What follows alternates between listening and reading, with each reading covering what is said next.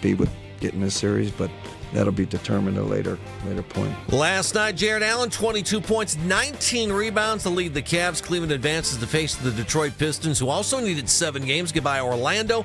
Game 1 Eastern Conference semifinals tomorrow night up in Detroit. Now, losing to the Pistons, Orlando got bounced from the playoffs in the first round for the 3rd straight time. Reports this morning say that the Magic firing head coach Jamal Mosley after 5 seasons on the job. Orlando blowing a 3-1 lead to Detroit, including scoring just 19 points in the entire second half of Game 6 against the Pistons. NBA playoffs continue tonight as it's conference semifinal time. In the East, Game 1, New York Knicks play host to the Philadelphia 76ers. Knicks beating Atlanta in 6 games to advance, while the Sixers upset Boston in 7. In the West, San Antonio Spurs entertain the Minnesota Timberwolves. Spurs limited Portland in 5 games. The T-Pups bounced Denver in 6. Guardians continue their road trip. Now going to be in Kansas City. They start a 4-game set against the Royals. Guardians losing on Sunday to the Athletics 7-1, but did take 2 of 3 in the series out in Sacramento. Chase DeLauder homered on Sunday. 8-game hitting streak. He's 15 for 27 at the plate during that span. Tanner Bybee on the hill tonight.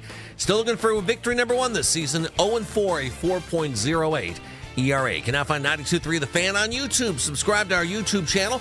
Get the best content from our shows each and every weekday. That's 92.3 The Fan on YouTube. Headline sports news every 20 minutes right here on 92.3 The Fan. From the University Hospital Sports Desk, I'm Jeff Thomas. Up next, time for Baskin and Phelps here on 92.3 The Fan. The only place to get ready for the NBA playoffs. Weekday mornings in the CLE. The Ken Carman Show with Anthony Lima. Weekday mornings starting at 6 a.m. Cleveland's Sports Radio. 92.3 The Fan.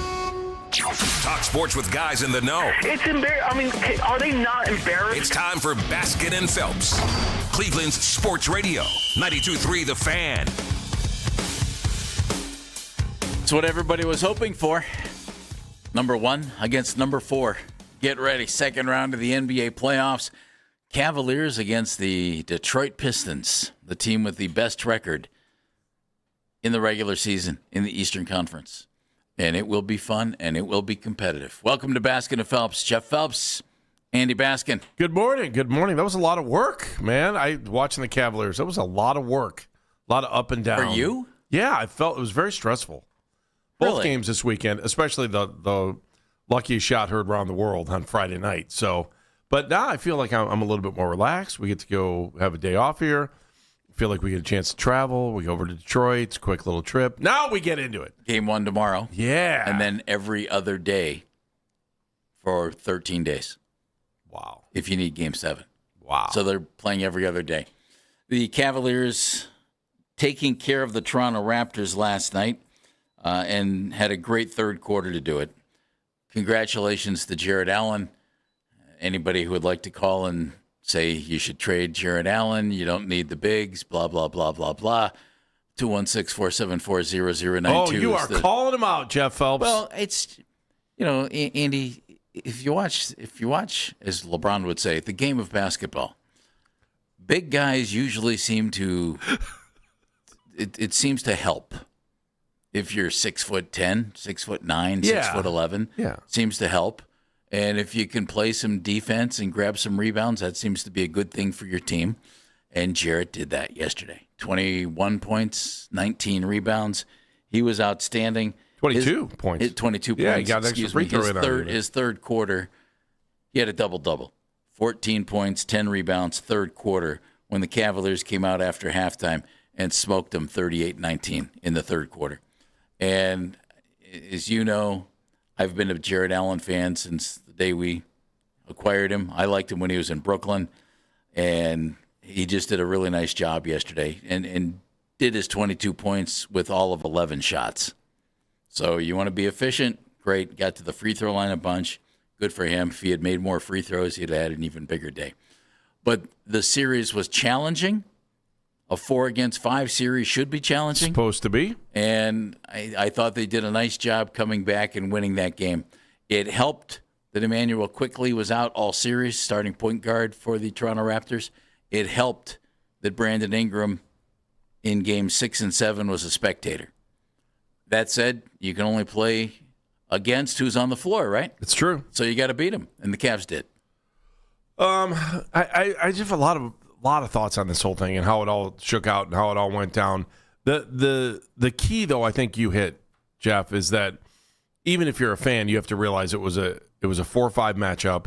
You would, of all the series in the East that should go 7, the 4-5 should go 7. Like they're supposed to be equally matched or as close as you can get. The get. two most evenly matched teams. Supposed to be, yeah. Which I think is actually going to be an advantage going up against Detroit, who just went, 7 games with the 8 seed? So, I think that is a little bit of an advantage to the Cavaliers. I'm still not like, and I know there's a number of different ways to win. I just don't feel like, I still feel like the picture is blurry when I watch this team. Because they do things that just drive me insane, but then you watch the third quarter yesterday, and you're like, oh, well, okay, nothing that was driving you insane makes you mad anymore.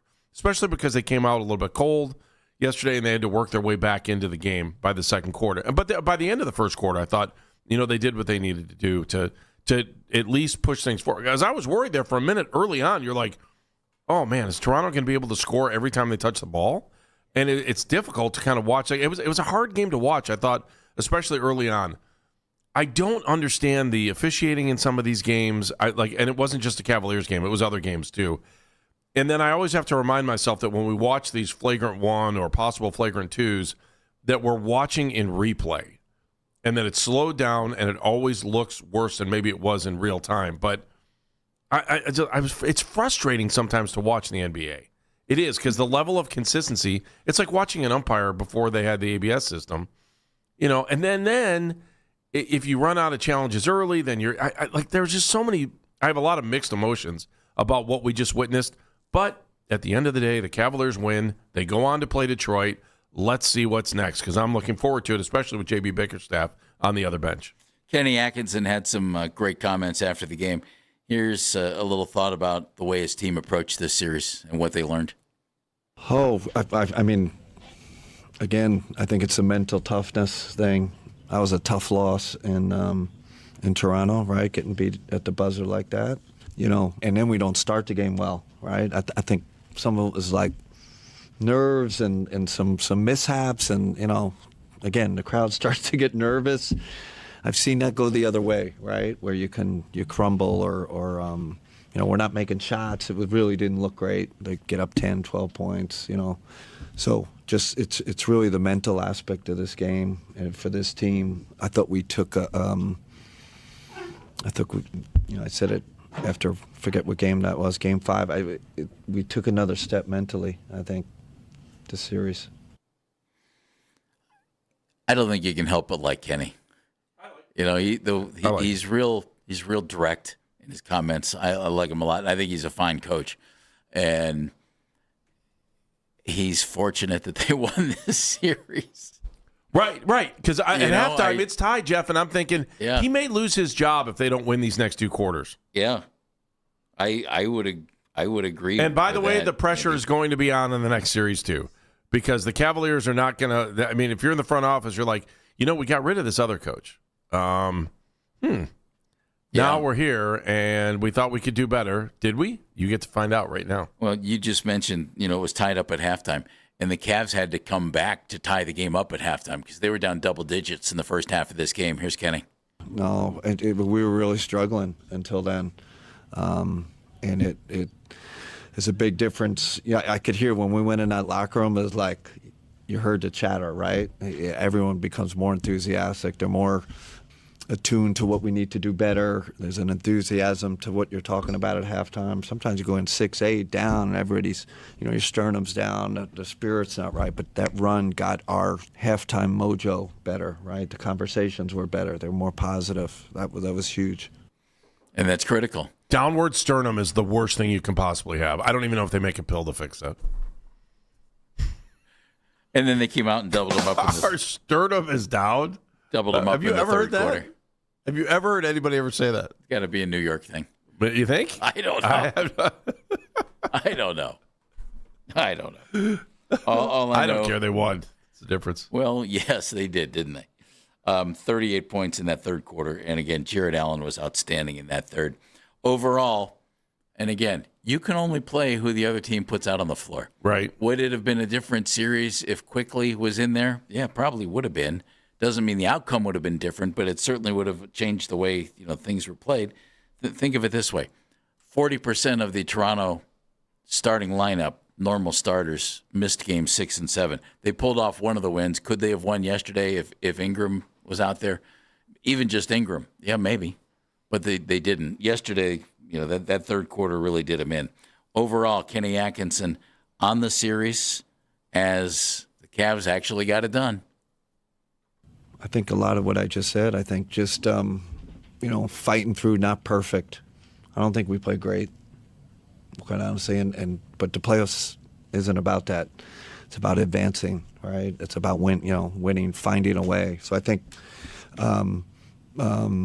again, I hate to keep reference last season, but it was, ball movement. We're flying around. We get 4 games. We go 4-0 and biggest margin of victory in a playoff hit. So this was a struggle, and I think we all know you get tougher that way. Helps you improve. Especially we know the series that's coming up, right? A lot of similarities between the teams. Last year, remember, they smoked Miami in the first round, and if the Cavs needed a good series there to advance, well, okay, they didn't get it because Miami didn't compete that well. But you've got to be better than they were last year, and they obviously paid the price for that. This year, you did go 7. Yes, you get battle tested and blah, blah, blah, blah, blah. But it also maybe exposes some things, and maybe some things that a guy who's familiar with a lot of the guys on this team, or at least a couple of them, like Evan Mobley, for one, will have a pretty good feel for. Keep this in mind. The Cavs fought a really hard-fought series, did a great job to win it in 7. Pistons were down 3-1 and won 3 straight to come back and knock out Orlando. Well, the top seed should be able to do that, right?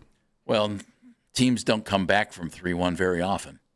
I mean, it's 14, 15 times in NBA history. So if you're looking for a team that's battle-tested and feeling really good about itself, I would think it's Detroit even more so than the Cavs. Cavs should feel pretty good. But Detroit just won 3 straight, Andy, to come back and win. And, again, they can only play who is out on the floor. Franz Wagner was not out there for Orlando in key parts of this series. And so that hurts them. But this is going to be a heck of a series against the Cavaliers of last year. The team that dominated the regular season.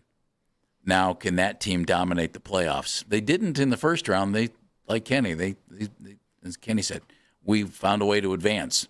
Detroit found a way to advance.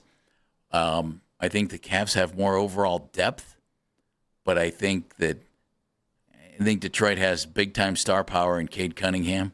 We'll see what happens in this series. The J.B. Bickerstaff element in this series, fabulous. It makes it fun, doesn't it? Oh, the Dan Gilbert. Although if I'm Kenny, I don't know if I could sleep for the next week. I mean, again, you go into yesterday's game and you're at halftime and you're like, I think Kenny's going to get fired if they don't win the second half. Yeah. I mean, that's how fragile your season is. That's how fragile the job is. And now you got to go up against the guy they thought you were better than. They wanted to have you instead of the guy who's coaching in Detroit right now. Yeah. So you can't. You want to talk about pressure? Woo-hoo-hoo. We have the whole Dan Gilbert. I financed the entire rebirth of Detroit. Yes. That's a big deal. Yep. It's going to be a fun series. 216-474-0092. What did you think of Game 7? What did you think of the way it was won? Do you think of the play of the big guys? The matchup ahead? We have a big show lined up for you. Coming up at noon, we're going to talk with Terry Pluto from the PlainDealerCleveland.com. We'll talk Cavs with Terry and with Sam Amico from HoopsWire.com coming up at 1 o'clock. As always, Scott Petrak will join us at 11 o'clock. Talk a little Browns. It's Baskin and Phelps right here on The Fan. Cavs getting ready for round 2, Game 1 tomorrow.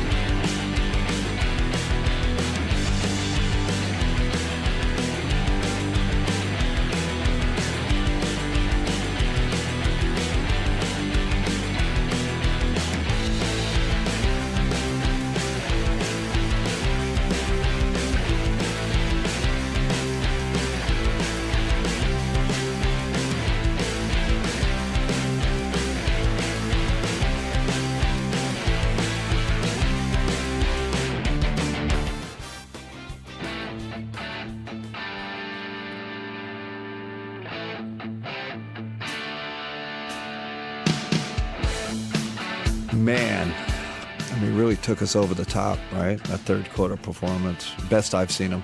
Coached him a long time, known him for lots. It's the best I've seen him. The offensive rebounding, and then the inside scoring. We needed someone else to step up besides James and Don. He was just absolutely incredible tonight. And that's Kenny Atkinson talking about Jarrett Allen. He's absolutely right. 22 points, 19 rebounds. He was 7-11 from the field, 8 of 14 at the free throw line. And that third quarter, just outstanding as he came up with 14 points and 10 rebounds in the third quarter alone. Double-double in the third quarter. And Jarrett said, driving in, kind of dawned on me, hey, it's do or die. Never played in the Game 7 before. Huh. Well, by golly, I think he accounted for himself very well, Andy, in his first Game 7. He did. It was again, it was a good second half. I'm just sorry, Jeff. There are times they are a tough watch. Our team is a tough watch. Toronto was down. What do you mean a tough watch? We're a tough watch. It was a tough watch yesterday, first half. Well, it was a game. The other team came to play too, Andy. But there are just You're not times supposed to kick everybody's butt every I'm not talking about kicking everybody's. Sometimes they make decisions that you're like, what are we doing? Like, why did they do that? What did you really think that pass was going to make it? Is that desperation? Is that desperate when you don't need to be desperate? And I don't want to be negative. That was like my big thing. I walked in here today. I was like, I'm not going to be negative. They just advanced to the next round. But there are times, and there were plenty of times during the series, that and maybe it's because it goes back to the fact that they didn't have that many games with Harden and the full crew throughout the second half of the season. Oh. When the chemistry rolls, the chemistry looks great. I just feel like, I don't know, it's like a lawnmower sometimes. You got to keep pulling the cord to get it going, and then the engine finally gets going. There's a lot of times I watch this team, especially early on in a game, and we are just pulling the cord, and you're getting that and you're not getting the full engine going. How's that go again? It's kind of like a heartbeat. Sounds like something you better get into the shop. Tom's in Los Angeles. Tom. Hey, Tom. Hey, good morning, guys. How are you? Look, everybody's in a good mood today, but come on, let's admit it. Other than the second half of yesterday's game, these guys are playing like they're on a playground. The turnovers, the lack of discipline. And I think, they shot 35% in three-pointers for the entire series. This team lives and dies by 3 points. I don't know if you saw that Boston game. I mean, it's just they're chucking up threes. The percentage is terrible. They have no chance if they're just going to continue to shoot like this from the 3 points. Help me understand why we don't go into the paint anymore, right? I mean, Mobley and Allen are big, tall guys. Well, you did a little bit yesterday. Yeah, no, yes, exactly. The second half was the only half of the entire series where I said, wow, this is what the team should be like. And just like you guys were saying earlier, it's a tough watch. These guys just cannot get it together, and I just cannot see them. Tom, welcome to the Andy Baskin fan club, my friend. Welcome. Exactly. You're in. All right, go Cavs. Thanks, man. All right, Tom. It's not. We're not negative against the team or the franchise. That things have to get fixed, man. They got to put some oil in that engine or something to get it to run right all the time. And this is the time of the year where these things are supposed to be battles. Okay, I see it. I get it. It's a battle. I get it. I understand what you're saying. They took 85 shots yesterday. You think every possession's going to be fabulous?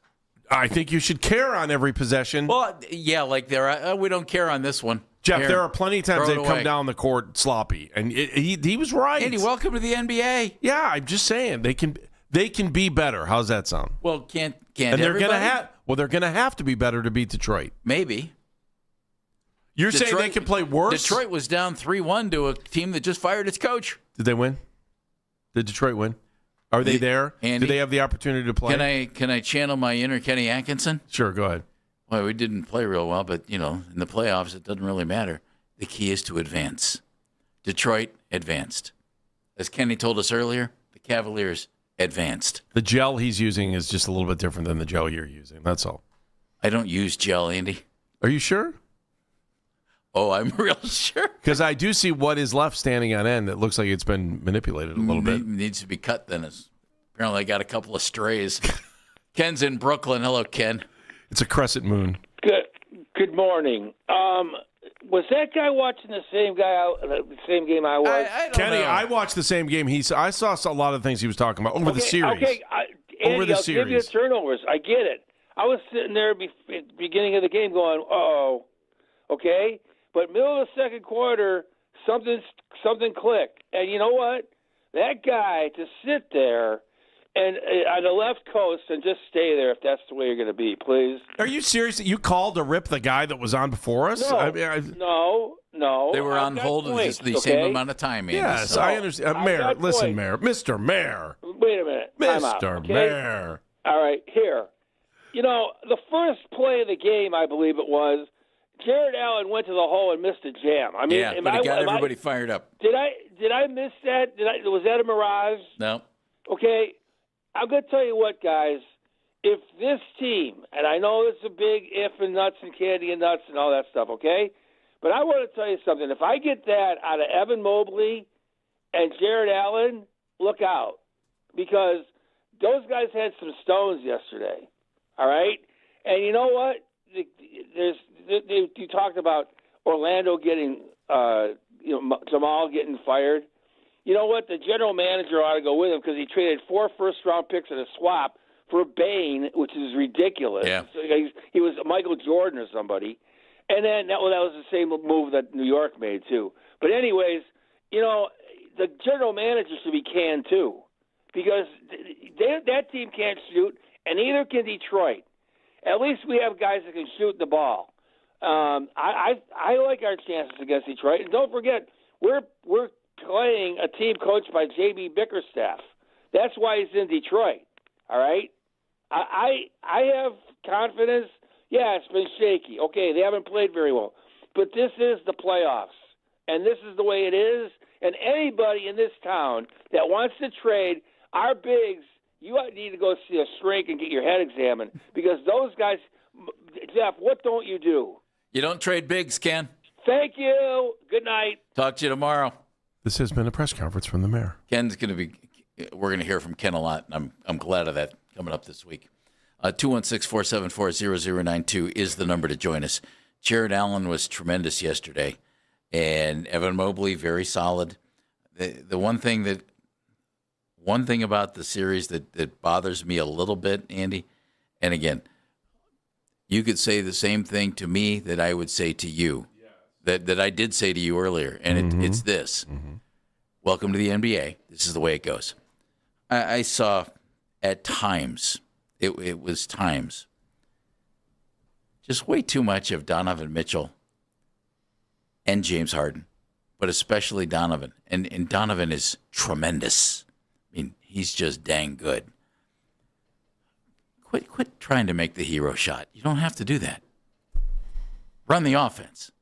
You don't have to pound the ball and find the shot. Run the offense. You have options. It's the one thing it's the only thing I can say about Donovan and to another extent James, where it's just like, come on, fellas. You don't have to dominate the game. You have Jared Allen. Look what he can do. You have Evan Mobley. Look what Evan did in Game 6. You know what these guys can do. Run the team. Run the offense. Trust your teammates. I love it, Coach. I want to go in there and run through a brick wall for you right now. I think it's essential. I trust my teammates. Let's go. Well, don't you think? I think it's essential. Yes, I do. Essential. And do you see the chemistry thing that I see when they're not playing well? I mean, and maybe that's just universal to the NBA. Well, I think they have a universal to the NBA. Okay, but they also they have the talent. That's just it. There are times when they rush a shot or they just we must get the three. We must get the three. I just take the two. When it comes to NBA basketball, I know it's NBA basketball. Well, I know, but I was just going to say the one thing that drives me nuts about NBA basketball, and it's because I know how the game is supposed to be played because we've seen it played. Right. You know, it's not me being, some knowledgeable dork. What it is, I've seen what this looks like when it's supposed to be played well. It's not an isolation game. It's a move the ball and move the bodies game. Mm-hmm. And when you do that, it's much tougher to defend 5 than it is to defend 1. And when it comes to isolation ball, there are like 3 guys, maybe 5, who I trust. And 2 of them aren't playing anymore. Magic Johnson and Larry Bird. Okay? Michael Jordan, you want to go ISO? Fine, go. LeBron, as much as it drove us nuts, you want to go ISO? Go. LeBron's going to hit the shot. Steph Curry. Those guys would kill you. Other than that, move the ball, please. It just drives me nuts.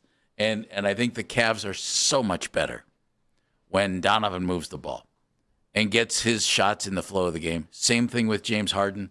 I was about to say we haven't even talked about Harden yet. You want guys who are able to, hey, we need a basket. Give it to them and let's go. You want that, but you don't need it all the time. And that's I think the Cavs need to be aware of that on both offense and defense in this next series, because Cade Cunningham's going to be that guy. And, Cade's going to take a lot of shots, and they need to be all over him defensively. Mark's in Bay Village, home of the Rockets. Hey, Mark. Morning, guys. I agree with both of what you guys are saying. These starts that they have, to follow up on what Ken said, missed dunk, Evan steps out of bounds to shoot a 3, and then I think Evan had another missed dunk. So they got to clean up these starts, and I'm glad they finally started coming back at the Raptors with some aggression, and obviously that's what helped turn it around. And then towards the end of the game, with 4 minutes to go, they're jacking up threes with early in the shot clock with a 12-point lead. So just some frustration, but I think they're going to beat the Pistons. Thanks, guys. All right, Mark, thank you very much. We'll give some predictions later on. Probably not today. Probably tomorrow. Yeah, why not? Yeah, we'll let it sink in, Andy. Let's enjoy the moment. Without question. Live in the now. Without question. Yeah. Chuck's in South Euclid. Hello, Chuck. Hey, good morning, guys. How you doing? Morning. How Chuck. are you? All right. Listen, I was just wondering about, Kenny Atkinson, his coaching style. He admitted himself at halftime, those guys, when they make adjustments, they go in and show bits of pieces of clips of the game, and then they have the players put the input in what we should do or how we should kind of readjust or make an adjustment. And I just feel that that's more so his job, because I know sometime on the sidelines during a timeout, it's usually the players. You hear the players saying, let's do this, let's do that, guys, pumping these guys up. And I don't understand that's why it seems like they're not, when the game first starts, like they don't have a plan to start off. They just go out playing. And then they make adjustments at halftime. So I don't. At least they're making adjustments, yeah. Yeah, well, I'm just saying a slow start. When they start off and then they go in at halftime, they come out and they play a little different because there's a little input, but it's no plan in the beginning to start the game off, it seems like. Well, Chuck, there is. It just obviously didn't work real well yesterday. Jeff, you've been in more NBA huddles than I have. You tell me when you've listened in. Who's running the show for the most part? Coach runs the show, and players have input, and players speak up. I think you're crazy if you don't let the players have some input. Yeah. Well, especially at the pro level, Andy, the guys need to buy into what you're selling. And I think coaches, it's a big thing for coaches to allow players to have a voice, and I think it helps. But a coach also needs to be able to draw the line. I remember when Ty Lue took over for David Blatt. Yeah. In one of the early games with Ty, they were in a huddle, and Ty's, getting ready to start running the huddle, and LeBron jumped in and, started going, and not anything negative. It was all great stuff, right. Trying to. And Ty looked at him and he goes, "I got this," and LeBron was like, "Okay, no problem." Well, that's cool. I mean, but that's respect. But exactly, and Ty, Ty needed to kind of, remind him he was the head coach. Exactly, and LeBron was terrific about it, But that's. I remember Mike Brown saying all the time in huddles. Mike would draw up a play and look at everybody and say, "Does that make sense? Does that make sense? Are we good?" And he would just make sure everybody's on the same page. So they want feedback from their players. They actually demand feedback from their players. 216-474-0092. Number to join us, Cavs and Pistons. JB and Kenny. Oh, that's going to be fun. Hey, everybody. Andy Baskin from Weather Seal Home Services.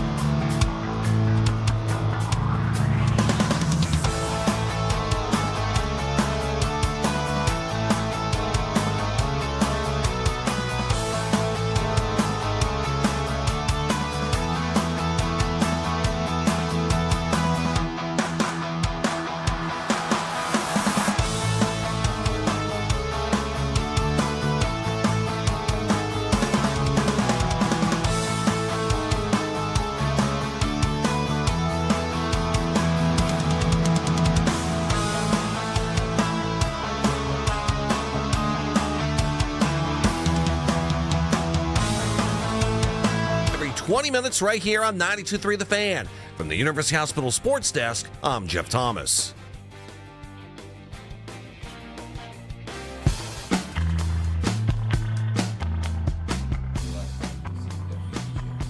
Probably from the bench, jokingly. Got a little nervous out there. I thought it was Don receiving the MVP chance. Jared Allen getting MVP chance yesterday. Game 7 performance.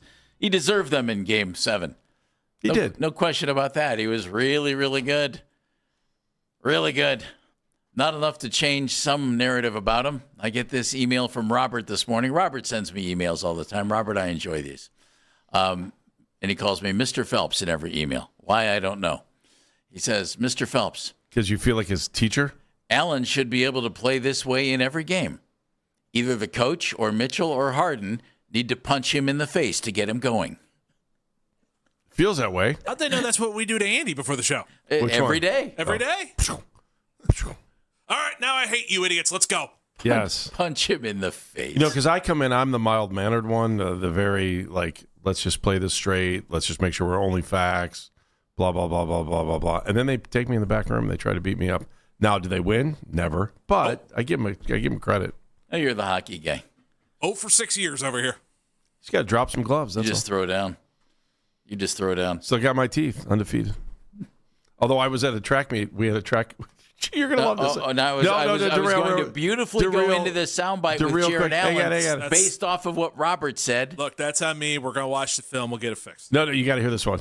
It was a perfect transition was set up, and now you're talking about raking the pit. We'll bring it back. Watch. Ready? Raking the pit, and unfortunately was pulling on the rake and hit his mouth, and his tooth fell out. Oh, goodness. Could you imagine that? That's nuts. That sucks, doesn't it? Well, but that's what happens because those rakes are so darn long to begin with. And let me tell you, the length of Jared Allen really showed off in Game 7. Jeff?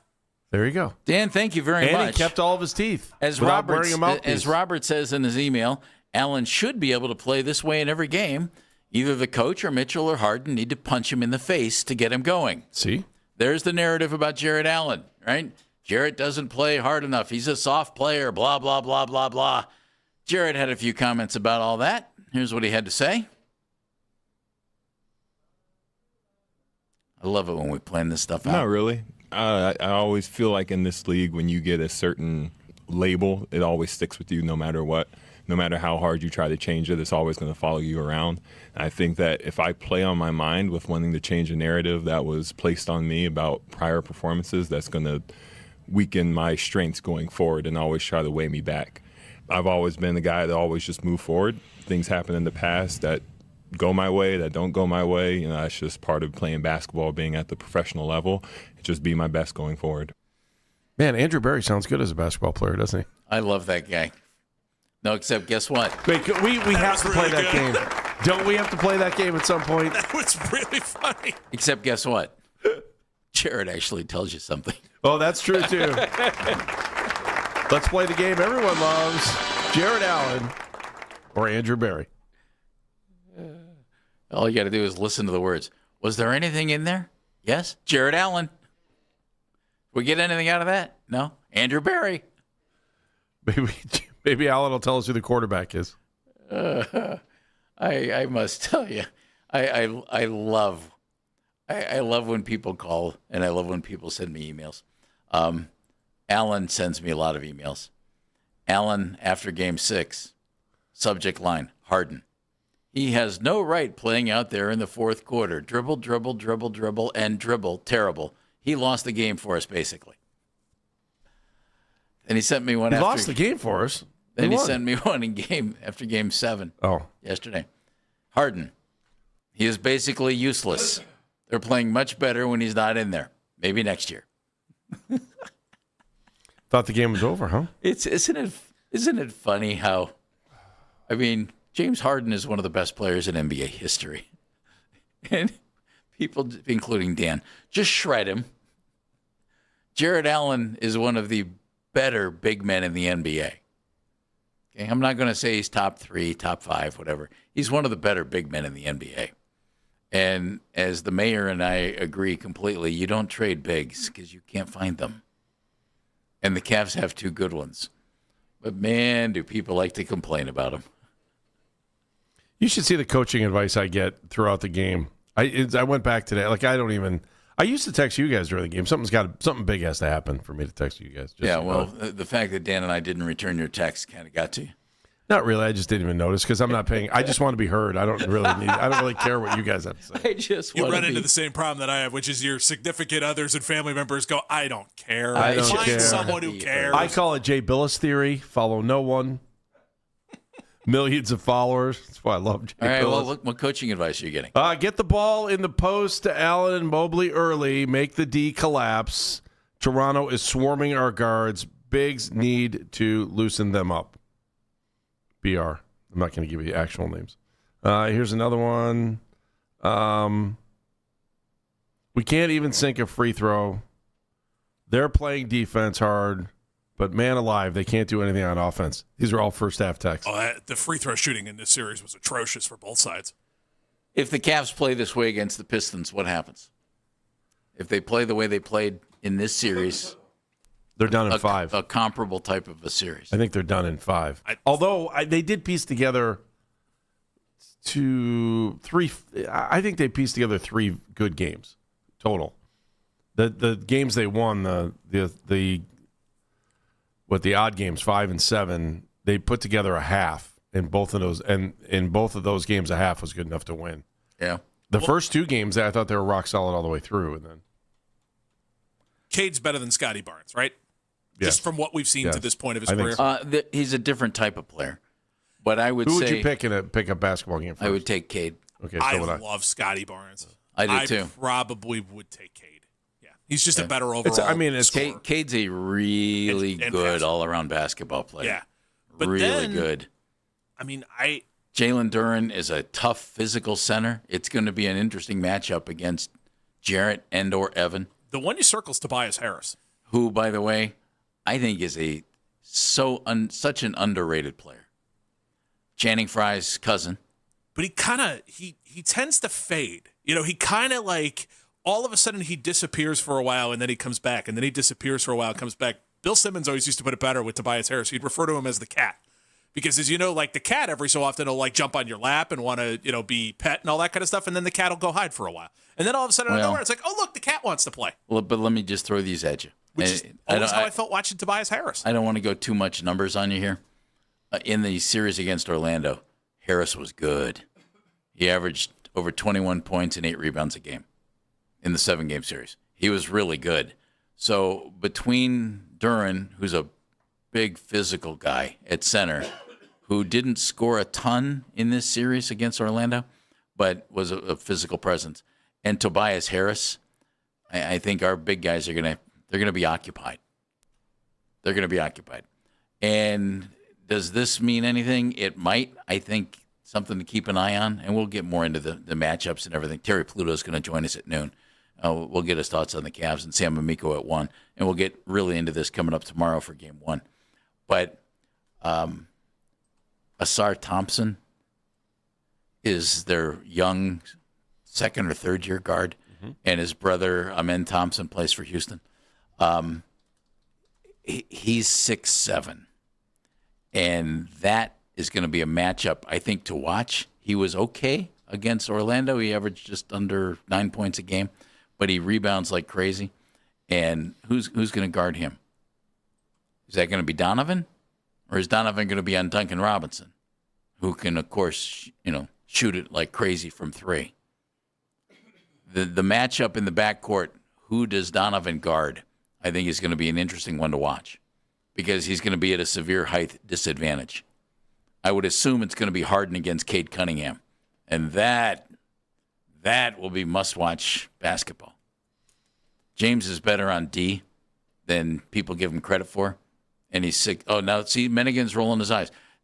Dan Mennigan only for the first 5 games of the series, right? He's the president of the I Hate James Harden fan club. He doesn't hate James Harden. Yes, he does. He doesn't. I don't think you hate game 1, 2, 3, or 4 guys with James better Harden. beards than he has. Calling James Harden a good defender is a push. James Harden is not a good defender. He's never been a good defender. When he wants to play D, he's pretty good. Okay, when? When was that? Because Dan? I haven't seen it in a 17-year career. Dan, have you watched Darius Garland try to defend bigger I'm aware. guards? He is a poor Darius Garland. The Kate exact Cunningham words, would have destroyed Darius Garland. In the this exact words that all of us had always said with Darius Garland was, "For the love of God, just be a bad defender instead of an atrocious defender." I think James Harden will do a much better job, and I think his defense is underrated. And you know who would agree with you? AI would agree with you too. I just wanted, just for the fun of it, I was just like, James Harden has developed into a surprisingly effective and physically strong defender. Right. Dan hates this man. He's contradicting his early career reputation. He's recognized as a solid post defender, yeah, a 'cause he's built valuable like a help brick. defender, and an active participant in forcing turnovers. Right. Okay. When he wants to play, he can play. That's what I think. I don't need AI to tell me that. Can I throw out a thought that my buddy Scott just texted me? What did he tell you? Jeff, can you guys touch on why Keon Ellis, with his length, deflections, three-point shooting, out of the picture? Is he hurt? Nope. Scott, as far as I know, he's not. He could play a key role in the series because they have some length on the wing that might be able to hurt the Cavs. We'll see how that goes. We're going to talk Cavs coming up in the noon hour. Terry Pluto is going to join us. In the 1 o'clock hour, Sam Amico going to join us from hoopswire.com. Coming up next, Monday, 11, Pet Track time, right here on The Fan. This is an Odyssey.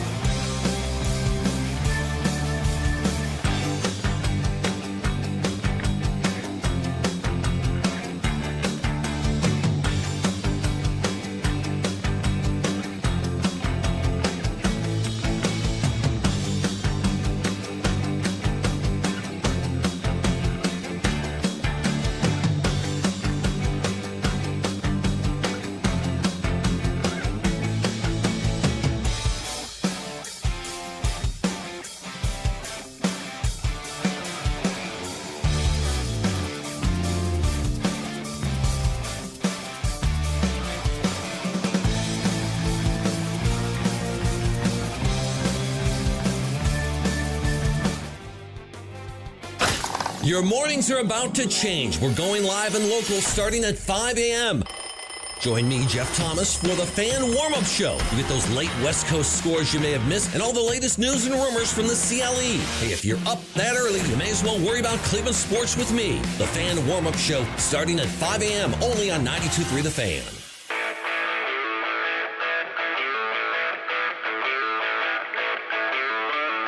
Welcome back to Basket and Phelps. More basketball talk coming up in the noon hour. Terry Pluto going to join us from the Plain Dealer, Cleveland.com, and Sam Amico at 1 o'clock from HoopsWire.com. I'm Jeff Phelps. My buddy's Andy Baskin. We're going to go to the Wise Heart Right. We make it right. Call Kyle Wright hotline. The Browns getting all cranked up this weekend. Rookie minicamp, Andy. Oh, man, can't wait. Gentleman is going to be out there covering it. You can read all of his coverage on brownzone.com. Chronicle Telegram. He's Mr. Scott Petrak. Hello, Scott. Hey. What's going on, fellas? All kinds of goodies. A lot of basketball stuff, but there's football stuff as well. Always football stuff in Cleveland, is there not? It certainly seems that way. Hey, how about the Hey, Jeff, hang on a second. Hey, can we reestablish, Scott? Do you hear this? No. Say hello, Scott. Hi, Scott. Hi, guys. Can you hear me? Yeah, we can, but there's like something's happening. Something's annoying Andy. Yeah, doesn't it? Can't you hear it? It would annoy me if I was driving around town. I can tell you that. Why don't we regroup? Okay, so Andy's asking us to hang up on you, Scott. We'll call you right back. 1 second. We got your back. Scott. Scott always has good stuff to say. I don't want to miss anything. Sounded okay. I don't know. Didn't you hear that? Nope. Not enough it was to bother me. Oh yeah, it was enough to. It was enough to bother you. Yeah, I think if you're driving around town and you're listening, you're like, I'm done. I can't. It was that annoying. Really? Yeah, it really was. I'm not. And it's worse than this, what we're doing right now? No, not at all. At least we're telling people exactly what's going on. I think that's kind of fun, knowing what's going on in the background. I'd rather be right than be right. Well, you're assuming you're right. That just sounded goofy. So we're going to reestablish Scott Petrak on the Wise Heart Right. We make it right. Call Kyle Wright hotline. See, we lived up to the standards. The phones Dan's are now weird having trouble connecting with Scott, which pretty much sabotages the entire segment. No, they were funky on Friday too. We had trouble. On Friday. There was a segment where we couldn't take it phone. Well, we can take him now. Here we go. Can you hear me? Yes, way better. It's gone. Whatever that was. Okay. Let's go ahead. It was like water dripping in the middle of the. How about the groundbreaking? The stadium's going to happen, huh? Yeah, that was something. Now we got a long wait until the stadium opens. It's a bunch of dirt just sitting there in an open space, but it was exciting. I do think it was exciting. Everybody there, the Browns are excited. Roger Goodell, Mike DeWine, and they have a big vision for this stadium, for Northeast Ohio, for what it's going to do economically. I hope they're right about all of it. And if those renderings are on point, then it's going to be something to see. And the same people did SoFi, and I was at a game at SoFi, and it's pretty amazing facility. So I think there is reason to be excited if you can get past the, leaving downtown and leaving all the tradition. This could be something good. What else do you think we'll get other than football? Yeah, at the Super Bowl, I think that's too far off. And Roger Goodell was pretty clear about that the rest of the facilities around town, around the region, aren't ready yet. And, we probably need to double the hotel space to host the Super Bowl. So maybe this sparks some kind of economic, new day in Cleveland, in the Cleveland area. And all of a sudden there's a bunch of hotels getting built and you can think about having a Super Bowl at some point. But I do think Final Fours are realistic. Concerts, WWE stuff. They plan to have a ton of events at this facility year-round. So I think you're going to see a bunch of stuff there. But the biggest, I would think, would be major concerts and the Final Fours. Interesting. I think it's a point worth making. Every state that has a dome hosts high school football state championships in their dome.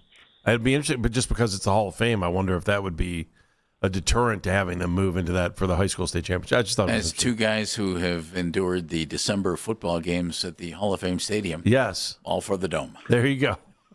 Yeah, that's interesting. I hadn't thought about that. Yeah, you can. I mean, you can do so much, right, in a dome because I'm assuming it's not going to be grass, so you can do a bunch on the turf. So yeah, that would be something out. Obviously it's not centrally located. Like and Canton. Well, Canton's not either. More north, but I know it's more north. But then you go up another. You go up and it's another hour north. If you think, right? I don't even. Does Cleveland even host any? I think about it. I know it's on top of another day, but do we host any? Before we other move state on to the team, one last thought. When I hear them say, the commissioner in particular, yeah, we need more hotels. We need to double the hotel space for a Super Bowl and everything else. Great. So we need empty hotel rooms in Cleveland all the time so we can host one or two events. Well, no, yeah, that's the thing, Jeff. You would have to have an economic boom that generated those hotel rooms. It caused, it led the way to the need for those hotel rooms. It can't just be a one-event thing. Yep. That doesn't make any sense. I agree completely, Scott. With that thought in mind, I agree completely. Rookie minicamp coming up this week, starts on Friday. Good. What are you most looking forward to seeing? Is there any person in particular? Is there a group? What are you most curious about? Yeah, I'm not. I kind of feel bad saying this because he's a 6th round pick, but I want to see Taylon Green. Yes, me close, too. Right? Yeah, a guy that big with that kind of athleticism and that arm strength. I want to see him flinging around. I want to see him run a little bit. Like Spencer Fano, you're not going to be able to tell a lot from a left tackle, right? Because they're not doing a bunch of 11-on-11s, and it's just hard for a tackle in that kind of situation. But the receivers will be fun to watch. Both those guys, KC Concepcion and Denzel Boston. I look forward to seeing those guys. But I want to see the quarterback that just looks like most quarterbacks don't look. It's funny. I went back and I feel the exact same way. And I went back and watched a bunch more tape on him over the weekend. And they were playing Alabama A&M, and then they were playing Arkansas State. And I went, okay, fine. You're supposed to shred these guys. And then they're playing Auburn, and it looked the same. And I thought, okay, think about what you said about Dylan Gabriel and Shedeur Sanders. You don't draft quarterbacks in the 3rd and the 5th, and now certainly the 6th, and think you really have your answer. But, man, he looks great on videotape, doesn't he? He looks like the entire package. He does. And I went back and watched a bunch of highlights like you did, and it was a progression of the season, so you see him playing these small schools. Yeah. But then it did continue. Now you're not getting all the maybe wrong decisions, and the turnovers don't show up in the highlight tape. And I did go back and watch one whole game, and he looked pretty solid. I think it was the Ole Miss game. And I thought he looked pretty solid. Now, obviously, he needs polish, and the completion percentage isn't what it should be, and the turnovers are way too many. And, can you correct those things at the NFL level? Can you correct those things without a bunch of reps in practice? And I know they're going to try to get him as many as possible. I mean, those are still legitimate questions, but there's so much to work with just physically. And then they talk about what a great worker he is and how he has developed as a passer from his early days at Boise State to when he got to Arkansas. So, I do think you have to manage expectations and not even set any expectations with him early. But there's a reason to be excited, I think, just to have this guy in the building and on the field. You had another shot. I'll get back to the rookies here in a minute. I'm sure we are. But Dawand Jones accepted a restructured deal for his final year of his contract. What does that mean, and what do you expect to see out of him this year, knowing what they did on the offensive line? And that's a huge pay cut for him, too. Yeah, to me, it's reduced role, reduced salary. And that's the reality of his situation. They trade for Titus Howard to play right tackle. They draft Spencer Fano at number 9 to play left tackle. That means Dawand Jones isn't going to start unless somebody gets hurt. So his ceiling right now would be the swing tackle. And I feel like he's in front to be the swing tackle.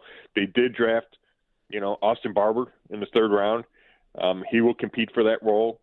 They have other veterans on the team. You know, a guy like not even a veteran, but a guy like KT Levinson's coming back. He played tackles for him last year.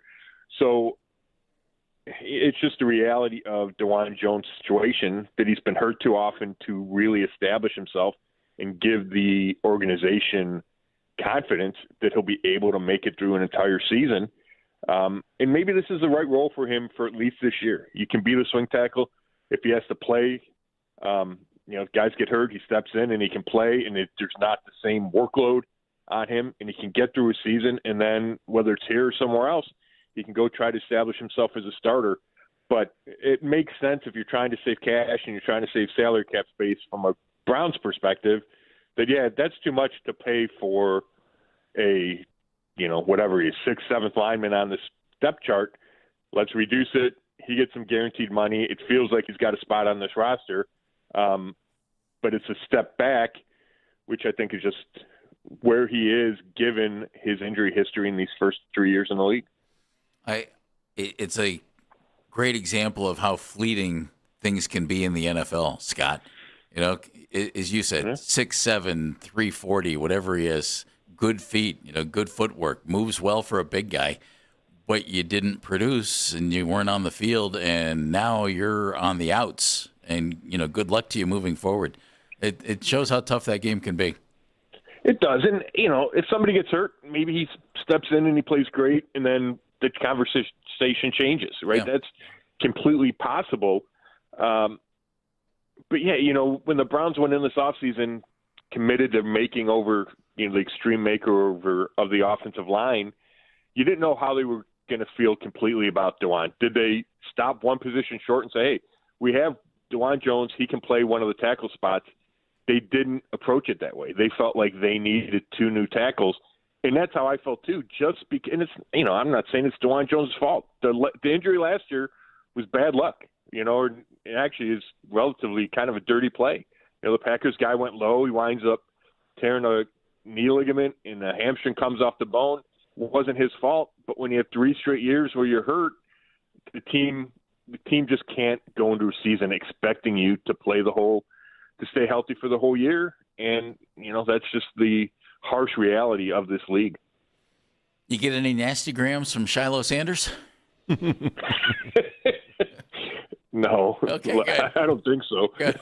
that I know of. Yeah, That's I'm good. not a big fan. I was not a big fan of how that was handled. No. It just Shedor's got enough going on. Just let him go compete and, you know, let him handle everything, right? Yeah, I mean, yeah, there's Enough no said. need. There's no need to be attacking people, and I do think hopefully Shedor's not involved in that. Yeah, pushing that, right, and hopefully he can just stay out of it and go compete for the starting job, because absolutely, I do still think he has a chance to win this job. I mean, we've talked about it a billion times. I think it makes the most sense for him to be the starter this season. So if that opportunity is there, then go earn it and forget about all the other stuff. I agree. Scott, thank you very much, buddy. Why am I suddenly craving a sandwich? I don't know why I'm hungry all of a sudden. Okay, thank you. Not sure what that means. Scott, thanks. Scott does. See you, fellas. Thanks, See you, buddy. Scott joining us on the Wise Heart Right. We make it right. Call Kyle Wright hotline. Oh, man. You know, just go play and win the job. Yes. Right? Yes. Isn't it that simple, folks? It's Baskin and Phelps here on The Fan. Hey, everybody.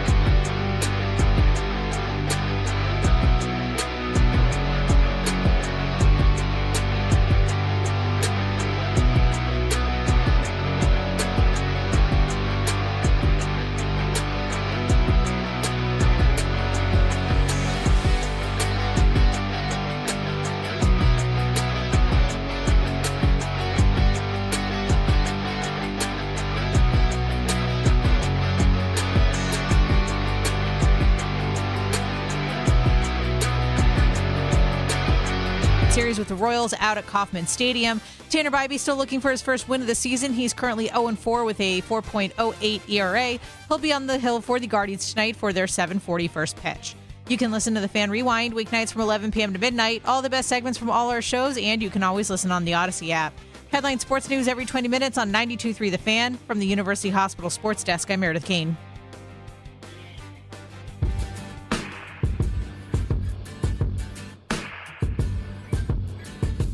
A rough go for Jamal Mosley of the Orlando Magic.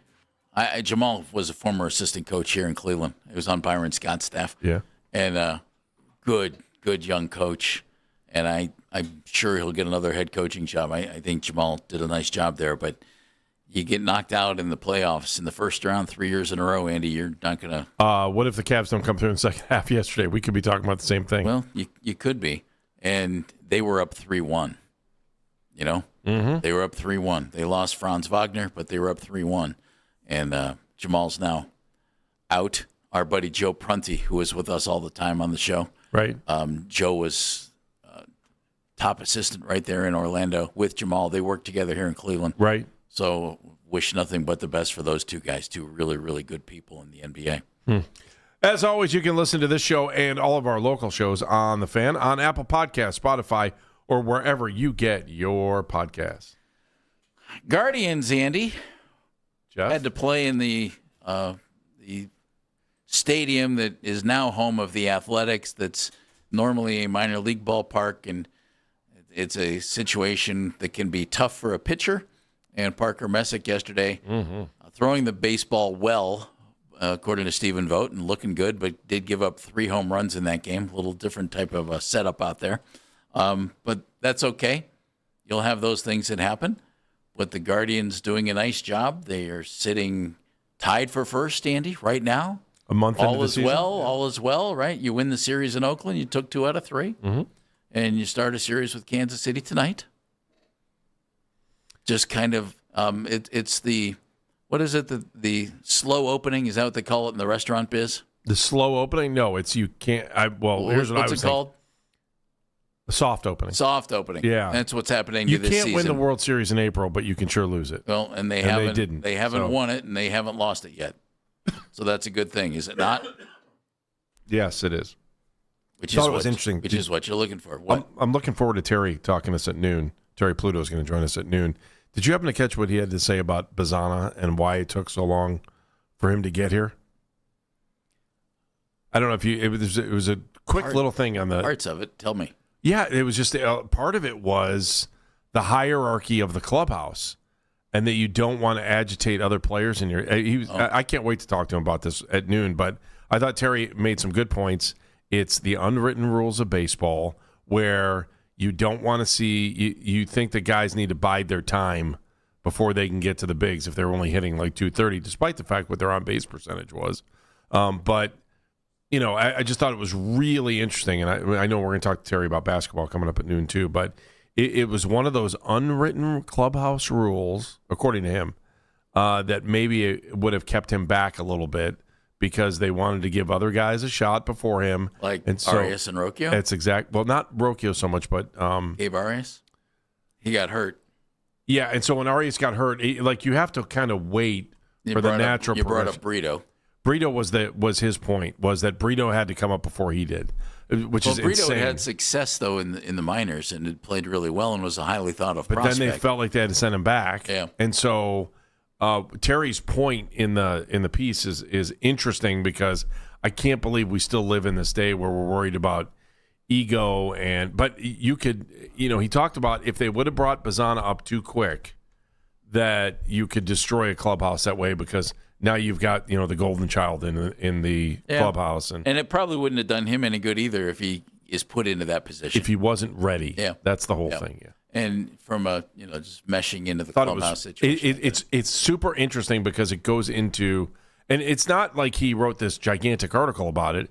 It just kind of gives you a little bit of a feel of why he didn't come up quicker this year. Like there were a lot of fans who were like, hey, you picked this guy number 1 overall. Why is he not here? Why do I see number 1 guys all over the league in that same draft? Not number 1 overalls, but first-round picks. playing already when our guy's not here yet. And Terry brought up a point. I hope, he used an older reference point in his career of covering Major League Baseball. And, he brought up there was a story about there was a guy who had just gotten into I don't know if it was our organization or not, but that got a car. And they were like, oh, look at this. He got a car. It's unbelievable how childish sometimes, too, that Major League Baseball clubhouses all the way down. So whether you're in the bigs or you're all the way down, there are just some really stupid things that happen in Major League Baseball clubhouses. And you're like, come on, guys. But then you kind of understand it if you're with those guys for 162 games. So I get it a little bit. Are you guys sitting? Yeah. Who has the best batting average on the Guardians? DeLauder. Austin Hedges. Oh, that doesn't. I mean, Hedges hitting 310, baby. What's DeLauder hitting? 304. Oh, okay, he's right. He had a really good weekend, and it's nice to hit another home run. But you want to see him getting the base hits, and he did. Also getting base hits, Travis Bazzana. Mm-hmm. That's a good thing. Mm-hmm. So Travis picked up his first major league hit on Saturday, and then he picked up 2 more yesterday. Went 2 for 3. Andy, to celebrate. Yes. To celebrate. Oh, we're celebrating? Travis Bazzana actually hitting now in the major leagues. He's up to 188. Have you looked at his on-base percentage? Oh, he's walked 6 times. Okay, that's great. And I'm happy about that. No, you're not. Well, you want the guy to succeed. I want him to succeed. But I thought, here's a young man from Australia trying to make his mark in our country. Crikey. So I went through. Was that a dirty word? Can I even say that? You don't know. I had some time on my hands. I did a little digging. You ready? Mm-hmm. The all-time foreign-born Cleveland Indians Guardians lineup. Now, to make this, I think, a little more interesting, Dominican players, guys from the Dominican Republic, not included. Okay. Why? Because you could make an all-star team with just Dominican players. Great guys. Also, guys from Puerto Rico, not included. Though Puerto Rico, part of the United States, Major League Baseball considers them foreign-born players. Tons of great Puerto Rican players have played for the Indians, Guardians over the years. They're out too. So the all foreign-born Indians, Guardians team without Dominicans or Puerto Ricans. All foreign-born. I got to write this down because there's too many rules to it. No, there's no rule. All foreign-born. So you can't be from the DR. You can't be from the DR, and you can't be from Puerto Rico. At catcher, representing Brazil, Yan Gomes. He's your catcher. Our first baseman is from Canada. What's his name, Andy? Canada. Naylor. That's correct. Yeah. Josh Naylor is our first baseman on our all foreign-born I'm still trying Indians to figure out the Guardians rules team. here. Well, the only rule is there are no Dominicans. There are no Puerto Ricans. Why? Because they dominate. So I thought it would be a little more fun to go from some obscure countries. You see what I'm doing here, Baskin? Yeah, but play along. I don't know if that's. Hang on a second. I gotta go back and look. I thought there was somebody else. Go ahead. From Canada. Keep going. Well, I'm Who sure I think would have been debatable, but I'm just not. I'm sure not there are. 100% sure. Well, then put together your own damn list. I'm listening to your list, and some of your names on here should be debated. There are only 2 of them so far. Yeah, well. You're going to argue with Yan Gomes? Yan did a nice job here. He's from Brazil. He did a nice job. You're trying to tell me, because of Find me another foreign-born catcher and get back to me. Well, it's easy if you would have let Puerto Rico in. Well, but or we're not. Dominican in. It'd be Sandy Alomar. Yes. Hey, at second base, we have Roberto Alomar. Yeah, there you go. Good enough. There you go. Anybody else in the Alomar family? At third base, we have Jose Ramirez. Yeah. We have Manny Ramirez in the outfield. Boy, this is really exciting. Our second baseman is from Mexico, Bobby Avila. See, it could be Robbie, but, he's Puerto Rican, so he doesn't count. Bobby Avila from Mexico. Congratulations. Our third baseman. This is the only one where I had to kind of fudge something. I love him. He was a player for our Indians when I was a kid. He played 4 games at third base. He was mainly a middle infielder, but it's good enough. From Panama, Chico Simon. Remember the name Chico Simon? He's our third baseman. Our shortstop from Venezuela. Who is it? Really? Nobody? It's Omar. That's Omar Vizquel. Yeah, I couldn't find a foreign-born player for third base. Wow. But Chico Simone played there a little bit, so Chico's in. Our outfield, representing Cuba, Venezuela, and South Korea, Shin-Soo Choo is one of our outfielders. From Venezuela, the little guy, Vic Davalillo. See, Andy's perplexed. I'm going to find guys and I'm going to mess with Phelps' I'm just saying this is there so gotta fast. be Dominicans It's and Puerto Ricans. Well, because you got to do the math. It's like you're to the nth power. You figure out. Well, this is why I did this. How boring would it be if I put all Puerto Ricans and Dominicans on the team because they'd kick everybody's butt? This is a little different. We got a guy from Cuba, Minnie Minoso, in the outfield. All right. So our outfield from South Korea, Shin-Soo Choo, Vic Davalillo from Venezuela, and Minnie Minoso from Cuba. Our designated hitter, and this is why Yan Gomes is the catcher, our DH is Victor Martinez from Venezuela. Victor was a nice guy when he was here, wasn't he? I liked Victor a he's lot. Awesome, dude. Really nice fella. Big Our fan. pitching staff comes from... Is this Rod Masters on the organ? 6 different countries. You know I that put is. together a 6-man staff. Slapshot guy. I've got 4 starters and 2 relievers. Lady of Spain. From the Netherlands. You know who that is. Bert Blyleven. Oh, man. Born in the Netherlands. I forgot about that. Mm-hmm. There you go. See? All of a sudden you're enlightened. All of a sudden Baskin's almost smiling. All of a sudden Baskin almost cares. Well, I mean, you said he was born there. There's a picture of him almost in his birthday suit at a local tavern. Yes, there is. Off of 82. I'll just leave Yes, it there there. is. Yes. Great French fries. Also on our pitching staff from Nicaragua, El Presidente. Oh, Louis Tiant. Dennis Martinez. Oh. Way to go, Dennis Andy. Martinez. All right. El Presidente, Dennis Martinez. What was Louis Tiant's? From Cuba. What was Louis Tiant's nickname? Louis Tiant. Oh, I was close. I knew you were going to say his name. I don't know what's more entertaining, actually having information or you just trying to kill you with this bit? Gut bomb the entire bit. From Jamaica. Oh, my God. El Tiante. Yeah, of course. Okay, From Jamaica. Yes. Your buddy Justin Masterson. Was from Jamaica? Born in Jamaica. Really? Yep. Wow. Born in Jamaica. We go to the bullpen. We have 2 arms. Was he 6? Justin Masterson, how tall? The pitching version basketball of for Jamaica. the human rain delay from Venezuela. Rafael Betancourt. Man, was he good dude? Good dude, just really slow. So Rafi's You would not want to drive behind him. Rafi's We'll one of just the put that. relievers. The other, born in South Vietnam. Just tell me, Jeff. Danny Graves. Danny, really? Yeah, that makes. Danny, born in South Vietnam. I was So there California. is your all foreign born, not including Dominicans and Puerto Ricans, Indians Guardians team.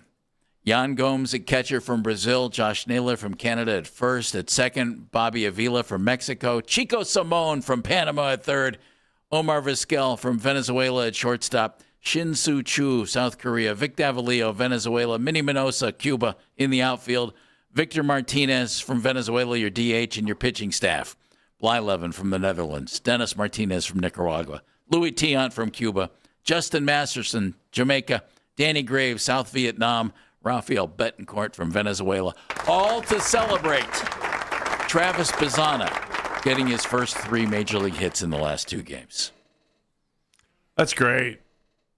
That's Andy Baskin. I'm going to put together a basketball team, all players Terry- over 6'7". Terry Pluto from the PlainDealerCleveland.com joining us at noon. Did you see the Kentucky Derby? Oh. If you didn't, you actually missed something. We'll clue you in next on Baskin and Phelps.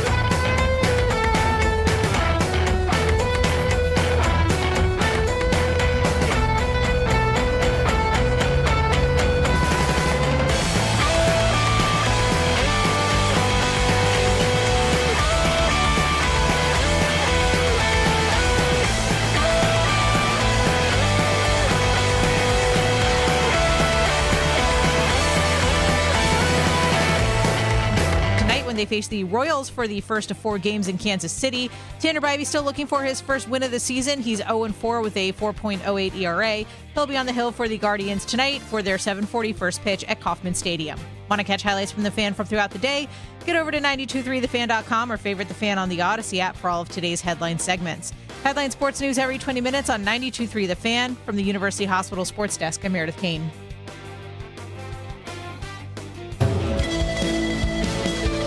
Coming up at noon, Terry Pluto, plain dealer, Cleveland.com. Talk some Cavs with Terry. We'll also get a little baseball talk as well with Terry. And then at 1 o'clock, Sam Amico from HoopsWire.com as the Cavaliers getting ready to play the Detroit Pistons tomorrow night, Game 1 of their second-round playoff series. I'm Jeff Phelps, Sandy Baskin sitting over here in a cool blue shirt. Yep. Dan Menningen behind the glass, and Meredith taking your phone calls at 216-474-0092. I will readily admit I am not a horse racing aficionado. That said, if I don't get a chance to watch the Kentucky Derby live, every year I always go back and make sure I watch it, and I pay attention to the Kentucky Derby and then the other races involved. And I think Kentucky Derby history is fascinating. I think it's really cool, and the great horses of all time and everything else. In this year's Kentucky Derby, the winner was Golden Tempo. If you haven't watched this, go back and watch it. And you can just call it up and put in Golden Tempo or whatever, and you can see the race. And then the NBC folks do a phenomenal job. They ISO on every horse. So they got a camera on every horse. It's pretty awesome. It really is. They do a great job. And you can follow the horse all the way around. They went into the final turn, and Golden Tempo was last. It was a great race. It was really cool to watch. 18 horses, Golden Tempo is last as they hit the final turn. And the jockey, Jose Ortiz, is in the saddle, as they say. And so Jose moves Golden Tempo wide, and as they come down the home stretch, here comes Golden Tempo and catching up and going wider and wider and wider to get an open track. And finally, Golden Tempo is halfway across the track and nobody else is out there. And Golden Tempo's out there, Jose Ortiz all by himself, and they blow by everybody, including Jose's brother, who ended up finishing second. And Golden Tempo, after being dead last going into the final turn, wins the Kentucky Derby. It was fascinating. Seriously, if you didn't see it, you owe it to yourself to just go appreciate it. An incredible, incredible race. And it was, did you see the payouts on the Derby? I saw some payouts. It was. You mean like gambling payouts? Yeah. Oh. So if you had a $2 bet just for Tempo to win, it paid $48.24. The exacta paid $278. That meant that you would get the 19 and the 1, which was Renegade. Which, by the way, I could not root for Renegade because all I could think about was the Steelers and that stupid song. It's not actually; it's a pretty good song, but it drives me nuts. And a $1 trifecta. So if you picked 19, 1, and 22, it paid over $11,000.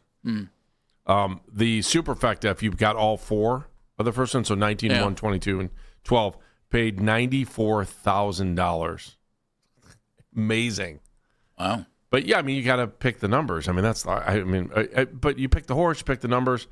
I forgot. Did you see any of the pre-race stuff, or did you see the race itself? I did not see it live. I went back and watched. Wow. So it was weird. There was I forgot the horse's name. There was a big horse. It was one of the biggest horses I've ever seen. Jumped on its back legs and then fell over backwards before the race, yeah. And so they scratched the race. I maybe just got nervous or something. There were supposed to be 20 horses, and then somebody got hurt this week and scratched, and then that horse got scratched. Yeah, so it was. So they ran 18 horses. There were some other. There were some really interesting moments, like right before Sherry DeVoe, right? DeVoe. She was the trainer, and she's the first female trainer of a Kentucky Derby winner. Right, but what was cool was if you were watching right before.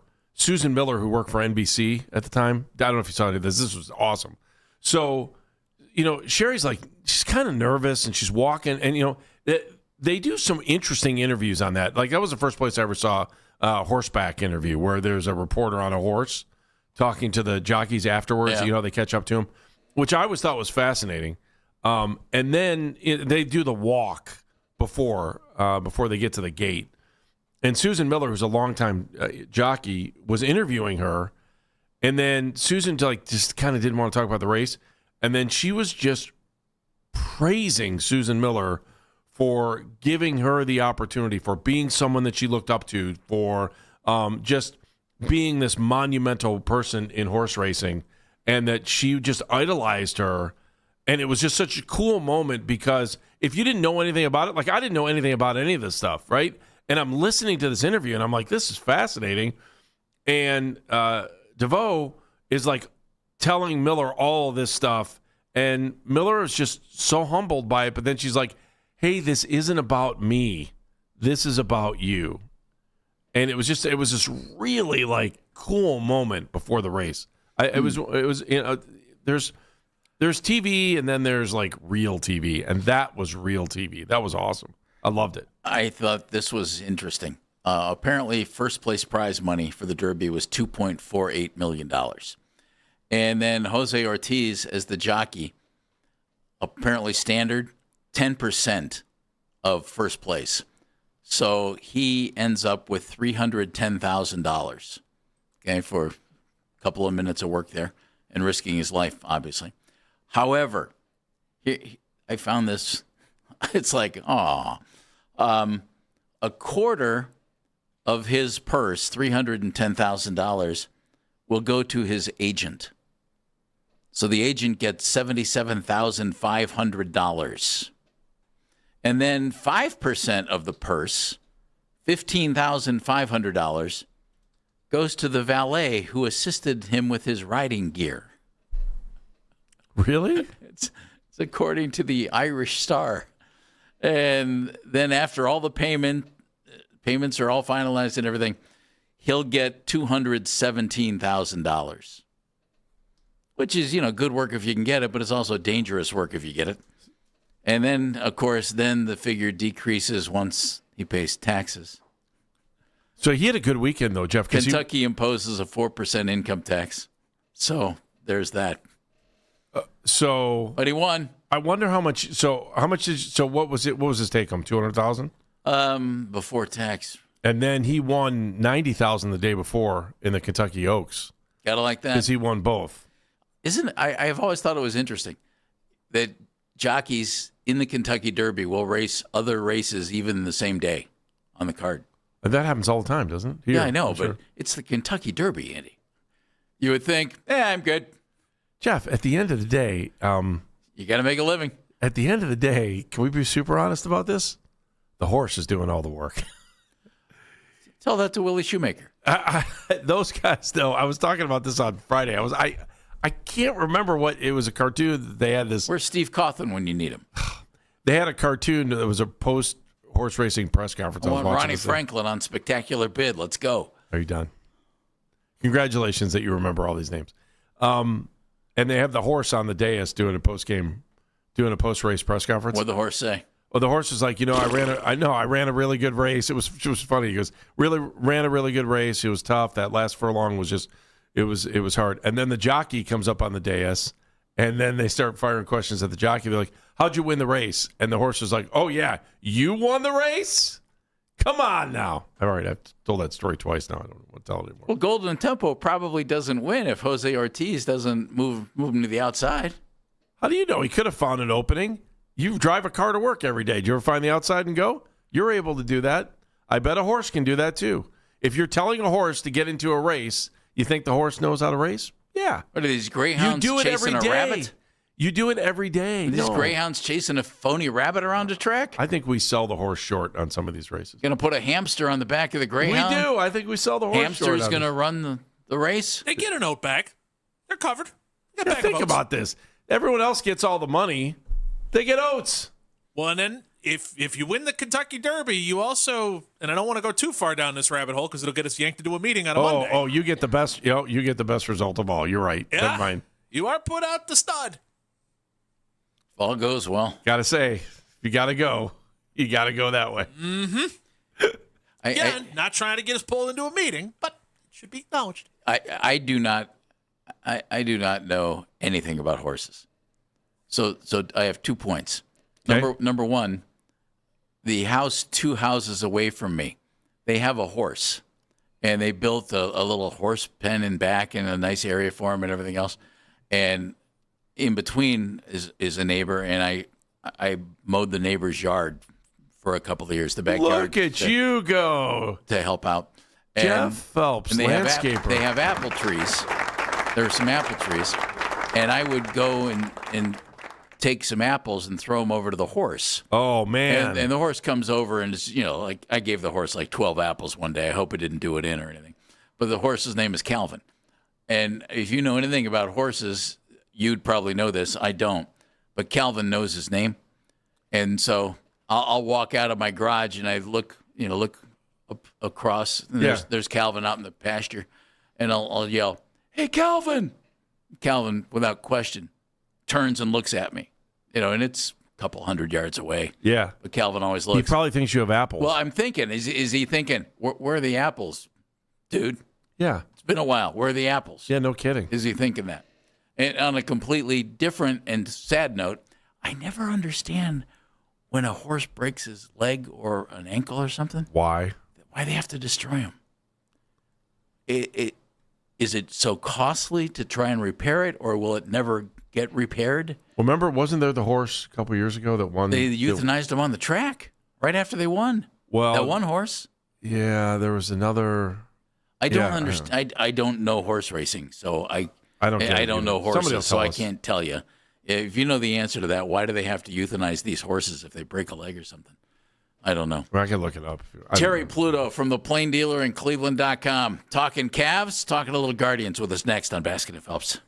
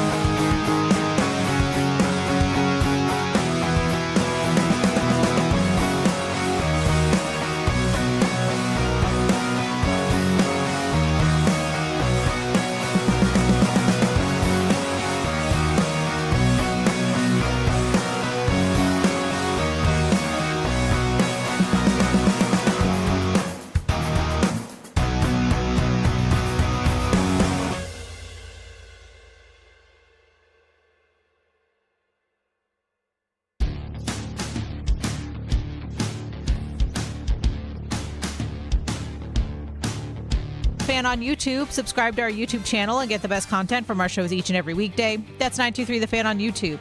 Headline sports news every 20 minutes on 92.3 The Fan. From the University Hospital Sports Desk, I'm Meredith Kane.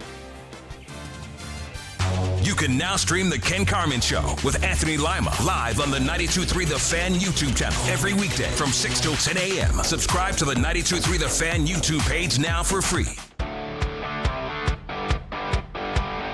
Game 1 tomorrow night.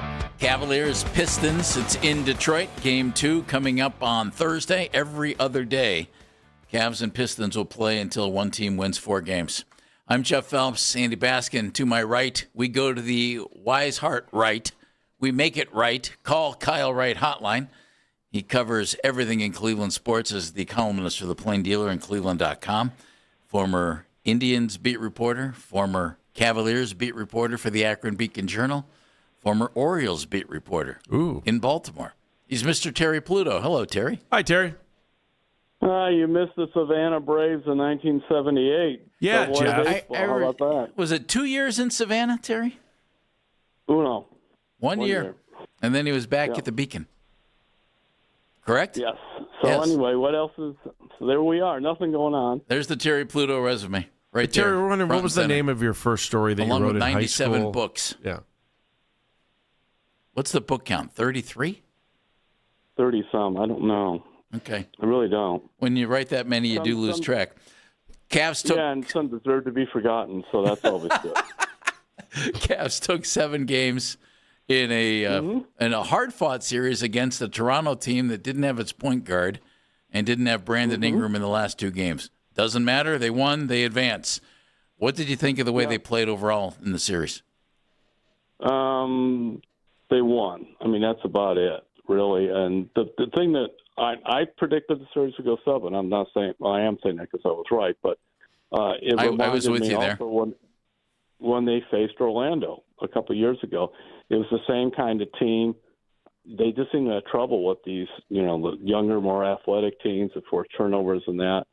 And I was a little surprised that they turned the ball over as much against Toronto as they did, just as I thought adding Harden would kind of fix that. But Harden averaged, I think, over 5 turnovers a game in that series. So here comes Detroit, and they kind of do sort of all the things defensively that Toronto does, only maybe a little better. So that's going to be the real challenge. Offensively, actually, even with Toronto not having some of those guys, you look at Detroit, and you got Cade Cunningham, and then then they rely on Tobias Harris. Is he going to score? Duncan Robinson. Duran really was like MIA in that series against Orlando because he averaged 9. I was surprised he averaged 19 a game during the regular season. I think he scored 10. Very good. So it's going to be really hard. It's going to be the same thing we kind of watched, only maybe more so. What do you think about the matchup against JB Bickerstaff? I mean, it's a fun storyline for us. Yeah, I can only imagine what it's like for everybody, for those guys. Yeah, I know. I'm still, I still get those emails. Oh, JV stinks. He sucks. Okay, so he took a team that won 14 games. He went to 44-60, but he hasn't won a title, so get rid of him. You improve every year. I have to admit, you get rid of him. The thought process of some people not understanding how hard it is to take a team from the wilderness in the NBA to relevance.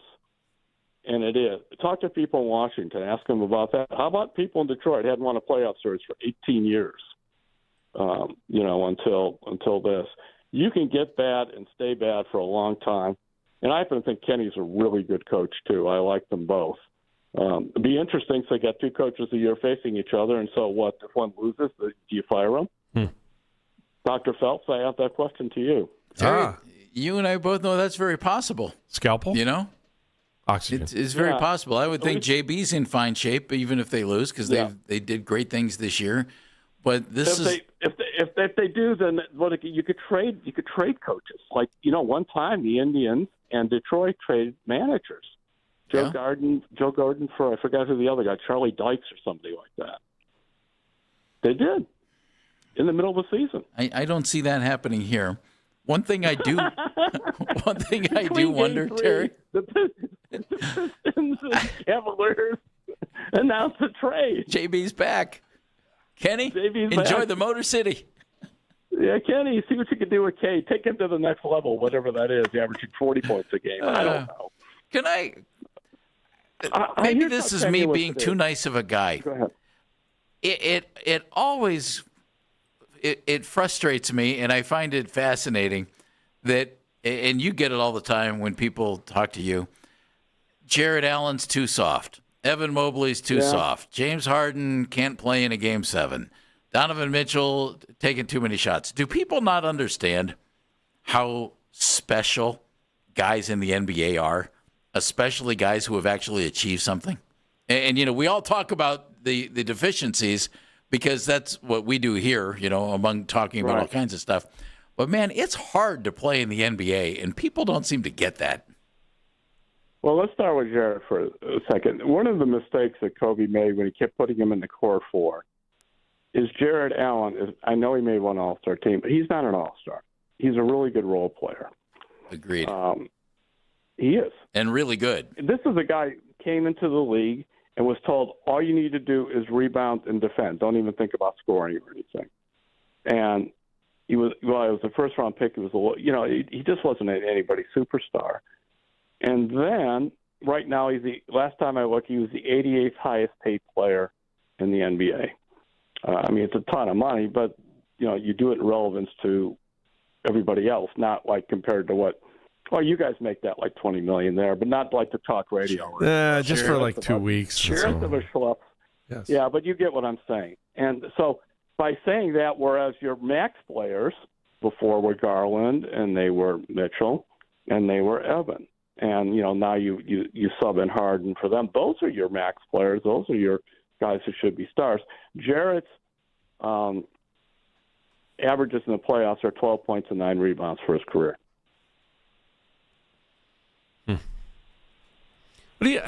What's your take on just the play overall that we watch with just jacking up threes left and right, sometimes shooting? I thought they shot too early on the shot clock, even though they were up, 21 late. And it looked like they were going to win. I was just getting frustrated watching them come down the floor and shooting with 10 seconds to go on the shot clock when they could have literally just eaten the game away in the fourth quarter. Whatever, they won. But what do you think of the game right now? Because the chemistry is just, for this team, seems awkward at times, just super awkward. Your thoughts? Did you watch any of the other games? Yeah, I did. And I felt the same way watching some of the other games, too. Yeah, they ain't real. Guess what? That's the NBA. I know. So I don't mean to be there, and I've had to come to terms with it myself. One of the things when you're facing, whether it's Toronto or Detroit, is if you get an open shot, you better take it. You may not get two. Now, what drives me nuts is the isolation and Harden brings that. The dribble. Everybody stand and watch. Now, he's maybe waiting for somebody to move, but when he gets into one of those, or even sometimes Donovan's not quite as guilty. Donovan will get a shot off faster, but generally the ball comes up the right side or left side of the floor, and it stays on the right side or the left side of the floor. And that makes it easy to defend, and the defense just kind of floats over in that direction. I would like to see the ball moving around, just because you do have other shooters in that. But I get what you're saying, Andy. But it's just what they do. I know. They want all these. Kenny Atkinson was brought in here to jack up more threes. That was one of it, and they were looking at that point the Celtic model, which was taking at least more than half of their shots for 3-pointers. And so they thought, because here's what you get from the NBA analyst. Well, 3 points is better than 2. So then you get a guy who's 3 inches away from the basket, so he throws the ball to the guy in the corner to take an open 3. Sometimes not even open. My argument is, yes, 3 are better than 2, but guess what? 2 are better than none. Yep. And I like that 75% or 70% percentage when you're 3 feet away from the basket. I'll take the 2. Cavs win this series. If what, Terry? Do you think they'll win it? Yeah, I'm going to pick them a rugged 7 again. I'm going to stay with my 7s. So they win it on the road. Yeah. Okay. Just because I think it's going to be agonizing. I just do. And although one thing that could really help the Cavs is Detroit just has, other than Cade, has really trouble scoring. And you look at that. I mean, Tobias Harris had a big game. I think he was 5 of 7. He was like, I don't know, 10 for on threes. He was like 10 for 30 something or whatever before, 7 for 28 or something like that. They have Duncan Robinson who can make some. It's just going to be difficult. But the things that made life miserable for them against Toronto, Detroit does and does it better. By the way, the Pistons are 30th in personal fouls. Our friend Mike Fratello, Jeff, gave me that stat. Mike would know that stat, wouldn't he? Yes, he would. So that means if they commit, like 30 fouls a game or whatever it is to rank 30th, that means they probably committed 65 because, the ones that don't get called.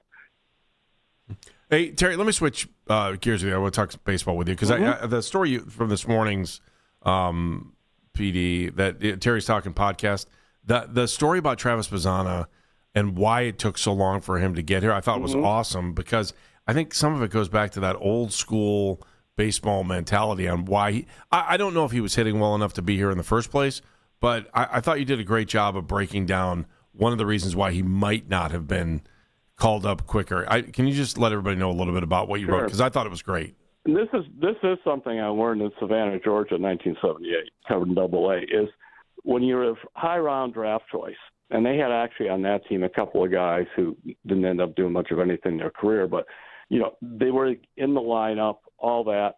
They also were guys that the other players knew that they were the high-round picks, and they saw they weren't producing, and they wondered why they were even kind of being promoted all the way up to AA when, I was playing with that guy in A-ball, and I was a lot better than him, all that kind of stuff. And so there's a natural resentment there. They tend to drive better cars than the other guys on the team, all that sort of stuff. Now, you take Travis. At the time when Gabriel Arias blew his hamstring, Travis was hitting barely 230. And last year, when you look at AAA, he hit 230. And you can get an OPS that's a little better than that. But meanwhile, Juan Brito, who's been in the farm system in there, was hitting 318. And so you say, first of all, you want the Guardians always say, we'd like to bring a guy up when he's actually hot. Well, Travis was not. Brito was playing well. And secondly, Brito earned the first shot. Now he came up and he had 3 good games, and that was the end of Juan Brito after that. He fell apart. Remember, 85% of all guys go back to the minors at least once. So then they waited, and then when Brito was falling apart, almost from the time Brito came up, I think it's coincidental, but I believe Travis ended up being hitting over 300 in that period with an LPS approaching 900. So he earned it. So that way, when he comes up, you could say, the last month he earned it, and the other guy was given an opportunity, and he struggled big time. So it made sense on both levels, as opposed to just promoting the guy based on the draft position. Makes sense. Does there come a time when Stephen Vogt doesn't like to platoon as much as he does? Is he platooning because he has to, or is it because... Yeah, when he gets better players. Okay, thank you. I'm serious. That's what I was hoping for, Terry. Yeah, I mean, he doesn't look to platoon Stephen Kwan. I'm all for that. I mean, that's right now, if Angel, some of these guys are switch hitters, Angel's starting to hit. Back then for a while, Angel could not hit from the left side very well, so he was just facing. He was just batting right-handed against lefty pitchers, but now he's hitting, so he's playing more. Really, the big thing is he's like anybody else. He's waiting to see who will emerge. He's played Manzardo quite a bit until Manzardo just really struggled. He's hitting a little better now. He's not platooning DeLauder. They just rest DeLauder periodically. They're just praying that he doesn't break a foot or pull a hamstring or, the various injuries he's had. I don't mean to be sarcastic, but they're trying to, just keep him healthy. Yeah. But that's really what it is. That would be the nice thing. I saw Travis play several games in spring training towards the end. He was playing very well back then. he looked real good against he was a left-handed hitter. Looked real good against lefties. Took the ball to the opposite field. He looked like he's a guy that you probably won't have to platoon. But that's really the problem. And so sometimes you make the best of what you got. When I did cover the Orioles in '79, they won 100 games and they won the pennant. But they were platooning in like 3 or 4 different spots in the order. The rest were, Eddie Murray and that. But it's like John Lowenstein, who was here. Earl always called him Lowenstein. And I remember one day I said, Earl, Lowenstein's really hitting well. Why don't you just play him all the time instead of platoon? I think it was Gary Renick. He was the guy in the outfield. He goes, you don't get it, Pluto. If I play Lowenstein as much as you want me to play Lowenstein, he'd be that same awful Lowenstein that you saw in Cleveland all them years at 242. Wow. Oh, that's okay, great. that was lesson number baseball 101 for me. That's and awesome. he said, this way he's good. He's going to even get paid. That's awesome. All right, buddy. But it's a great story, and it's true. That is awesome. You try to put these guys in the best position possible, and they're. I think the Guardians are blessed because they have a number of switch hitters. That helps. You still can play the platoon game based on how they are, from the right side or left side. I mean, Rocchio's emerging, really looking good. Yeah. Yeah, and if they could get Bazana take over second base, and then you'll have Jose at third, and at first you could, whether it's Manzardo or Hoskins, or you could platoon them. The Chase, if Chase is was fully healthy all the time, I mean, he would just play right field every day of the week. But they worry about the leg injuries. But he could play against everybody. Kwan could play against everybody. It's going to be a fun summer. Terry, thank you, buddy, as always. Thanks, Take Terry. care, guys. Bye-bye. Terry Pluto, read him in the Plain Dealer, Cleveland.com, and his coverage of the Cavs series, always outstanding. And Terry was a terrific beat reporter covering the Cavaliers for the Beacon Journal, now a great columnist for the Plain Dealer. You heard what Terry had to say about the series, Andy. Cavs in 7. What do you think? How about if I tell you in a moment? Or you want me to tell you now? Your call. I'll go ahead and tell me now. I'm concerned. I think this is going to be a really interesting series. I do think that if the Cavs can steal one of these first 2 games, they will win the series. I just think it's important that they get a win in Game 1 or Game 2. So I think they can win the series, but they must get a win in Game 1 or Game 2. They got to win a game on the road, which they haven't done yet. And so, here's the difference. Everything in the Cavs series held serve. Mm-hmm. The Pistons, if the Cavs were tested in their series, the Pistons were really tested in theirs. And, being down 3-1 and then having to come back, and they had to win a critical Game 6 on the road to make that happen, and they did. And they played really well in those final 3 games, and I think that's huge and will be a big factor. We'll see. We'll talk more about this. We'll have predictions. There are ways the Cavs can do it without question. I think Andy's right on the money. If you can win one of the first 2 games, you're in great shape. They got to get one of these first 2. 216-474-0092. It's the Cavs and the Pistons, folks. It's like, it's almost Browns Steelers. Maybe. Yeah, it's Baskin and Phelps here on The Fan. 92.3 The Fan, 2020 Sports. This 2020 is brought to you by Scheibin Jewelers in Strongsville. This Mother's Day, shop personalized locket necklaces plus meaningful birthstone jewelry she'll treasure. ScheibinJewelers.com. Cavs moving on to round 2 of the playoffs after taking down the Raptors in their Game 7 matchup last night at Rocket Arena. Cavs will be facing the Pistons for their Eastern Conference semifinal matchup.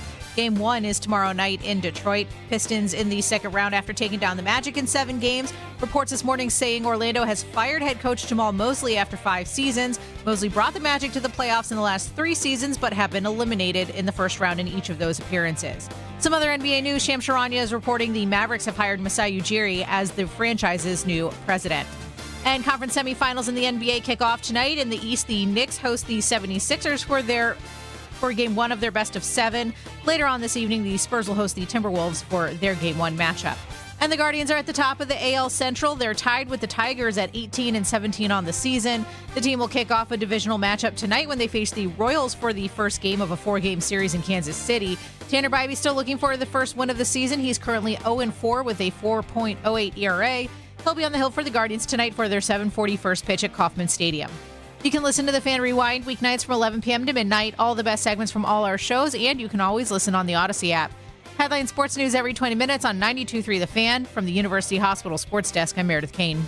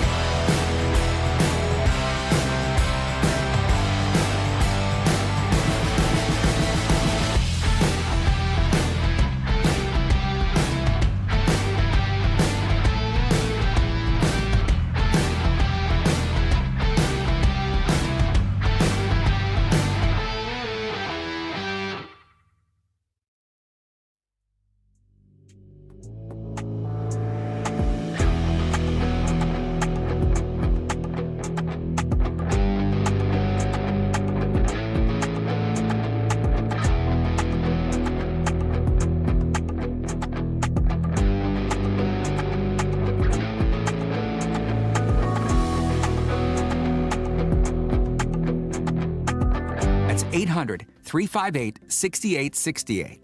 Again, 800-358-6868.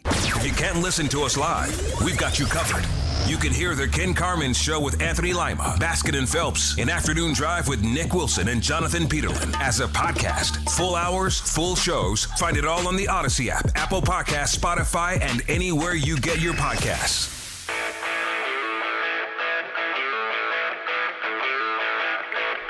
Coming up at 1 o'clock, Sam Amico from HoopsWire.com is going to join us.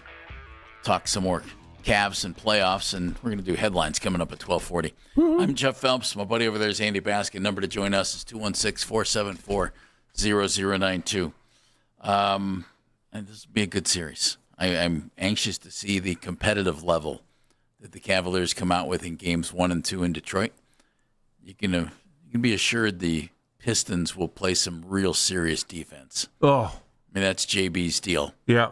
And the reason he was let go by the Cavs is because though his defense was terrific and though he improved the team every year, they didn't run much of an offense.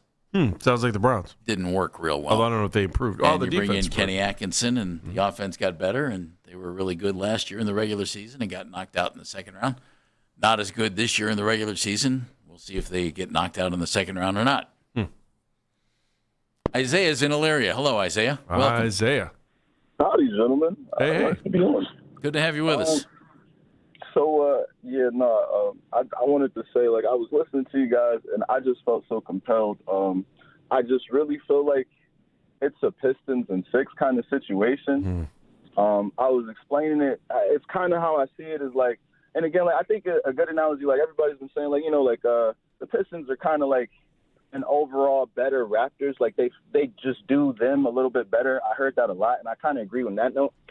But that's why I say, too, my opinion is and I've been having this conversation a lot with people recently, is that a lot of times with these teams, I think the Pistons have seen so much success specifically because of how they have built their starting 5 and how they have the pivotal people in their roles. And I'm not saying that the Cavs don't have those people, but then when we look at it, a lot of people, I feel mistake what the Pistons, who needs to show up when. A lot of people look at Duren you're averaging, less than 10 points in the season. And I don't disagree with that. He definitely needs to pick it up. But as a big man, foundationally, he gets the job done.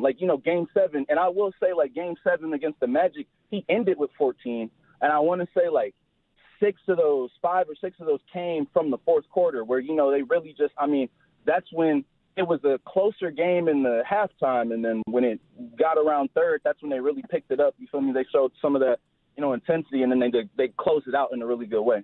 But why I say that is because, again, people are harping on the necessity of a guy like Duren being on that team, which is true because that team needs their big man foundationally. However, the person that really showed up that I have to give his flowers to, Tobias Harris.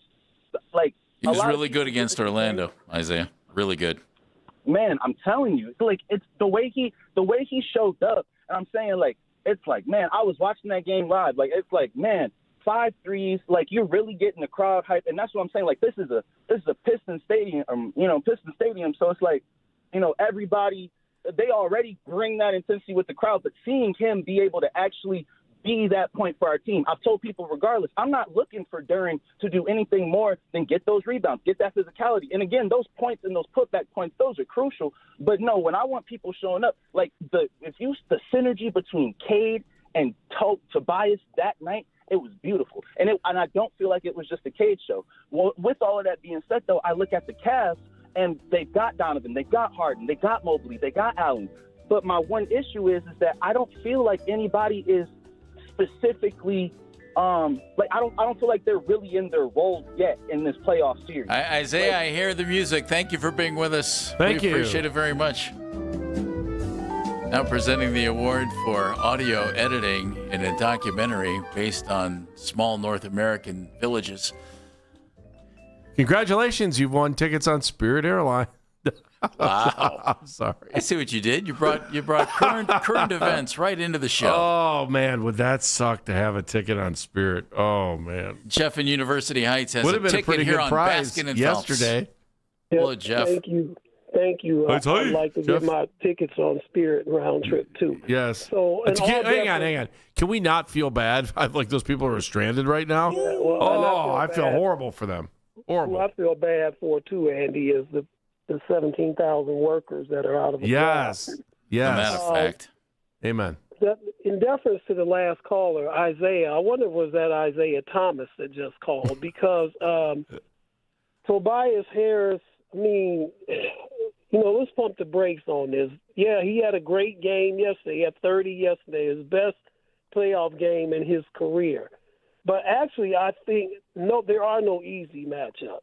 Let me say that, of course. That's like saying water's wet and the grass is green. However, I think this is a better matchup for the Cavs than what Toronto was, simply because of the fact that I think Harden and Mitchell will have more room to operate than they did during the Toronto series. Toronto had a bunch of 6'7" guys that are lengthy and those lengthy wings like that. Detroit really does, number one. Number two, all due respect to the Orlando Magic, they can't shoot the basketball. Everybody talks about the Cavs, the flaws.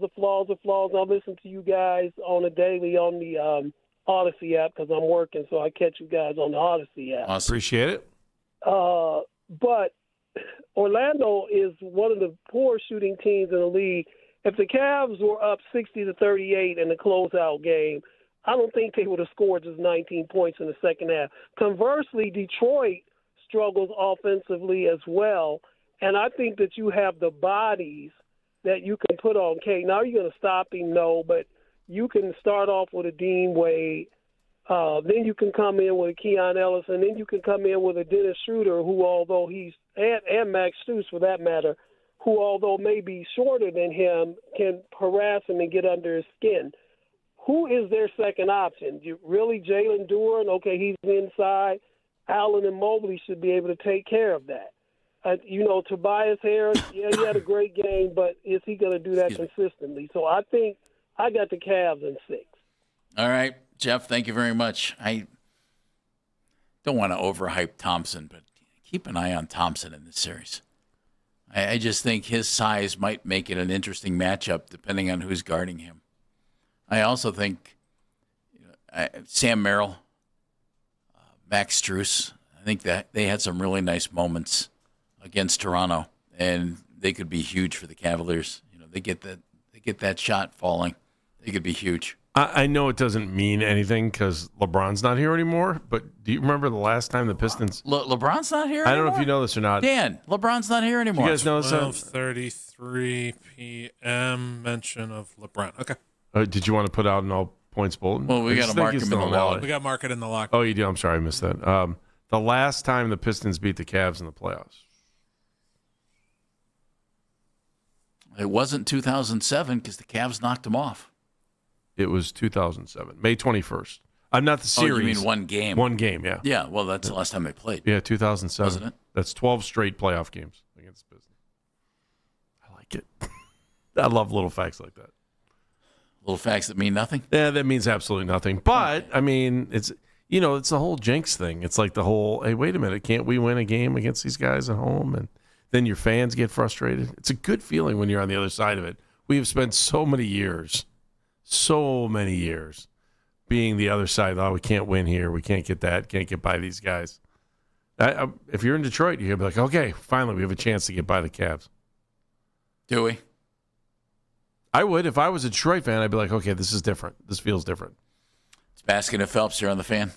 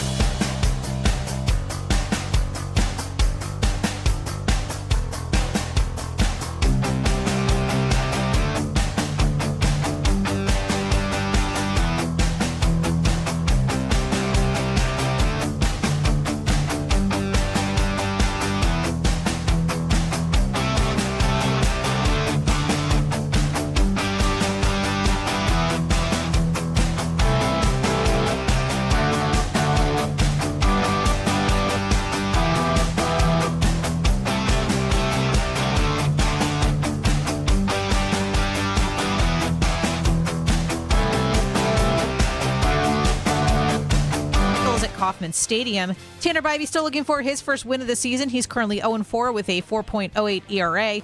He'll be on the hill for the Guardians tonight for the 7:40 first pitch. Want to catch highlights from The Fan from throughout the day? Get over to 923thefan.com or favorite The Fan on the Odyssey app for all of today's headline segments. Headline sports news every 20 minutes on 923 The Fan. From the University Hospital Sports Desk, I'm Meredith Kane.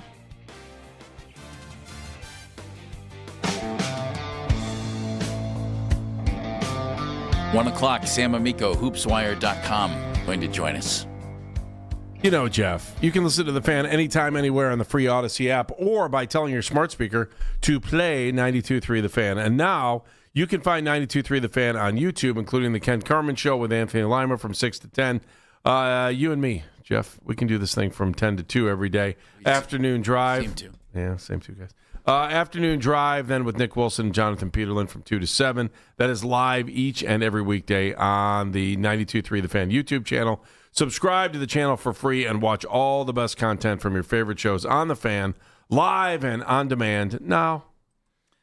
Headlines coming up after we hear from Ryan in Cincinnati. Let's head south on I-71. Hello, Ryan. Rhino.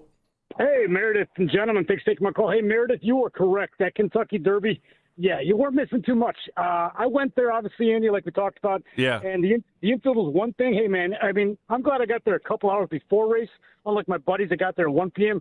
There's a lot of nice sights and sounds and foods and et cetera, but, man, that's just not my cup of tea, pun intended.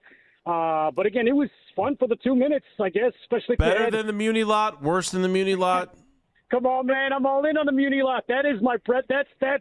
That's where I want my ashes to be spread. I tell you, well, not now anymore. Maybe we're moving to a new stadium. I digress on that. All about Well, the Muni Cavs. lot, I mean, there's still always going to be something there. It's just You are correct. So. You are correct, man. Me and the big dog, ashes being poured. I digress, man. I want to chime in on, obviously, the Cavs, man. Ooh-wee. I had my Pepto-Bismol ready just like a lot of people. You guys rock because earlier today we were laughing. You guys were reading, obviously, Randy Quaid, equivalent to Randy Quaid, Major League guy, halftime or pre-halftime text message you guys got. Oh, and yeah.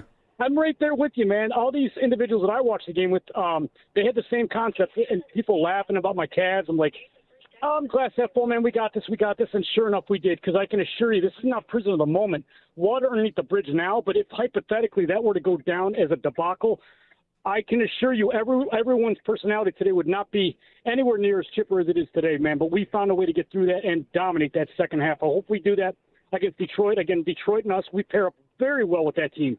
And they're showing a lot of chinks in their armor. Hopefully we get some type of chemistry involved because, man, I just think full speed ahead. We got past something that was very we didn't see that coming, but it wasn't Indiana like last year. We did get through this, and hopefully we move on to getting to that Eastern Conference Finals. I digress, guys. Hey, great show as always. Thanks for taking my call. All right, Rhino, thank you very much. Ryan in Cincinnati, after apparently being in Churchill Downs. Fun. Yeah, he's talking about Don't getting. you want to be Rhino? Any event, I don't know, event, man. he's He there, spends man. a lot. You've spent time on the road a lot. He's on the road all the time. I mean, it's good for him, though. It's a lot. I guess it depends on how you're traveling. Is he driving? Is he flying? Is he per commercial? Is he private? You know what I'm saying? I think he's driving and flying. There you Dano, go. Good hit answer. it. Andy, warm up the vocal cords, would you please? La la la la la la. Go, Dano. Live or almost live or sometimes live from a newsroom you can't trust. Here's Dan Mennigan with headlines. Here's our breaking news on our red graphic to start our newscast. Even though there Oh, we isn't have breaking news today. The Go ahead, sun is behind the clouds. The sun is behind the clouds.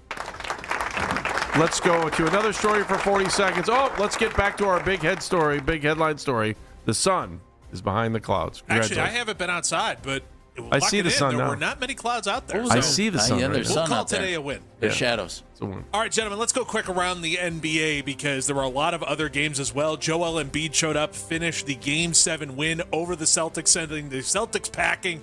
34 points, 12 rebounds, 6 assists. If you watch that game at all, you would see that Joel Embiid probably can't jump over a matchbox at this point, but he was able to get the job done. The 76ers move on to face the New York Knickerbockers tonight. So give me your thoughts on the Sixers winning Game 7, then we'll turn forward, Mr. Phelps. Let me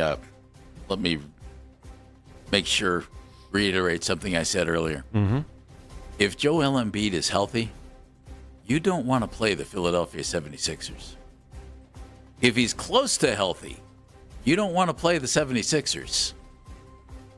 They're going to be a tough out. And if Embiid is good to go in Game 7 against Boston, man, he was dragging his you-know-what up and down the floor. He was not feeling very good, but he was still out there. He'd work his way down to the low block, and all of a sudden it's like, well, look, there's 2 points. And combine him with Tyrese Maxey, that's as good of a 1-2 as you're going to find in the NBA playoffs. And they could be a really, really tough out. I expect a really good series against the Knicks. That's going to be a fun one to watch. Here's what I know. The best part of this series was hearing in the background, and it must have been Game 6? I'm trying to remember. In the background, yeah, it was Game 6. When they were at home, you know what they were playing on the they were floor. playing the song when they won. It was awesome. They played after every victory. Yeah, it was like, oh, they're playing the song. I would love to play it, but thanks to our rules and regulations, thanks to being live. We can't play those anymore? It's newsworthy. On the YouTube, I don't think we could play it. It's a news. Philadelphia. Andy doesn't care that it could cost you your job. Danny wants to hear it. 76ers. I don't know. We have rules. We have different rules than different other shows. I've heard other things kind of slip through the cracks. It's all right. It's all right. I mean, the opportunity to play the Philadelphia 76ers fight song, man, You depresses get pulled me. into that meeting. I don't want to be Depresses in that me. I'll tell you the thing about Philly that I forgot Paul George was on the team. I'll be honest with you. So did everyone.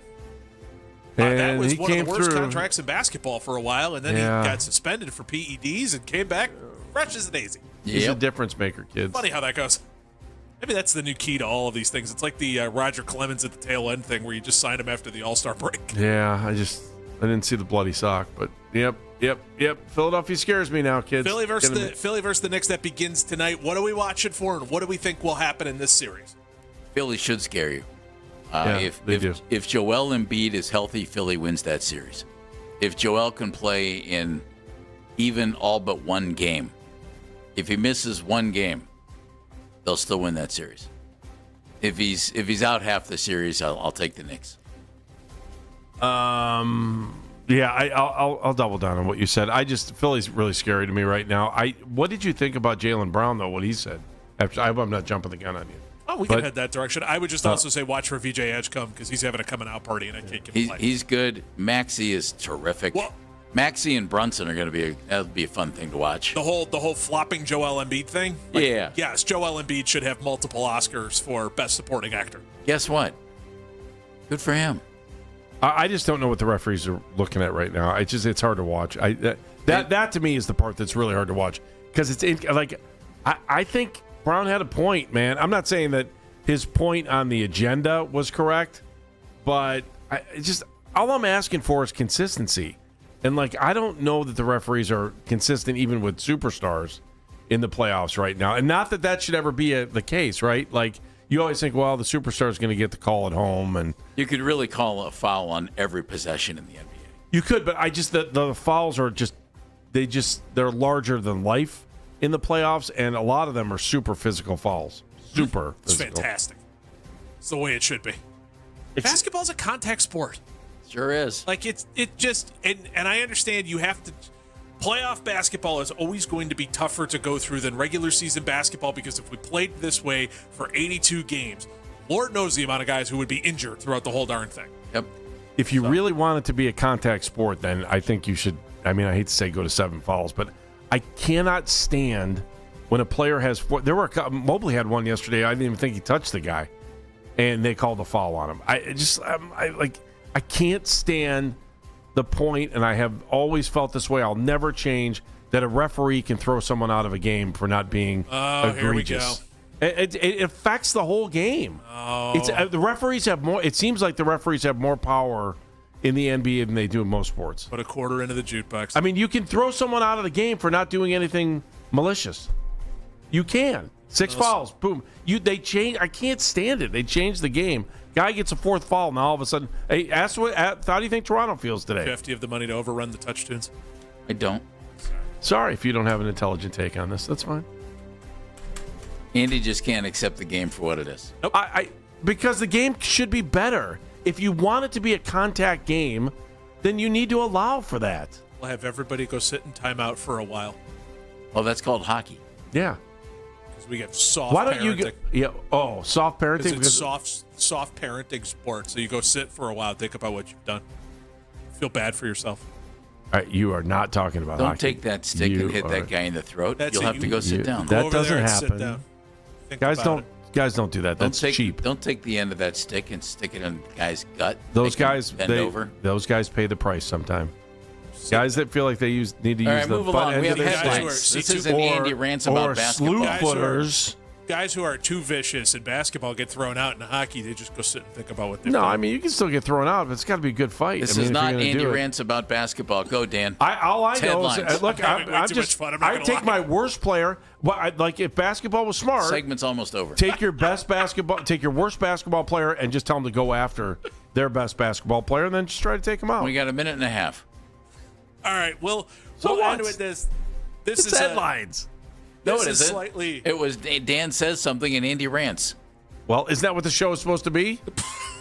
Apparently, It's supposed to be the same thing about apparently in somebody's Isn't it mind. called Basket and Phelps, not Andy Rants? Andy Rants and Andy Rants would be a pretty good name for a and show. I have to Jeff admit. facts you to death. That's what he does.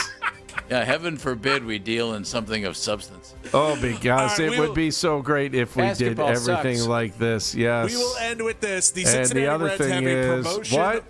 For crying out loud. The Cincinnati Reds have a promotion where if you get enough strikeouts in a game, everybody gets pizza inside of the stadium who are at the game. Well, we had a bit of an incident with the ABS challenge in one of the finer moments in basketball in baseball for a while. Audio courtesy of Reds TV.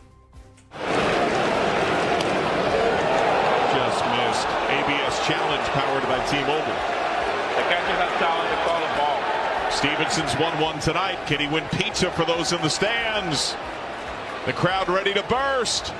That's a strike! Pizza for everybody! That's beautiful. That was awesome. See, that's why the ABS challenge system is awesome, because you heard that crowd go absolutely nuts over a challenge. When the Reds pitchers combine for 11 strikeouts Yeah, I thought it during was a any lot. home game, every fan with a ticket gets a free small one-topping pizza. Wow. There you go. It's a lot you of like dough. pizza with just one topping? Yeah, pepperoni or Do you? sausage or. I'm normally people hate me because I'm a pepperoni and pineapple guy, but I love pepperoni and pineapple. I like pepperoni and sausage. If you I wanna like throw some pepperoni and sausage crumbled too. bacon on there too. That's good too. Oh, you keep talking. You're telling me Barbecue what I want to chicken hear. pizza's good stuff. It depends on the day. Sam Amico from hoopswire.com will give us his perspective on the Cavaliers, Raptors, Cavaliers, Pistons. Next on Basket and Phelps.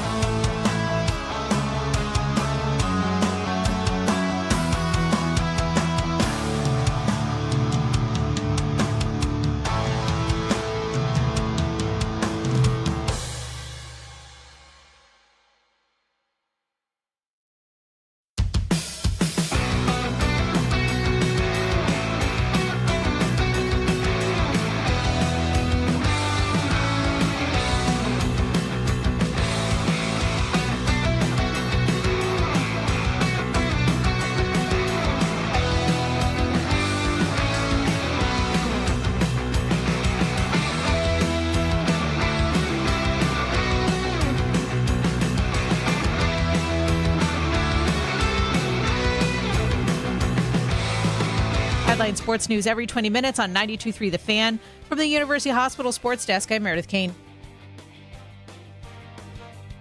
Your mornings are about to change with 92.3 The Fan. We're going local at 5 a.m. It's the Fan Warm-Up Show with Jeff Thomas. All the latest from the night before in Cleveland sports and getting your day started even earlier. We are Sports Radio 92.3 The Fan.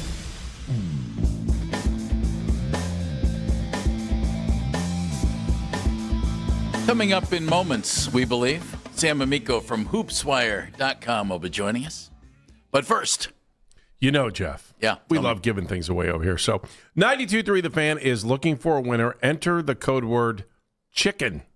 Chicken. CHICKEN. Chicken is the code word at 923thefan.com before 2 o'clock for your chance to win a 4-pack of combo meals from our friends at Mr. Hero. That's right, Mr. Hero. Try Mr. Hero's new chicken tenders and chicken tender wraps. Choose between 6 different sauces, including hot honey, buffalo, Kentucky bourbon, garlic parmesan, barbecue, and teriyaki. Order in-store or online. It's all from Mr. Hero and Sports Radio 92.3 The Fan. The code word is chicken, and you want to do that at 923thefan.com before 2 o'clock. Okay. Sam Amico joining us shortly, we believe, as the Cavaliers getting ready to play Game 1 against the Detroit Pistons. You sure he's not at Hickory High School? The right over your head. The Cavs don't have a rival like the Browns do in the Steelers, or even the Bengals, or the Ravens. I don't. The Pistons. I don't know if the Cavs have a rival like the Guardians do in the Tigers. But if there is one, it's probably the Pistons, don't you think? Yeah, I would say for a while there it was the Bulls. Then you could have even said it was the Warriors. Yeah, but to me that's it's hard not to have a rival Yeah. against your Western Conference opponent. Yeah, I agree with that. It's a weird thing. Let's go to the Wise Heart Right. We make it right. Call Kyle Wright hotline.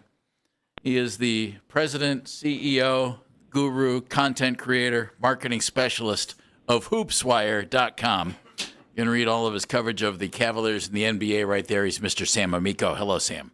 Sam A. Hello, gentlemen. Good to talk to you again. And good to have you with us. So yesterday, you and I are texting back and forth, and Brandon Ingram wasn't out there, and I said, boy, is Toronto an offensively challenged team. And you responded with some specifics and said, they can't shoot. And that turned out to be true. I wonder if Brandon Ingram were healthy in Game 7, would it have made a difference? I don't know. What we know is this. Cavs had to gut it out and really grind out a series win against a team that really hustled its you-know-what off, Sam. Yeah, and that's been Toronto's style all season. Kind of mess up the game, make it ugly, get out there and try to score off a transition, see what kind of fouls they can get away with. And guess what? Now you get a team that does that again in the Detroit Pistons, and do it a little better than the Raptors. Yeah, they do it better than the Raptors. They've got more offense than Toronto. Let's talk about turnovers for a second. I mean, they were like the second worst team in the playoffs so far with 15 turnovers a game. How do they correct this? How do they not turn the ball over as much? Yeah, I think that they showed, that second half of the Game 7, listen, 13 turnovers in the first half, which is just unacceptable, to 3 in the second half. And how did they go about that? I think that they were able to get into some, obviously, a lot of steal situations where their defense led to offense, and it's kind of tough to make a turnover there because you got a fast break. But I think a lot of it was really just they kind of got it figured out for some. It just all started clicking, offensively, where they were moving the basketball, they were playing with energy, and they had playing with what appeared to be a great deal of confidence there, starting in the third quarter and carrying over to the fourth. I think we hear guys, coaches say this all the time, the ball had energy. And when you do that and move the ball and you're not trying to do it yourself, whether that's, Donovan or James Harden or Evan Mobley, and you're just looking for the open guy, believe it or not, it seems like the more you pass it, the less you're prone to turnovers because you're not forcing things. So, I'm sure that's going to be a point of emphasis because that's how Detroit's going to beat you, is by winning the scrums and you not taking care of the ball. I'm sure that they know that, and that's what their approach is going to be, is take care of the basketball because you won't get out of this next series if you don't. Sam Amico from hoopswire.com joining us. I'm going to make a comment that I'm not even sure I buy completely. Why is it that superstar players in clutch situations of big games feel a need to dominate the basketball and go solo? I think we've seen it over the years with many guys. I think we see it with Donovan Mitchell, and Donovan's tremendous. And we've seen it some with James Harden. I don't get it because it's harder to guard 5 than it is to guard 1, Sam. Yeah, and that is true throughout history. We've seen it, we're at the age where we saw Michael Jordan doing it, even Larry Bird and Magic Johnson. I think that it's just your mindset when you get to that level and you're the number one option and you're the face of the team. You kind of think, I think it's, I'm the only guy here who's going to be able to handle this and take care of it and lead us to a win. And it wasn't really, if you go way back to Michael Jordan, when Phil Jackson came in and said, listen, we're not winning this way. We're not winning with you scoring 35, 36 a game.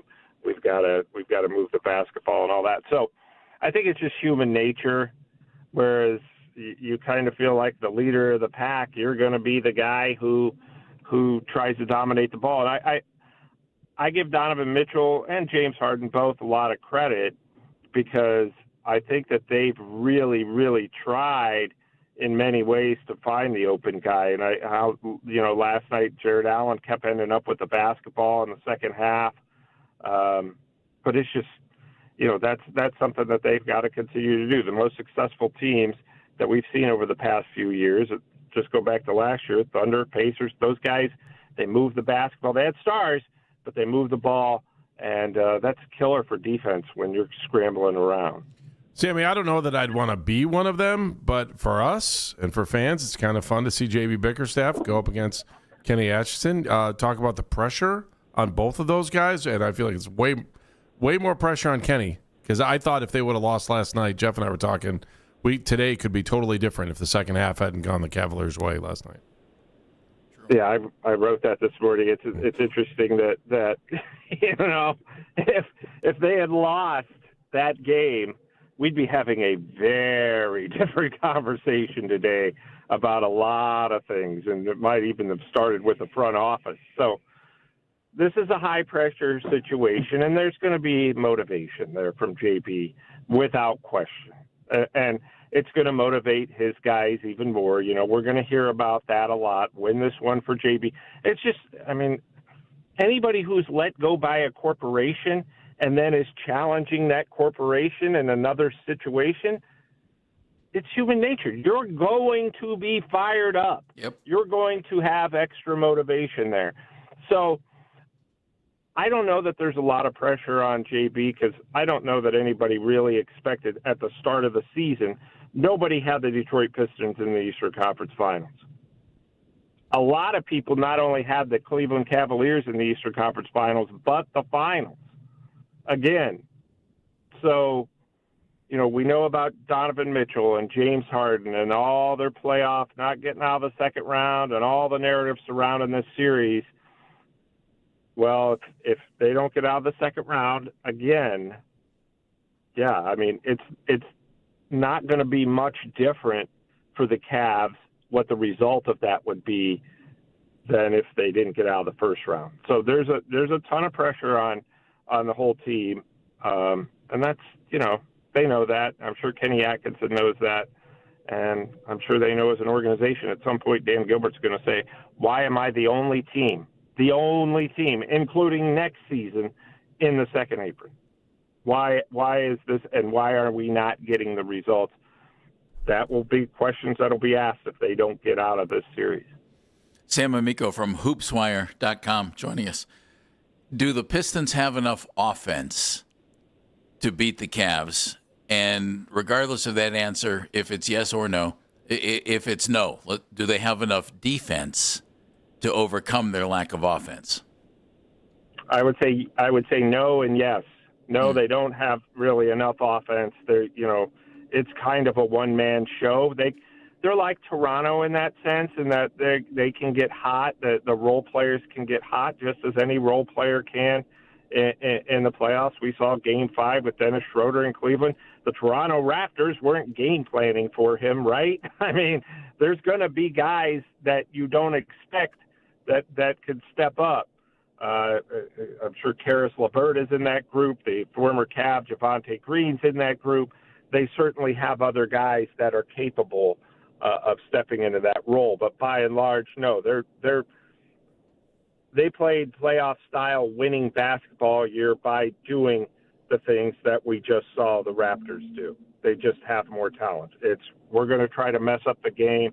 We're going to, see what we can get away with when it comes to kind of pushing guys out on the perimeter. We're going to challenge you at the rim. We're physical. We pride ourselves on getting offensive rebounds, which has been one of the Cavs' struggles. So those are the things that they're going to beat you at. Odds are they're not going to outscore you. The Cavs on paper are a far superior offensive team. Now, whether they deliver that regularly, we don't know, but they just don't. They're not going to have the scoring output, theoretically anyway, that the Cavs can put on the board. Sam, what did you think about Boston getting eliminated and then Jaylen Brown saying that the officials had an agenda against Boston in that series? First of all, I know no one cares or knows this, but I have to announce it because I know Jeff would be so proud. I picked the Sixers in that series because I thought the Celtics, I thought they were kind of frauds, right? You lost Al Horford, not a big deal, but Drew Holiday and Kristaps Porzingis, to me, it's like those are the guys that are so important in the playoffs, and I just didn't see it. So, as far as Jaylen Brown, I don't think that the refs would have an agenda against the Celtics, especially with the Sixers. I don't think that would be the case. I can think of a lot of teams you might have agendas against because you don't necessarily want them in the finals because they don't draw ratings. The Celtics would not be among those teams. So I just think that, listen, everybody gets emotional after those series. I think that Boston really thought they were really, really good, so it's upsetting to them. But I did not – to me, I thought if Embiid plays halfway decent, I didn't think Boston was that good. I thought they had Tatum and Brown and a bunch of guys who were unproven in the playoffs. So, listen, sour grapes, right? But how crushing if you're Boston that Tatum comes back, looks pretty good, and then doesn't play in Game 7. Oh, that's rough. Did he rush back? We've seen that before. I'm not, a medical guy. I'm not making that call, but we've seen it before where guys came back what we thought was too soon, and then the other leg because he's overcompensating with the other leg. Is that something? That's been thrown out there by actual medical people, and that happens before we've seen it in the NBA. So, yeah, it's too bad. It really is, but it was time. What'd they say? The Sixers hadn't beaten them in the playoffs since 1982? It's been a long time. Yeah, so they were due. Can the Sixers come out of the East if Embiid continues to at least be able to stay on the floor? I think they can, personally. I'm of the opinion, guys, that any of those four teams could come out of the East, and it wouldn't surprise me. Any one of those four.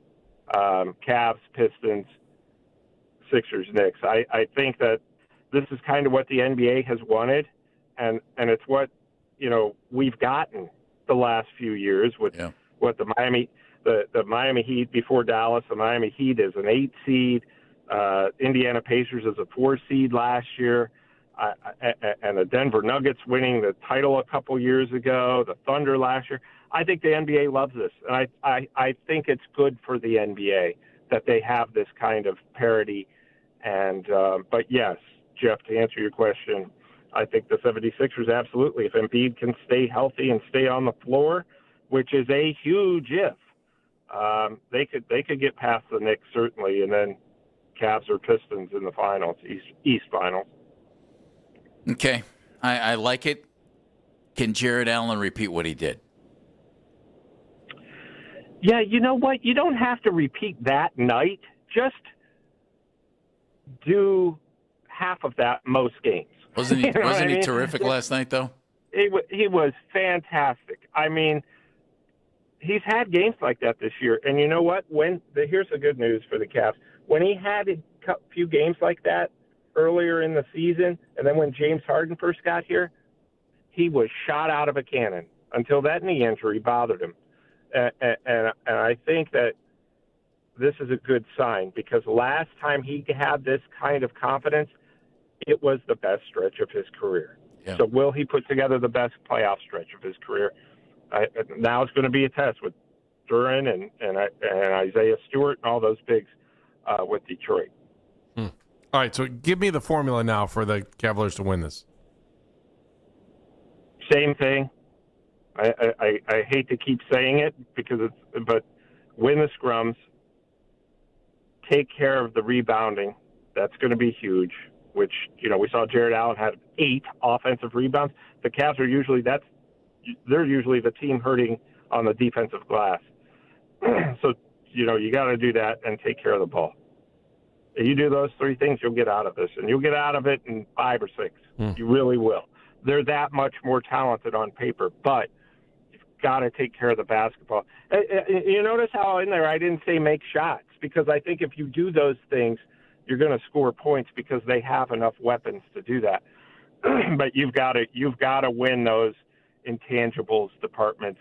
Not turning the ball over, making free throws, which they have not done very well, and taking care of the basketball. And of course, you've got to win the rebounding battle. You've got to do that, because if you don't, you could lose in 5 games to this team. Thank you, buddy. Thanks, Sammy. All right, guys. Thanks so much for having me. We will chat at you soon. Yes, sir. Hoopswire.com. You can read Sam's coverage of the NBA and all of the playoff series, and especially the Cavaliers against the Pistons coming up. I liked his optimism. We all see the path, don't we? Yeah, you do. Yeah. Take care of the football. Take care of the football. Take care of the football. basketball and the basketball. That one, too. You'll win on 2 different games. I think it's great. It's Basket of Phelps here on The Fan.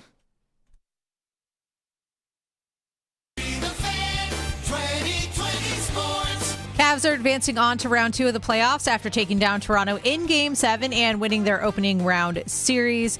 The Cavs will be facing the Pistons in round 2. They also needed 7 games to get past the Magic to advance on to the second round. Game 1 in the best of 7 will be tomorrow night in Detroit. In falling to the Pistons, the Magic were eliminated from the postseason in the first round for the 3rd consecutive year, and reports this morning are saying Orlando has fired Jamal Mosley after 5 seasons as their head coach. Conference semifinals in the NBA kick off tonight. In the East, the Knicks host the 76ers for Game 1 of their best of 7. Later on this evening, the Spurs will host the Timberwolves for their Game 1 matchup. Anthony Edwards attempting to return to play for Minnesota tonight. He was a full participant in shoot-around this morning, but the Timberwolves won't be making a decision on his playing status until later today. Guardians continue their road trip tonight in Kansas City when they open up a 4-game series with the Royals at Kauffman Stadium. Tanner Bybee still looking for his first win of the season. He's currently 0-4 with a 4.08 ERA. He'll be on the hill for the Guardians tonight in their 7:41 pitch. You can listen to The Fan Rewind weeknights from 11 p.m. to midnight. All the best segments from all our shows, and you can always listen on the Odyssey app. Headline sports news every 20 minutes on 92.3 The Fan. From the University Hospital Sports Desk, I'm Meredith Kane.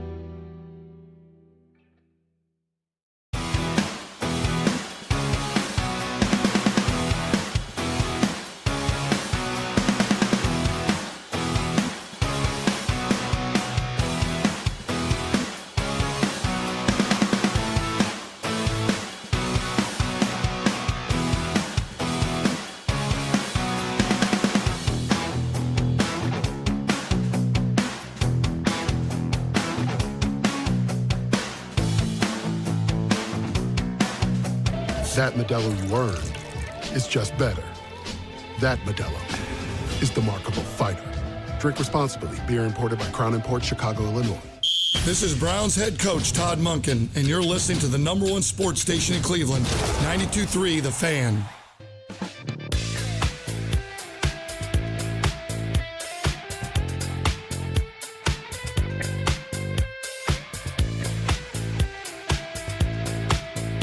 Welcome back to Basket of Phelps. Meredith's taking phone calls, 216-474-0092. Mennigan's flying the ship. Andy's hanging out. I'm Jeff Phelps.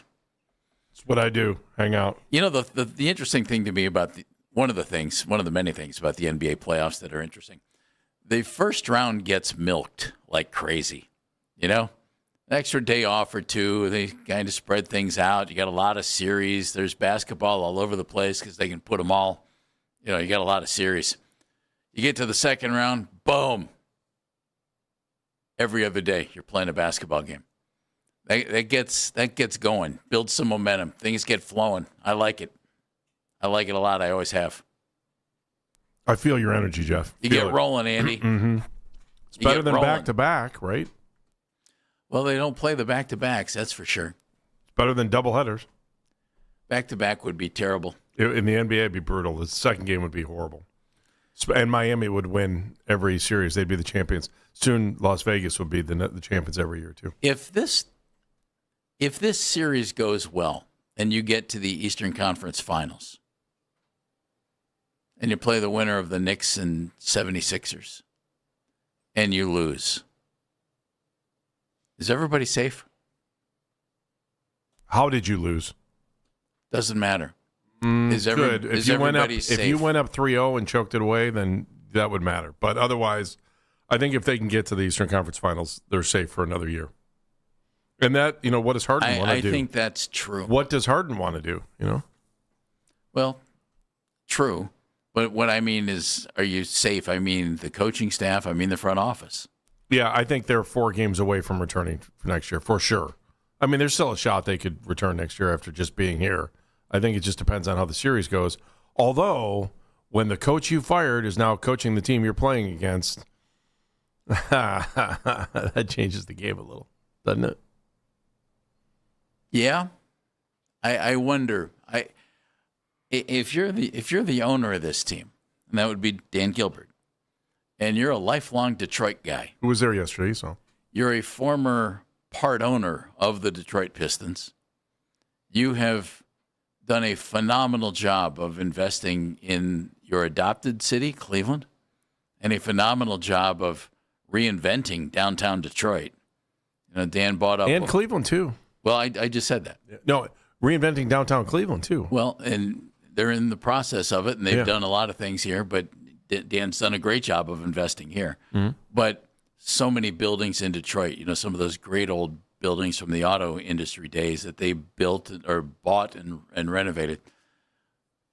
If you lose to that team in your city that you used to be a part owner of and where your business is headquartered, does that carry more emotional weight?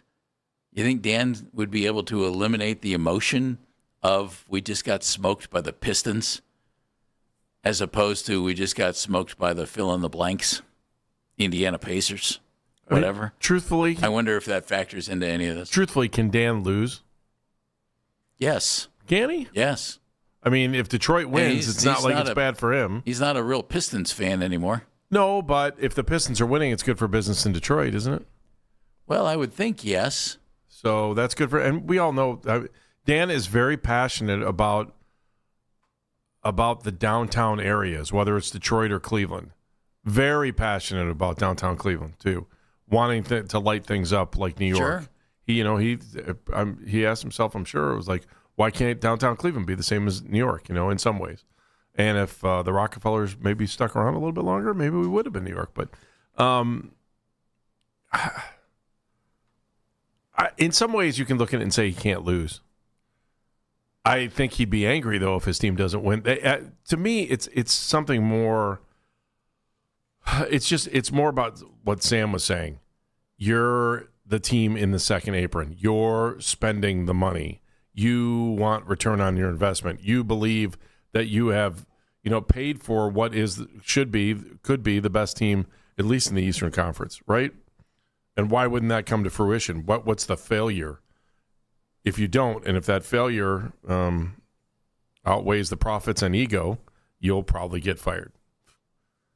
And that's the NBA. I mean, it's pro sports in some ways. I think Kenny would get hired quickly somewhere else, too.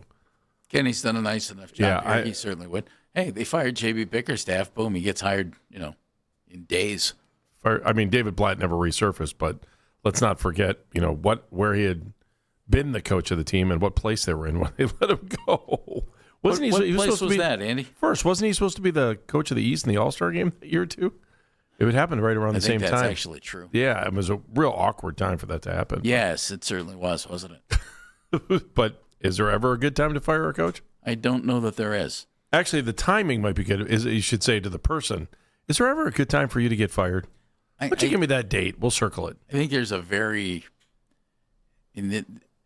if this season doesn't end the way the Cavs want it to, or to a level of success, I think there are very hard decisions to make. What is it though, Jeff? They have to make it to the next round? Well, Andy, you never know what the threshold is. Do you know what I mean?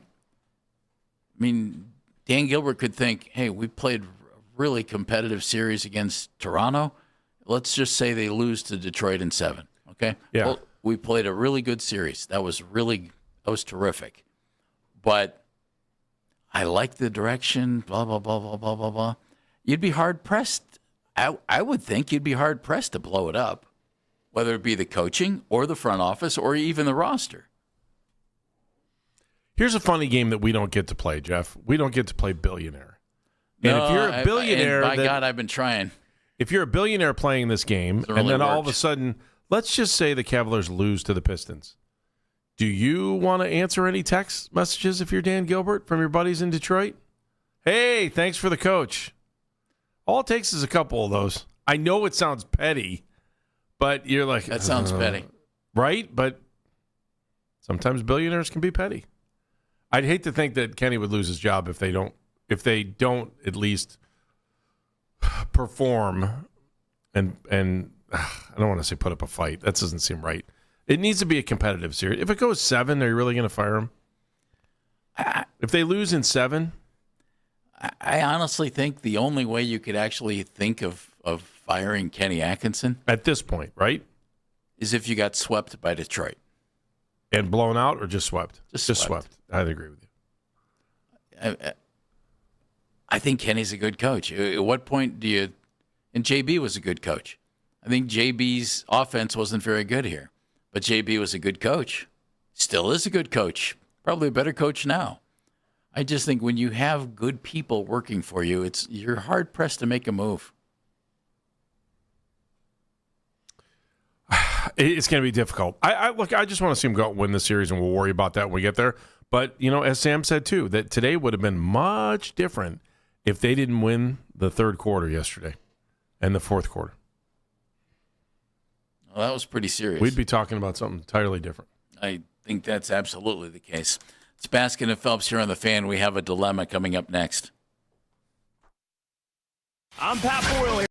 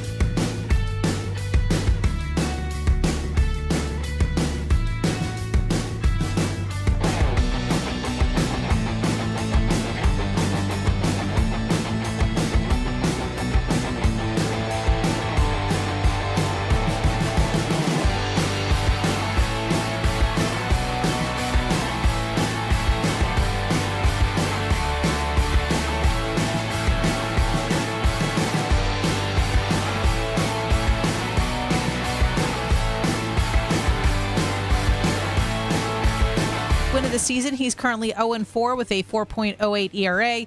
He'll be on the hill for the Guardians tonight for their 7:40 first pitch at Kauffman Stadium. Want to catch highlights from the Fan from throughout the day? Get over to 923thefan.com or favorite the Fan on the Odyssey app for all of today's headline segments. Headline sports news every 20 minutes on 92.3 The Fan. From the University Hospital Sports Desk, I'm Meredith Kane.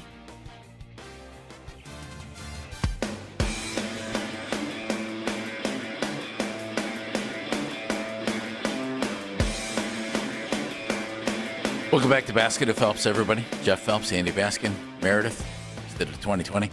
Dan's flying the ship. Dan, I'm going to divert from something for a second here, okay? I just want to throw something out. Us? Sidetrack? Yeah. That doesn't happen here. What do I say about Andy Baskin? Oh, boy. Handsome. No. Well-dressed. No. Always thoughtful. No. Kind. Sometimes. Well, generous. The most generous man I know. Right. Andy Baskin. Thank you. Thank you. On behalf of all generous people. Most generous man I know, Andy Baskin. And Andy likes to be nice to us. And Andy asked a couple of breaks ago, hey, I'm heading downstairs. We have a little convenience store downstairs. Yes. And you hear us talk about Pete and JJ all the time. Yeah, they're great guys. And they're great guys. And Andy said, you guys want anything? And I said, here, I got $1. I'll have a beverage. And he goes, keep your $1. I said, I do it all the time. He does it all the time. Yeah. Mm-hmm. And so it's become a game. Yes. He'll go get the pop, and I will hide $1 somewhere. Yes. I don't do it all the time, but I do it sometimes. Yes. And I'll make it up to Andy once in a while. I'll go get soup or whatever, and occasionally we do that. If the dollar bill, Dan, were any closer to Andy right now, because Andy said, if I find that dollar bill, I'm going to stick it where the sun don't shine. Yeah. He left. If it were any closer to him, it would physically be touching him right now. He came back into the room. He looked all around. He couldn't find it. I didn't look. And he thought, well, Jeff didn't hide $1 bill. I didn't say anything, but I did hide one. And if it were any closer to him, he would. Am I sitting on it? He would be going nuts. It couldn't be any closer to him physically. This is good stuff for YouTube right here. That is. We're doing this. This is straight for the YouTube. If it were any closer to you. If this was Easter, I'd be looking for the eggs. If it was Passover, I'd be looking for the afikomen. What is it? Where is it, Jeff? Dan, should we say anything, or should we just continue with the show? I wasn't here when you hit it. I know you told me you were going to hide it, and then I left the room to get water. So I don't know where you ended up hiding it. You know what? While Andy thinks Just about tell that, me. let's talk to Mike in It's Cleveland. not. You're lying. You're absolutely Hello, lying. Mike. Hey, what's going on, gentlemen? Hey, How are trying to you? find $1 bill around here. All right. Don't you think the door is wide open for the Cavaliers right now? With the Celtics out of the picture? Yeah, but And I'm not sure, Mike, that this – and I thought the Celtics would be a great challenge for the Cavs because of Jaylen Brown and then Jason we don't have Tatum. to worry about it. Well, I know, but I've been saying all year, you do not want to face a healthy Philadelphia 76er team. And the Cavs against the Knicks has not been a good matchup. I know you love your song, and sometimes I sing it in the car. Oh, that's awesome. 3, 4, 5, 6, 7, 8, 6. There it is. 10, 9, 78, 76ers. I do sing it sometimes, and I'm like, why am I doing this? It's a great little song. Yeah. What I like more love than you, the man. song I is mean, I've Joel known you Embiid. for I'm a 20 huge years. Joel Embiid fan. I know. I try to be that way, but I just think it's wide open for us right now. All right. I mean, don't you think? Yeah, And look Mike, at how the West- I the agree West with what is Sam open. Amico said The on our West is show a little open. while ago, and that is any one of these four teams out of the East could go ahead and move to the NBA Finals. How you doing, Andy? You're full of it, man. There's no $1 bill sitting around. Hey, Andy, let me ask you a question. Tape it to my back or How's something? the hearing in your left ear? You left it in my. Oh my God!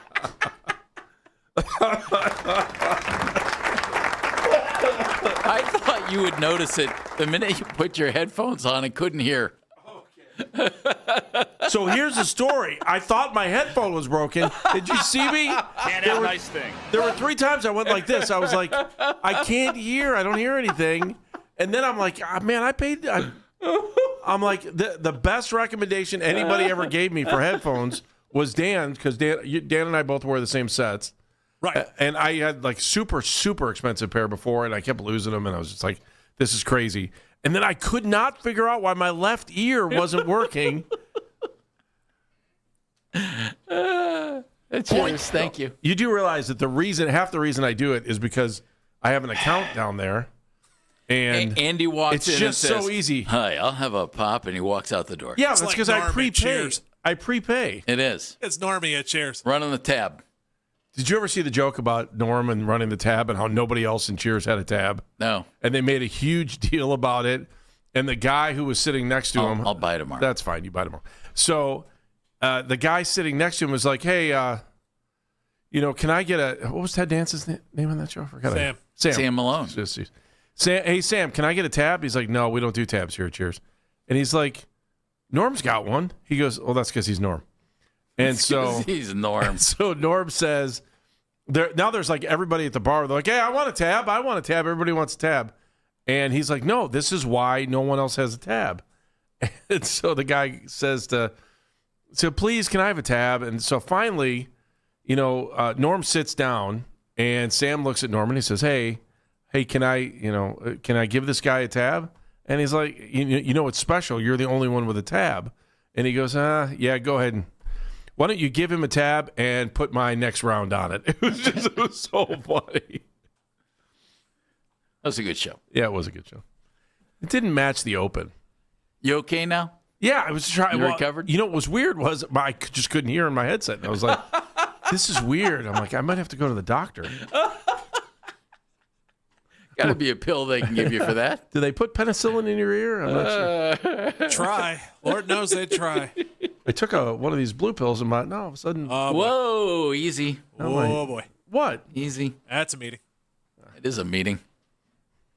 Not exactly what you're looking for there, my I didn't finish the joke on that one. Between the horse jokes and the pills and who knows what else. It's been one of those days, kids. One of those days. It certainly has. Is there a team in the East that you're more intimidated by than of the 3 that are left? Philadelphia, New York, Detroit. Which one might be the toughest challenge? After watching Philly play yesterday, Philly kind of jumped into the number 1 spot for me. The playoffs have gone pretty much. What did we lose? A 2 seed on one side and the 3 seed in the West. That's it. Yeah, I think that's right. So we've lost a 2 and a 3 seed. So otherwise, everyone else who was supposed to advance has advanced. I don't know. Philly, after watching that, especially after watching yesterday's game, Philly kind of scares me now too. I think everyone, although this is, who knows? Who knows who's going to win this thing? I think Philly would be a bad matchup for the Cavs if Embiid is healthy. I think Joel Embiid is. I've always liked him, and Tyrese Maxey's big time. I don't like the Knicks for the Cavs. I think the Knicks are just really tough. I think the best matchup for the Cavs right now is Detroit, and that's who they have. So if I were ranking these teams right now, despite the regular season record, I'd probably go Philly, New York, the Cavs, and Detroit. Probably in that order. Wait, say it again. Philly, New York, Cavs, Detroit. Even though Detroit is the number 1 seed. Huh. Meredith, moment of the show. Moment of the show comes from Terry Pluto, and he was talking about Jarrett Allen's role on the Cavs. Well, let's start with Jarrett for a second. One of the mistakes that Kobe made when he kept putting him in the core 4 is Jarrett Allen. I know he made one All-Star team, but he's not an All-Star. He's a really good role player. Agreed. He is. And really good. This is a guy who came into the league and was told all you need to do is rebound and defend. Don't even think about scoring or anything. And he was a first-round pick. He was he just wasn't anybody's superstar. And then right now last time I looked, he was the 88th highest paid player. In other words, You're getting your money's worth from Jared Allen. He was really, really good in Game 7. 22 points, 19 rebounds. We'll see how it carries over. Why are we smarter? After 4 hours of Baskin and Phelps, and it's brought to us by our friends at QC Kinetics, the leader in regenerative medicine. If you're in pain, give QC Kinetics a call. 216-770-5488-DAN.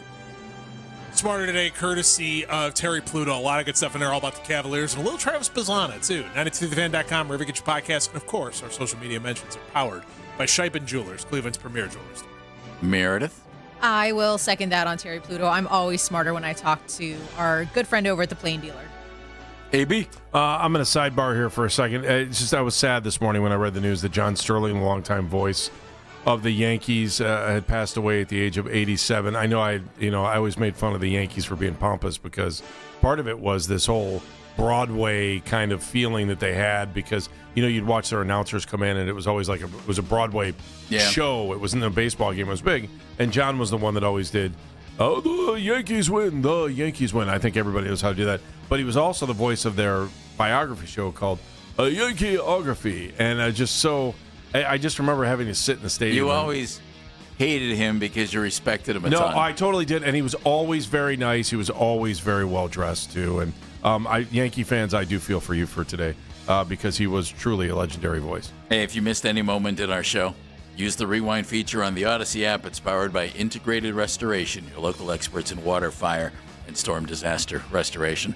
I'm smarter after our conversations with Pluto and Amico. Really good insight into what might be ahead for the Cavaliers. They take on the Pistons, Game 1 tomorrow. We'll preview it like crazy tomorrow, Andy.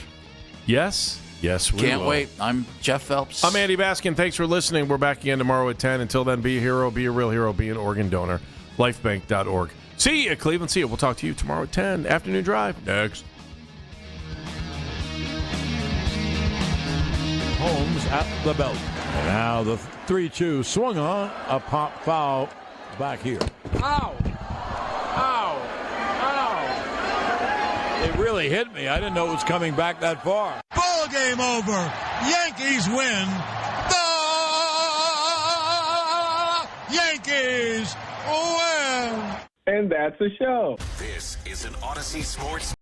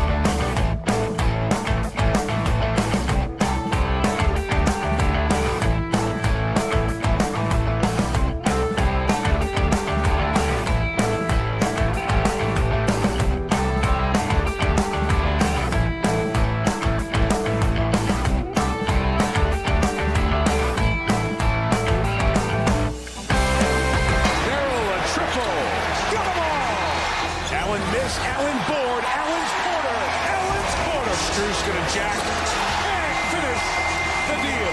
The Cleveland Cavaliers win Game 7 at home. And they are bound for America's Motor City to see the Pistons. I have no response. If you mean it, you don't say it anonymously. We let one slip in Detroit, but we showed that we can play with them. Talented group, but we're not bad either. The show is back, and the Cavaliers are moving on. Nick Wilson, Jonathan Peterlin. We are Afternoon Drive. We've got the Guardians back in the business of winning series. We like that. Oh, yeah, Andrew Barry getting more credit from something that happened 2 weeks ago.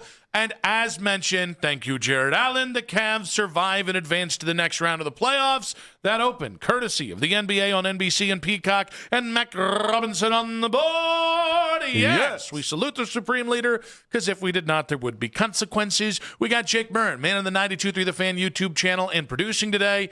If you're watching along on 92.3 The Fan's YouTube channel, one, hit subscribe. It is free after all. And like our videos. We love to be liked here.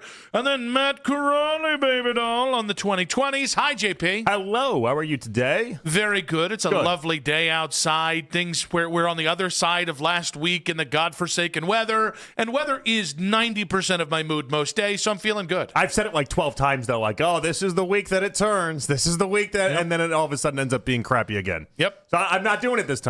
I'm not gonna fall for it. You're not gonna jinx them like you did the Cavs in Game 6? That's not a jinx. That's not how that works. Are you sure? Did you check Twitter on Friday night? Speaking had nothing to do with what happened in that Cavs game. That's how you got to play it. That's how you got to play it. It's true. Because you just deny until you die. I'm driving around in my car yesterday, and Daryl not only teased for 5 minutes, then I stayed with him through the break for him to come back and be like, all right, I'm going to read this. I'm going to read this out.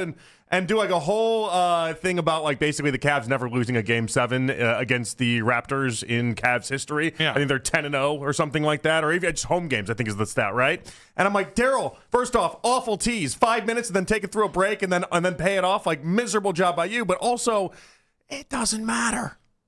What you say in that moment is not going to impact what happens in the game. Let's go down the scoreboard here. I almost want to text Daryl last night and be like, see, you didn't jinx anything. You guaranteed a win. I did. Going into Friday. Yes, I did. And they lost. Daryl. They did lose. Kowtowed to the basketball gods. And the Cavs were spared because the Cavs won. He was like hemming and hawing about reading the stat. That's like, the way you do it. Just read the numbers already. Just respect the basketball gods, and they will not smite you. There's no need to respect the basketball gods in that way. I have no connection to the basketball gods. What's my inline to the basketball gods? Well, I mean, you spit in their face, and the Cavs took it to 7. I didn't spit in their face. So because I said that, is why the whole sequence of events at the end of if I had so much power, If I had that much power, you think I'd be sitting here talking to you, Jamokes? That's exactly what I think you would be doing, smiting people left and right. Yeah, I wish. I think you're drunk on power. Old drunk on power, Peterlin. Now that I know I have this, yeah. It's gonna get real dicey for everybody. No, it doesn't go if the basketball gods are real smart. So if you like try and reverse psychology, they'll also sink your battleship. I called up Nona again. We had a whole feast ahead of Game 7. They're gonna win festivities as well. And she go, open table. Jonathan, you taunted the basketball gods once. You're never gonna do it again. I did it on Saturday. Open invite. Anybody was involved. Breadsticks, pasta, everyone. Nobody showed up. And Austin AC didn't show up this time. Yeah, he showed up. Now, where's his responsibility for Game 6? That's Austin Carr. That's a Cavs legend. You bite your tongue. I have more power than AC in this? Well, no. In this case, the basketball gods defer to him being a once-upon-a-time basketball god. I got to figure out how these basketball gods work. So, AC's got no power, but then me, I have all the power? No. You have the power to jinx in certain scenarios, which you did on Game 6. Hundreds of miles away? Yep. Hours away from it even happening? Yep. I have that power? You did. I got to use this thing more cautiously than if I had this type of power. Mad. You got bailed out in Game 7, quite frankly, because you would not want to have been around here. Oddly enough, so I'm on Twitter. We're checking things out, right? Mm-hmm. In my world of Twitter, I did not get lambasted. I did not get cooked the way that I thought I was going to. Yeah. And I think there was a recognition that the Cavs themselves blew that game. Mm-hmm. And there's a recognition that there were some fluke things that happened at the end of the game. And some people that, I don't know, maybe have to bear the responsibility of that game. Yeah. They're the ones that have to account for it. Who are those people? More so than me speaking 5 hours prior? I don't think that's exactly how the basketball gods look at it, but I appreciate. By the way, Jared Allen. If I have this newfound power, I have to really be careful with this. You know, Jared Allen totally got on the right side of basketball gods yesterday. 4 years after the lights were too bright, which was a joke by him. He was doing it in jest, right? He was the reason why you won Game 7. So all of a sudden, he's off the basketball gods checklist. It's just you now in Cleveland. And maybe James Harden perpetually. Is it just basketball? Am I on the football gods? Do they spite me as well? I'm sure I predicted a Browns win that didn't happen before. I believe if you look at the Browns' 8 wins in 2 years, I think we know the answer. Am I the reason why? It's either that or they're just smiting all of us at this point. I mean, the baseball gods already have you on their bleep list with Chase DeLauder injury stuff from earlier in the season. Yep. No, but that was proven out that obviously there was no injury attached to it. They were giving you the warning. You guys all thought he was going to get injured because of how I was speaking. He has not been injured. So does that mean I have no power with the baseball gods? Now you're taunting the baseball gods. I have no again. power with them. He just had a great weekend. Why are you taunting the baseball gods about Chase DeLauder? No, it was proven. I got no power with the baseball gods because what I said did not come to fruition with them. Now and you're so taunting so them, here right? we are. You're like looking him right in the eye and taunting him. Yeah, you guys are. Anyone that believes I jinxed anything is just an idiot, and I don't want to deal with them anyway. I will tell you, it's very good to see that people believe in superstitions. You're a child. None of the Cavs' problems exist anymore because they played about 15 minutes of good basketball yesterday. Oh, is that the response? Oh yeah. Guys, they trailed in the last 5 games. They trailed more often than they led. Like, they are lucky to have won that series. Thank you, Jared Allen. They did win the series, though. No. And listen, I'm not here to dunk on them. Like, the Cavs won the series. And they won. They took over that game in an important moment. They remembered that they have an advantage in the post, which was nice to see. Mm-hmm. Ball knowers had only been asking for them to remember that for about 5 damn days. But no, I mean... Who's the ball knower in this scenario? I can't keep track anymore. I think we all know ball to some degree. The morning show went back to not even referring to your name today. They just called you non-ball knower. And then asked if they should send you gifts and everything like that. And Daryl, by the way, to be Daryl.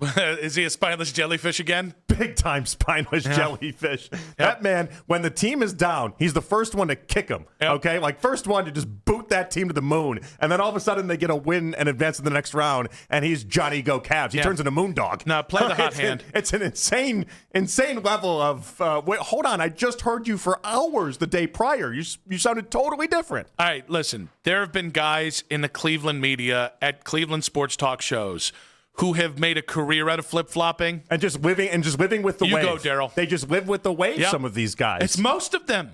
It's a large majority of them. I honestly think you and I get crap because we just don't ride the wave and we just don't do the obvious thing every time it's happened. Like the Cavs won yesterday.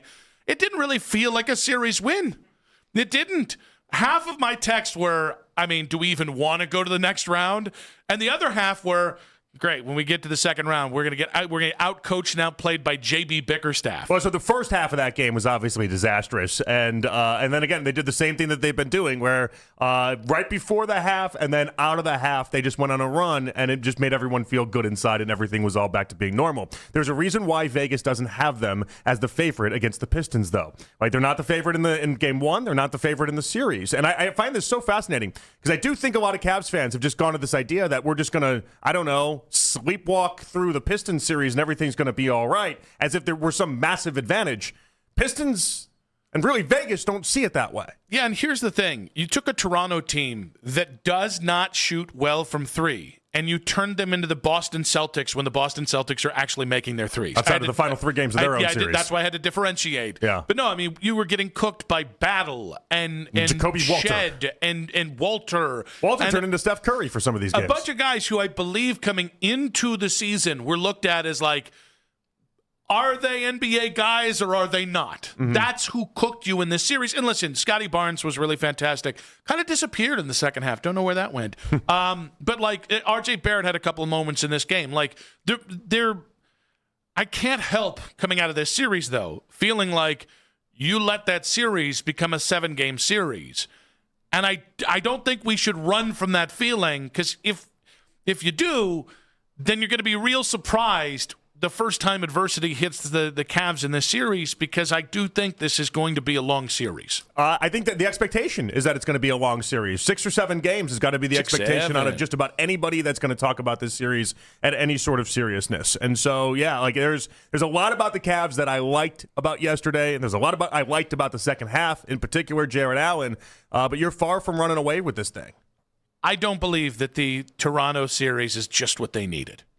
I think that's way too early. I think that's way TBD. The Toronto series might be the warning siren that we're all going to ignore because they won the damn series. And what's nice about winning an NBA series, you get to kind of refresh and reset, and hopefully then it was just a bad matchup. But right now, I think we should be closer to that was a warning sign in real time versus, oh, you figured something out there in Game 7. No, you just had more talent and you outlasted them, and then Jared Allen played unreal basketball.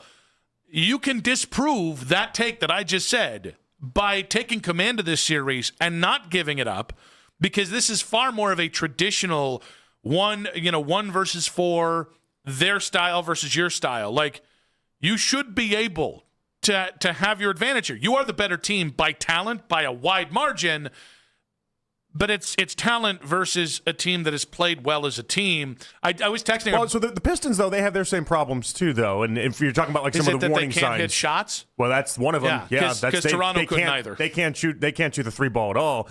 So we'll see. We'll see what turns. But like that last series against Orlando, I mean, they had to fight and scrap and claw themselves. Game 6 and then Game 7 in particular. Game 7, if the Magic don't miss 23 straight shots, Nick, if I took you down to the YMCA and had you chuck up 23, there's no way you're missing all 23, okay? Am I being guarded by Jalen Duren? Even then, you're probably not missing all 23. I'll make one. I think you make one. Shot. Like missing 23 in a row in an NBA game is unheard. And so, if you're a Pistons fan, some of the same things you're saying about the Cavs right now, you could be saying the same thing if you're doing Detroit Sports Talk Radio today. As a matter of fact, that's exactly what Jim Costa, who's the morning guy at the Tick in Detroit, and he usually is a homer. So I'm interested to hear what you have to say. So he didn't engage on this, but I said, how is it that both of our teams have advanced today? And neither of us feel better about our team. Mm-hmm. And then because he is a total homer. He's a big homer. He just didn't. He just was like, that's not the thing I engage with, Nick. Oh, so he's like, he's stick and move. He's like, all right, reset. The way that a lot of Cavs fans are today. Like, all right, that's in the rearview mirror. That was what it was. But you feel better as a Cavs fan than you have to do as a Pistons fan. That was. Oof. In fairness, he knows my Pistons take, and he knows that I have just disrespected them. Yeah. I've actually texted him just to disrespect them before. That's kind of funny. I don't do that about the Tigers. Haven't done that about the Lions. Haven't even done that about Michigan. And he is a Michigan honk. And yes, multiple times this year I've been like, they're frauds, right? Yeah. So every time we text, it gets a little defensive, and I get it. I've been a D about this. 216-474-0092. Will that series, the Cavs winning over the Raptors, will that be a good thing? And did the Cavs need a series like this? We got quick hits coming up at 2:40. Jeff, D, Low, Barstool Sports, and, of course, host of Project Big Screen and the Dozen Trivia. We'll get his take on the Cavs advancing. We'll also get his take on the Browns draft. See if we got Gardos in us. We'll see. Danny Cunningham of Locked On Cavs and 92.3 The Fan coming up at 4:20. Loaded show today, and of course, more from you guys. 216-474-0092. At Nick Wilson Says, at Jay Peterlin on social media. Social media reactions on X, powered by Scheiben Jewelers, Cleveland's premier jewelry store. Did the Cavs need a series like that? And Jared Allen, with all the kudos you can give the big man in 5 minutes on 92.3 The Fan.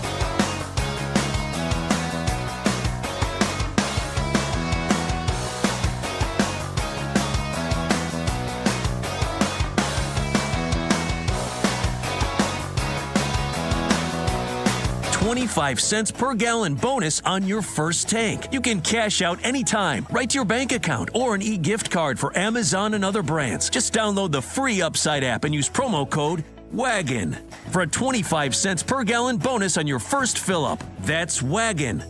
Offers vary by user and location. Go to upside.com for terms and conditions. In your weeknight with the best segments of the day. The Fan Rewind. Weeknights at 11. I think this series galvanized us. You know, when you have to, their physicality, their speed, their athleticism, things weren't perfect. We kind of know the difference. You know, last year we kind of had a easier series. These type of series, they build you up. I'm glad we went through it. It wasn't fun, but I think it will be a better team coming out of it. Cavs head coach Kenny Atkinson, after last night's finish them off win over the Raptors here in Cleveland. And again, like, there might be a point where we look back and go, that Toronto series was what you needed, right? Yeah, definitely. The problem is the same theme that turned that from a 2-0 game to a you sneaking by because of a great third quarter and decent fourth quarter last night. It's the same thing that cost you the Indiana series. It's the same thing that caused the previous Orlando series to go the distance, to get bounced out by Boston. And that is when physicality, comes to the Cavs' door, it really stymies them. And it doesn't matter if you're naturally good at it. Like Toronto, that's not Toronto's game. And the Cavs, in some of their issues, turned Colin Murray-Boyles into, Draymond Green circa 2016. Sure, CMB. So it's I don't want to completely shoot down the idea, but I don't think there's a Cavs fan alive who can say coming out of this series, you feel better coming out of this series than you did going into the series. Well, no, but there are things that they were able to learn at least and able to maybe unlock, right? Like Jared Allen now in his what was it, like Dr. J? Is he trying to call himself Dr. J? Is that what it is? Or Dr. J.A.? Something like that? Dr. J.A. It's something like that. Well, no, I'm not Dr. J. You just think you added A, though, and that's who I am. It's very Marvel comic-esque where he's like, I just have to create this other person that I just kind of morph into, and now all of a sudden I can do the things that Jared Allen himself could not do. Is this like McCarthy's 9? It was Dr. J.A. Okay. Yeah. No, yes, very similar to McCarthy's. Oh, no. Yes, very similar. That's what he was crediting after the game, was this whole idea of this Dr. J.A. persona that he has to take on. And listen, it worked for one game. That was a different Jared Allen for one game. And that was an incredible Jared Allen for one game. And is he just going to morph into this Dr. J.A. for every game now moving forward, or is it only for specialty games? I don't know when this happens. So what's interesting about Jared is I actually thought Jared was playing with the requisite defensive intensity for most of this series. It's just he was invisible on offense. You're correct, yeah. So what made last night so special is there just wasn't a part of the court. And I'm talking about even in transition where he wasn't going after, trying to get a steal, trying to disrupt.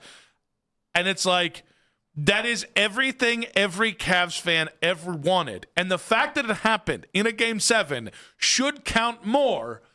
And it's going to last about 2 games into this series if he disappears in the first 2 games of this series. That's how this kind of works with everyone. And so I don't know. I don't know how are Cavs fans going to look at this as like a fresh, clean slate for everyone to start up, or are we just going to carry over some of the problems we had in the first round and then antagonize them as well? Yeah, I mean, we should probably expect the problems to stick with the Cavs until they beat those allegations by going farther than they ever have. And it's funny, I do think the Raptors did not take a lot of threes in the regular season, but they've got some guys who can shoot. Although Emmanuel Quickley, who's their best three-point shooter, was not on the court in the entirety of the thing. Well, and even last night, though, they didn't have a good three-point shooting night last night. The Cavs had the same 29% from the field. It was not neither team shot particularly well from the outside. But I do think Detroit, you already know. It's so funny. Toronto took 2 games to realize, hey, they don't really like physicality, and if you get up in their grill, it's going to make them uncomfortable. And they responded by playing, and I think it's underreported what great defense Toronto played for most of that game. That is the credit that I will give them, even if they were just – the Cavs' perimeter defense was just absolute and total bunk. At some point, hey, let's collapse. Let's collapse on the guy who's going to end up shooting the ball. if it burns your ass for most of that series, maybe take a look at that. I don't know. I'm just thinking out loud here. I mean, I just think the Cavs looked at it like that was an advantage to have Toronto shoot as many threes as they were trying to shoot. And I believe they were wrong. It was not. It's not like they were hitting a great deal, and so like that is. I really do think that was part of their plan, and that's why like last night again when Toronto just kept chucking up threes and it not falling. That's how you separated. But I do think like when it comes to this Detroit series, I kind of am going into the Detroit series the way I am in the Toronto series. Which is like if this team was at the Cavs aren't 100% as healthy as anybody is in the playoffs. What I mean is if this team had more time to gel together and Donovan and James weren't exhibiting some signs of, hey, I don't really know how to play with you in this pressurized environment yet. And if maybe the bigs were a little bit more consistent in the last series, maybe I'd feel more confident. But it's funny, like, I think the Cavs, at full health, at full strength, with a full season, I would expect them to gentlemanly sweep Detroit. I have no respect for this Detroit team. The problem is, that troubles me is I keep coming back to the Cavs, how they played on the road in all 3 playoff games, the fact that Harden and Mitchell together, James struggled with the turnovers we talked about, but he did not in Game 7, which was nice to see. Only 2 turnovers in Game 7. Donovan was wildly they had 13 inconsistent. turnovers as a team in the first half, though. They were picking up the slack for James not having his turnovers. They're picking up your teammate. Donovan had arguably his worst playoff series as a Cavalier. And again, like the bigs, have been wildly inconsistent. There have been moments where both of them ate in this last series, and there are moments where both of them disappeared.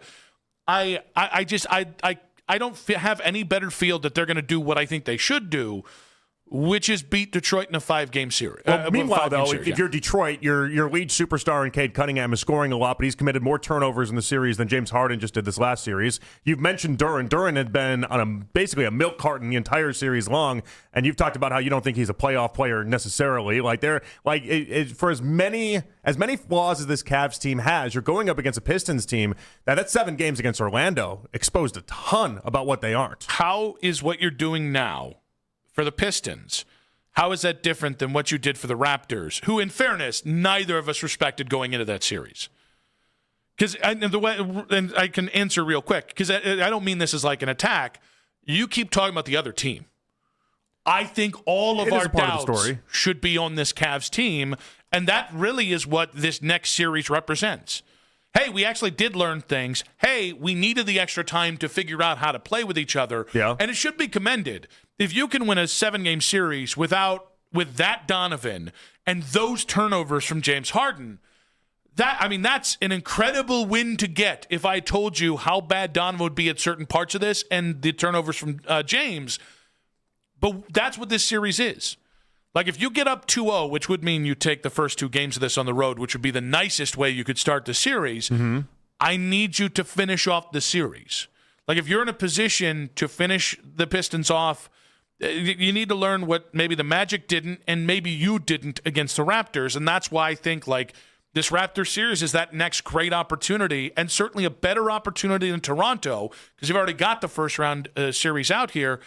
All right, let's see what you really did learn. Yeah, I can't give flowers today when it's like, oh, you won the first round series. And I get you not wanting to give flowers today. It's totally understandable. I get it. I felt like the second half of last night's game, and even Game 6, that was a loss. But the way that they erased the deficit that they had and was able to claw back into that game, like they have shown a different sign relative to at least Game 4 and 5, where they just kind of laid down. Does that mean that they're fixed? No, of course not. Does that mean all their problems are taken care of? Of course not. But it definitely means that they're in a good enough spot to be able to do everything they wanted to accomplish before the postseason got underway. Boston's no longer even a part of the equation anymore. Like the runway is there for them, and that's a good thing. So I'll ask you, how much of this is based off beating Toronto, and how much of this is based off Boston losing to the Sixers? Because I will tell you. I mean, it's all right there. In between Game 6 and 7, I saw an uptick in Cavs' confidence, and I'm like, they haven't played a game. In the last game they did play, yes, but on Boston, the road they just lost. Boston being out does change the math as far as for what you're thinking about for the Eastern Conference Finals. Boston was out last year, and it didn't change the math, right? Like, I guess I just have seen this play before. And again, I'm excited about where the Cavs are. I love that we're in prove-it mode. We've been in wait-and-see mode, right? We've been waiting for a moment where the organization would show, hey, we got to get it done. And if we don't, we got to find a way around this. Nick, I think that just all that does for me is it almost like sparks a fire of how disastrous a Game 7 loss would have been if Boston's already out. And if anything, it highlights if you don't get past Detroit, if you do what happened last year where you don't get past the Pacers, and that was because of injuries, we get it, but like the door was there for you. It was wide open. Like for me, that makes it even more crushing. That makes it more like, hey, I have to really get after these guys and hammer them for not achieving the goal because the runway is right there for you. It's set up. Everything they wanted this postseason to be is all right in front of them. They have to go do it now. But this is why I think it's important to add the runway's been there before, right? Like I'm going to tilt this to play Orlando in the first round of the playoffs. They damn near lost that series. They lost the very next series. They lost the next series to Boston. Yes, that's right, to Boston. Well, okay, but you got gentlemanly swept. This is it. They chose this path, and they needed an electric performance by Jared Allen, which cannot be stated enough how much fun that was to watch him just go absolute psychopath on the court last night. But they needed that and some good Max Strus action to go ahead and get past a Toronto team that they chose, and the Toronto team that almost beat their ass. Like they've been here before. And so this is, again, like we've had the James Harden fight in Donnybrook for 3 months. All right. All I heard about is how this is why you needed James Harden. You shouldn't have needed James Harden to beat Toronto. I digress. But they did need James Harden to beat Toronto, it seems like. But, yeah, that's also not maybe the best thing in the world because I think James was just okay in this series. But, like, it's time. Like, it is right here. You're not wrong. That's all it is. You are correct. It's all right there. The problem is it has all been right here for 4 years. And so, like, I know people get upset because I don't just come out and be like, is Jared Allen the greatest center in the NBA history? Is Donovan, Kenny Atkinson? Guys, if that game goes any differently, you're firing Kenny Atkinson today. Not me, but you're firing Kenny Atkinson. 100% you fire and you're Atkinson. probably trading Donovan Mitchell too. So let's not act like there's this huge pound our chest moment just because Boston lost to Philadelphia. The opportunity's there. The opportunity's been there. And the Cavs haven't heeded the call enough times. We should still be looking for them to prove of concept in this Pistons series, which, if we're all being honest, should be over as quickly as the Toronto series. Maybe not a sweep, but a 5 or 6 game series go in the Cavs' favor. But I do think that's why Cavs fans took last year so I'd say 3 times as hard. 2 years ago, you went up against a Boston team that won the title, and it was Tatum, Brown. It was everything that you weren't getting past them. But last year against Indiana and the injuries that popped up, that was devastating. Why? Because the injuries kind of exposed the idea that you weren't going to be able to get past a Pacers team that you should have been able to get past. And if they were healthy, they probably would have gone past Indiana. They probably would have gone past the Knicks, and it would have been a different story. And so, like, this is like your second chance of sorts, in my opinion. You have the bracket set up about as perfect as you could have ever wanted. If you just told me results-based, Nick, results-based, you have the Celtics out in the first round, and then you advance. You couldn't have asked for a better first-round outcome for the Cavs from a results standpoint. And so it's all right there. Just go out and get it. What if I told you the Cavs trailed for most of this series from Game 3 on? Did they win the series? All right. 216-474-0092. Ron saying, Cavs win a series, but let's not take that for granted. This team wins in 6 in Detroit. You want to talk about how to get my respect for the Cavs? The thing I didn't see coming? Cavs winning in 6 in Detroit or in 5 in Detroit is a great way to make a believer out of me because I do not like this Detroit team at all. The Browns with a big, maybe controversial hire. That's in 5 minutes on 92.3 The Fan.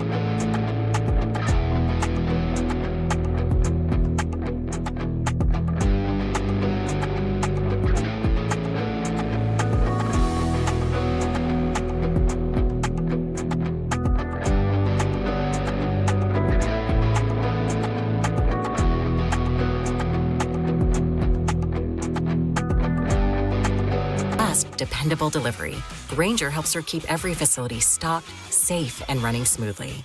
Call 1-800-GRAINGER, click Grainger.com, or just stop by. Grainger, for the ones who get it done. All day long. All day. All the time. At work. 923thefan.com and the Odyssey app. Check it out.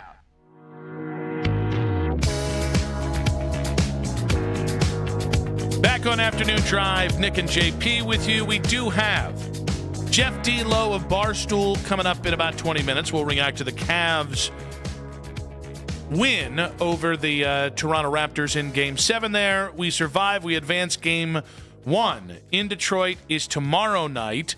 Thomas on Twitter saying, they're responding to one of our videos saying, yeah, you have to dunk on them. That's the whole premise of your show. One, it's our show. Jonathan has been more complimentary of this Cavs crew since about February when the Harden trade came down. I have been more skeptical. No one dunked on them.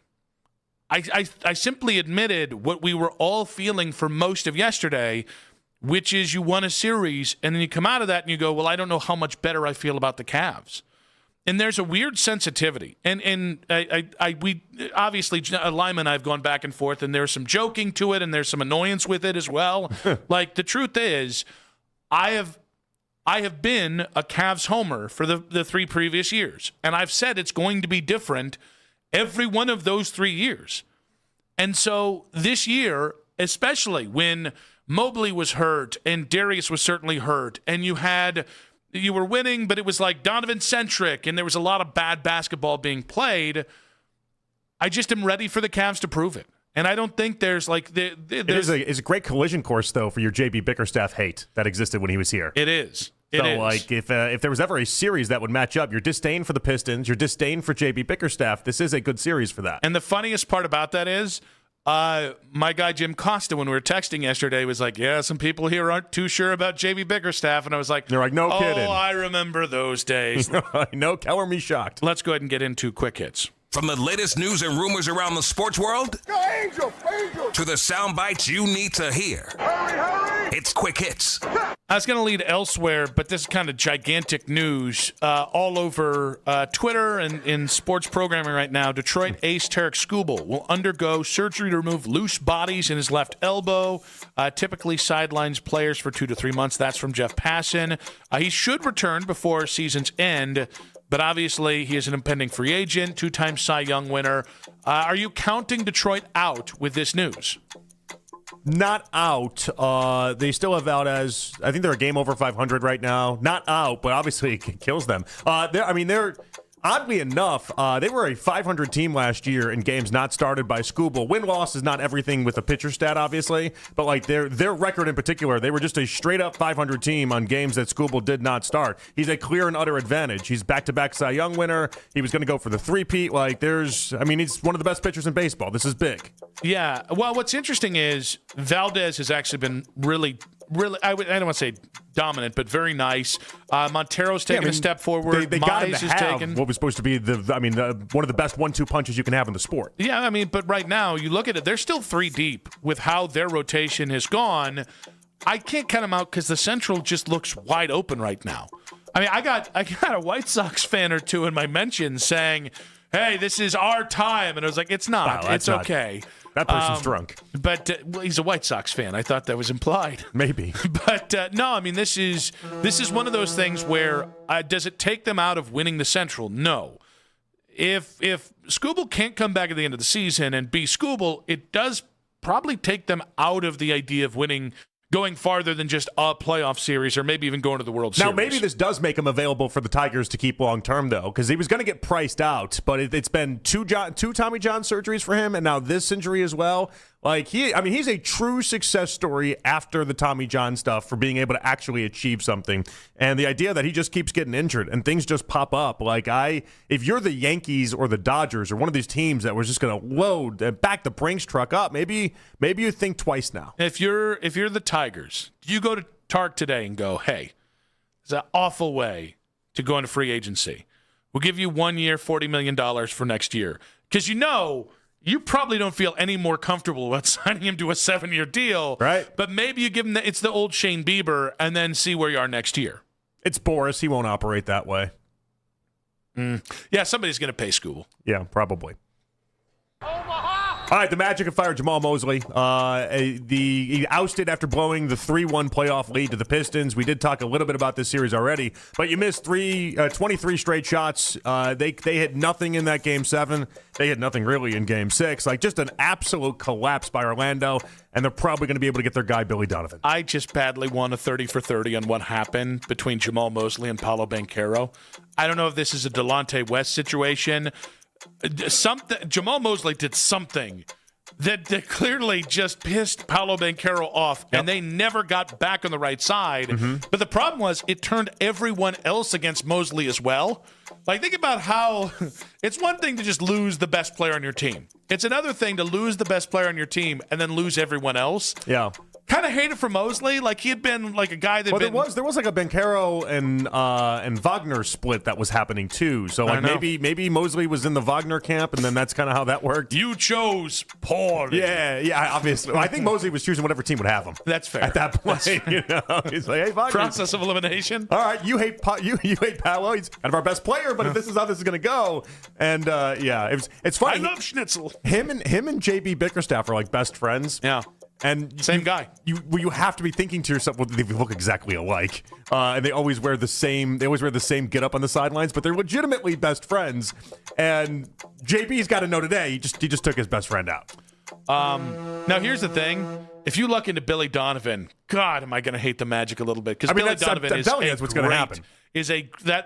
That's the right guy to get that, even if you're choosing between Wagner and Banchero. Cleveland's own John Fanta made his Derby debut this weekend. As expected, he crushed it, including maybe potentially going through the drunkest interview of all time. Hey, I'm looking for the mayor of the infield. Do you know where to find him? That's me. Is it? Indeed. Wow, it is you, David Humes, the mayor of the infield. How are you? A little woozy from partying all night, but, you know, it's Derby Eve last night, so. What do you think of this first-timer? You look ridiculous, John. I don't mind telling you. I mean. You don't approve? Well. All right. It's Derby Day. It is Derby Day. All right. He sounded drunker than when I watched it previously. Yes, and if you watch the rest of the video, he gets even drunker. Fanta doing the planned turnaround with him. Yeah. And then, it is you. Wow, it is you. One, great. John killed it, and that was really funny to watch. Every clip that came out of that was like a 10.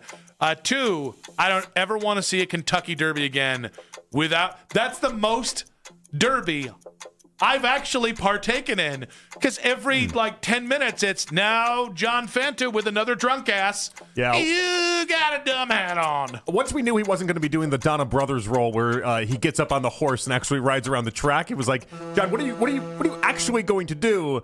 That is one of the hardest jobs you can have. Go talk to drunk people and try to make it seem not crazy. It's such a difficult job. Like man on the street stuff. Yep. I don't think people are aware of this. Hardest thing you can try to do to be entertaining and make it all work, and John pulled it off. Very well done there. Did you guys see him drinking the mint julep too that they had made for him? The bartender made for him live on the spot. Did he spit it out? No, he made a drunk face, or he made a face as he shot it back to send it back to the studio, and you can hear them all cracking up laughing. Wait. And I didn't know that was a mint julep. I watched the video of the bartender making him a drink. Are there 3 videos out there of them making different drinks for John? Because I thought it was a mint julep. I guess I could be wrong. No, because it had. I distinctly remember. I think it was like cranberry, something like that. Yes, that was in that one. Oh, that's not a mint julep then. Because so I've been on the infield track for the Derby. I've done that weekend, and the mint julep at the Derby is basically just straight up liquor. Yeah. There's nothing. You're not expecting it, and you're like, oh, it's going to be a lot of fun. They hammer the liquor in there, and everyone's first sip is just like a whoa. Didn't see that coming. That's how you know. Like when I've gone to whether it's events like that or even like weddings, you know which bartender wants the best tips by how much booze they're putting in your drink, and then that's the one you go back to, if you can remember. Omaha! if you can remember. Inside the NBA included Diana Rossini and Mike Vrabel in their Gone Fishing graphic for the Celtics. Now, it's not just them. They had Simmons on there. They had Ben Affleck and a couple of. They always do. They always do a theme. They do a theme with the city, and they had. What do you think the theme was for this one? Vrabel and Diana in the Titanic pose together, hanging off the end of the boat. That was people lost their minds for some reason. Social media really couldn't land on a specific take with this one. I just thought it was hysterical. Other than it was outrageous. My only thing is, I thought for the show that doesn't pull their punches, oh boy, did they pull their punches on that one. Couldn't even name it. Couldn't even say, Rossini and Vrabel up there. Yeah, they had to make fun of it and mock it, right? No, but they didn't go hard enough is what I'm saying. No, but I mean, like, I guess the ESPN thing is what made this all tricky. Oh, yeah. And that's kind of where this is. Everyone's like, ESPN hasn't touched that story at all. You can't possibly go down that road. And then this is them kind of doing that. And so it was odd. But you're right. Charles should have just gone really, really aggressively into the story. He should have thought about it like he was talking about San Antonio women.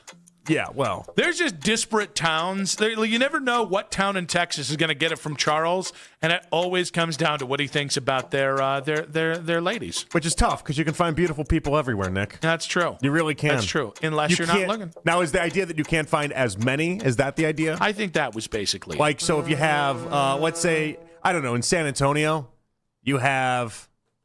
I'm not even going to guess how many absolute 10s they have out there in San Antonio. I'm not even going to guess. I don't buy it. There's beautiful people everywhere. Well, in the closer you get to the equator, everyone lives a little bit better. The weather doesn't depress people the same way. Hey, let me ask you this: go to UT, which is right down the road, and tell me that it's just not like you just got to put blinders on. I wasn't here when Hot in Cleveland came out. How was that perceived around here? Was that perceived as if like one big joke at Cleveland's women, or was that perceived as like it's Betty White, so it's funny and who cares, and we just like to be represented? I don't recall it even registering on any of our radars. Really? Well, it wasn't really for us. You know, it was a show about women in their 60s, 70s, and 80s. But it was a sitcom. It was just a sitcom slapstick. I don't know, CBS or Fox, whatever programming it was on. I know, but they got wild numbers. They did. So like they did for 70-year-olds. Okay, so we didn't even register as an insult or anything. You were also here during that time. Do you remember any big Hot in Cleveland takes? Because it is a wildly insulting premise. The idea that like they're attractive in Cleveland because they're not attractive in LA, and so they come to Cleveland, and all of a sudden like everyone's like fawning over these people that in LA had been like basically overlooked. It's a wildly insulting premise. Did not even register around here really. Okay, in terms of negativity. No. But we do like Betty I wasn't here, and I was offended for Cleveland at that time. I was like, you got to be kidding me. No, I don't think so. All right then. I don't think so. But now I'm offended. Yeah, we should be when I lay it out. Now that you've explained it to me. I guess so. Jeff D. Lowe, Barstool, in 5 minutes on 92.3 The Fan. I got a challenge for you. Because if you're looking at new trucks this month, I have the truck for you. I know. Because so many years ago, I did the side-by-side comparison for the Ram and the alleged competition. I bought the Ram. So here's my challenge. Pull into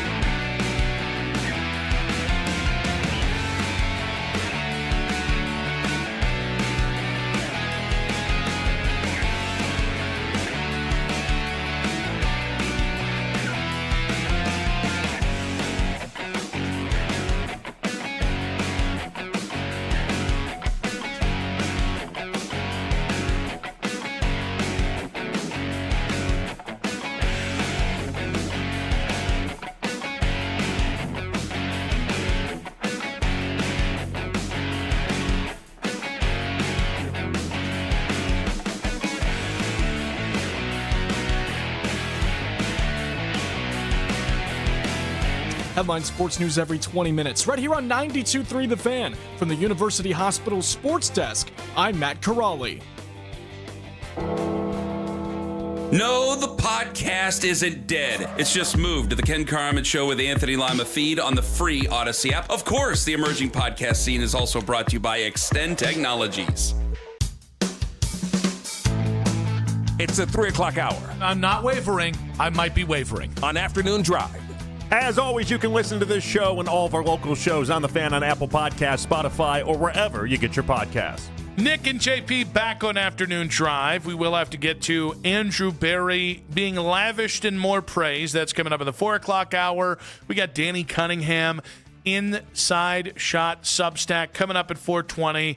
Of course, we're talking about the Cavs getting past the Raptors, advancing to face the Detroit Pistons and our old pal JB Bickerstaff in the second round of the playoffs. Game 1 is tomorrow night.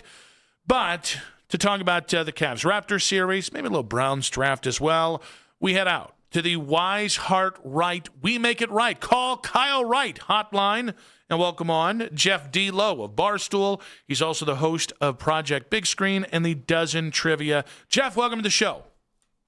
Guys, we can start the Andrew Berry praise right now if you want, but we can talk Cavs first. We can start there. I do want to know, because we kind of got into this earlier in the show. Do you feel stronger about the Cavs coming out of the Raptors series than you did going into it? I feel the same way I did yesterday, a month ago, 6 months ago, a year ago. It's like Groundhog Day with this team. I mean, look, I'm very happy. Last night was awesome. Just beating the crap out of them was great. Especially after kind of a sluggish start, you were like, "Oh no!" You're like, "Oh," and then they turned it on and they played great. So I'm happy, but if they would have closed out Game 6, and maybe that's unfair. There was a slop shot that goes in at the end, but and they came back in the end of Game 6, and there's kind of a moment in Game 6 where I'm like, you know what? They're going to prove me wrong here. They got some guts. They got some heart, right? They're on the road. Winning at home, they know how to do that in the playoffs. But like winning on the road and big moments, they've not been able to, and then they lose, and I'm like, back to square one. So I'm not feeling negative going into this series. I think they're going to win. I think they're the better team. But it's like, man, I'm still sitting here going, I don't know. Do they have it in the big moment? I almost said Palace at Auburn, the Little Caesars or whatever. Like, are they going to be able to step up and show? I legitimately don't know. Yeah, I kind of looked at that as almost an encouraging thing from what happened in the latter part of the series that people are ripping. But it's like in those games, we watched them erase big time deficits, Jeff, and it was something that even as recently as a couple years ago, we'd watched them go down, and then it seemed like they didn't have a fourth quarter comeback in them, and then we saw them do that 3 straight games in a row. Yeah, like even yesterday, I will say this too. Like that's a great point because, I will give them a little bit of credit. They fight, and that is one thing with this team. Even yesterday, down 22-11 or whatever. I don't know what the score was, whatever it was, early where they're down double digits. I was never worried that they weren't going to get back in the game. Like they do fight, and even when they look terrible in Toronto, I'm like they're going to come back. Like they're going to make a move. Can they close it out? I just want to see that. And maybe maybe they do it in this series. Maybe that's it. Maybe it's they got to chip away at it. And look, they swept the first round last year. It was the easiest thing in the world. Then they lose. So, and I made a post game video on Twitter yesterday. And I did say there's a little bit of we've been ruined by LeBron first rounds, which for the most part, give or take a couple here and there, have been very easy. It's like this was a 4-5. It's not like it's a 1 seed over a 16 seed in the NCAA tournament. It's okay that it took a little bit of something, but it's like, man, there's something in there. It's just come on, be a little better. All right, Jeff. Do you lean Detroit in this series, or do you lean Cleveland? No. I think the Cavs are going to win. I think the Pistons are very. I mean, look, Cade was great. They pulled one out. I was laughing. I was like, oh, I get to make fun of Bickerstaff. We're going to close out the series today. And they came back and won, and then we lost. So I think as good as Cade can be, I think if Wagner was playing in that series, I think Orlando wins anyway. I think we're talking about a home series against the Magic. But no, I do think the Cavs are a better team. I think they're healthier now. I think they're built for kind of this to beat at least a team like the Pistons. Whether or not they can beat the Knicks down the line, I don't know. But no, I do think they're going to beat the Pistons. I do feel good about it. All right, do you think it helps us to play J.B. Bickerstaff or hurts us? What I mean by that is helps because we know it's J.B. Bickerstaff, so we know his tendencies. But on the other side of that, if anybody's going to know this Cavs team and like in particular what Donovan and Jared Allen and Evan Mobley can do, it would be J.B. Bickerstaff. Well, first of all, shout out Mobley, who definitely played, I think, probably the best, right, for the most part. Maybe not perfectly, A to Z, but I think him coming to the series, playing some really good basketball. I think the Cavs have the advantage on that. I do, and I don't even know if you told me, no, Jeff, I know for sure Bickerstaff has the advantage, I'd be like, okay, prove me wrong then. let show me that this guy can, okay, wow, he came back 3-1 with the 1 seed, whatever. I prove me wrong, JB Bickerstaff is basically where I'm standing at this point. All right. Are you all the way back in on the Browns and Andrew Berry after the latest draft? No, well, I'd become a pretty firm Berry defender after the last draft because I was like, well, hold on a second here. I know it's only one, but this guy was uncovering gem after gem. It's very clear to me, and I know I'm not the only one who feels this way. It feels like there's a very clear, no more Jonah Hill Moneyball in the room while they're drafting. Something feels very different with the way they're drafting and the things that they're picking and how they're picking and why they're picking. It feels like the Denzel Boston pick would have never happened 2 or 3 years ago. It just feels there's something. I don't know if it's either Barry figured out how to draft or he has more of the say now. He's given more control, but everything that happened in Pittsburgh, that's crazy just to say that, worked out great for them. I mean, I'm still blown away how great that draft was. Now they got to perform, but I would have taken neither Concepcion or Boston. You got both. You got EMW in the second round. That's the guy who's like, they're not going to get him. I'm not going to trade up and get him. I would have taken him or Boston with the first pick, second round. You get both. I like Fino. I'm still baffled that they made all those picks. Because it was if you would have shown me that mock draft that looked like that draft, I would have said, okay, all right, put the crazy pills down. You're getting a little too crazy. Give me at least 2 of those guys and I'll be happy. So, look, I don't know how all the way in I can be. Just I got some quarterback problems. I saw our good friend Coach Gruden a couple weeks ago in the Barstools after the draft, and I'm like, "What do you think?" He goes, "Well, you still got that quarterback room, so we'll see about that." But I mean, I can't be any happier than I am right now with the draft. So, are you buying that Deshaun has the inside track, as Mary Kay reported? Here's this is I don't know how much I want to say on this, and then eat my words later. But basically, say everything. If you told me that a guy who used to be a good quarterback, kind of figured something out in camp, I believe it. I can buy into that. That doesn't, if he's going to be a camp warrior and superstar and look good and drill, he was a great quarterback at one point. It's I can buy into that. Now, can he do that in game action? In week 1 through 18, I don't know about that, but I can believe that. Putting aside, do I want him to start or not? That makes sense to me. All right, Jeff, you mentioned the quarterback stuff here. What level of quarterback play do they need in 2026 to be at or around or above 500? If you have the defense play well, holes they may refill for losing some guy, losing Bush, whatever, if the defense is what the defense was, I think the young guys, I think if Judkins comes back healthy, I think if these receivers work out, I think you need essentially what you got a couple years ago when they made the playoffs. You need a guy who can go out there, get maybe 2 touchdowns a game, maybe two touchdown drives, maybe 3, kick a couple field goals. You need mediocre play, and I think they can be 500. I mean, they almost won 7 games. They won 5 games and they lost to 2 winless teams. I'm not saying they're going to be good, but the defense, if it's good enough, and some of these offensive weapons pan out, if they have mediocre quarterback play, I think they're going to come kind of close to 500 because they're going to have an easy enough schedule. That's obviously the key thing too. They had a hard schedule. I'd probably not say that, but it's to me a top 5 easiest schedule, which can then change year to year. You never know. But if they have decent quarterback play, even mediocre, just below average, I kind of think they're going to win a little bit, which would be kind of crazy. But that shows you how close I think they could be. They could make a pretty big leap this year, but it's not like they're doing it with a Drake May quarterback. It's hey, if the Patriots make a leap, they could be great. It's they got a quarterback already. That's the Browns' problem. Is unfortunately this is the only problem. It's the main problem. Give me your way too early win prediction. Then you said win a little bit. What do you mean by that? I'm gonna say that they win. I'll say they win 8 games this year. Why not? Let's get crazy. Let's say they win 8 games this year. I think even if they don't, though, I could see a scenario this year where they win 5 games again, but it's like a different 5 games where it's like, oh, they lost they lost a bunch of games that you're like, they're pretty darn close. Like there's the win total for me this year, unless they get off to a hot start and you're like, okay, maybe they can make the playoffs. Like the win total for me this year is not as relevant as like, look like you're closer, like look like a football team again. And I don't know. I think I believe in the young guys so much where it's like, man, they're going to have weapons. Like they're not as far off as it feels like. And I also feel like there is a mild sentiment about that beyond just like maybe the optimist Browns. And people are like, oh, like they got enough young talent. Like they're not as far off as people think they are. Does this mean you will not be participating in the March for Arch this summer and this fall? I am 35 minutes away from campus here in Austin, Texas right now. I got the same barber as Sark. I'm asking questions. I'm trying to do my due diligence, but no, I don't think they're going to be in a position to take him.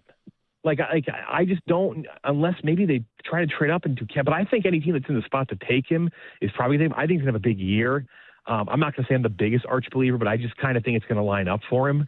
And I don't know if I believe in the other guys. I don't know if I believe in Moore. I'd love to see Lenore Sellers take a leap. I think he kind of looked terrible last year. So no, I'm not going to say I'm a March for Arch because I don't think they're going to be in that spot. I can't believe how optimistic I sound right now in the beginning of May, but I think they're going to win too many games next year. What does Sark's barber what does he cost for a cut? I pay. I think it's like $65-$70 for a cut for a good shave. He's a great barber. That's way too cheap though. If you're Sark, I mean, I don't know how much you have to pay for a haircut, but if you're worth that much money, I think $65 maybe on the low end. He's the best. He's the best barber, and he's only cutting the best. You cut all the big Texas quarterbacks. So I'm gonna get the scoop. I'm gonna hear how he's doing. I'll file up the line to Andrew Bear. I'll be like, hey, great job on the draft. Here's your latest. And you got your barber he's talking to people too. That's the other side of this. $65 and he's telling you all the inside info. I don't know. Yeah, I don't know that I like this. No, it's too much inside. I'll tell him, hey, charge me more next time. I need more of a reason. I need more of a reason. I get the same haircut by somebody with a best or a great in the title. Yeah. And I get it for $20. I've been winning on that one for a minute there, Jeff. It's when hair's your only good feature, you got to go every week like me. That's it. It's like I'm clinging on here. I'm a Browns fan. Mediocre shape. I the only thing I got is my hair. So that's the thing I got to ride with. I'm jealous that I don't have that. All right. I know it is May the 4th. So I saw you tweeting about this. What is your favorite Star Wars moment across all the movies, all the shows?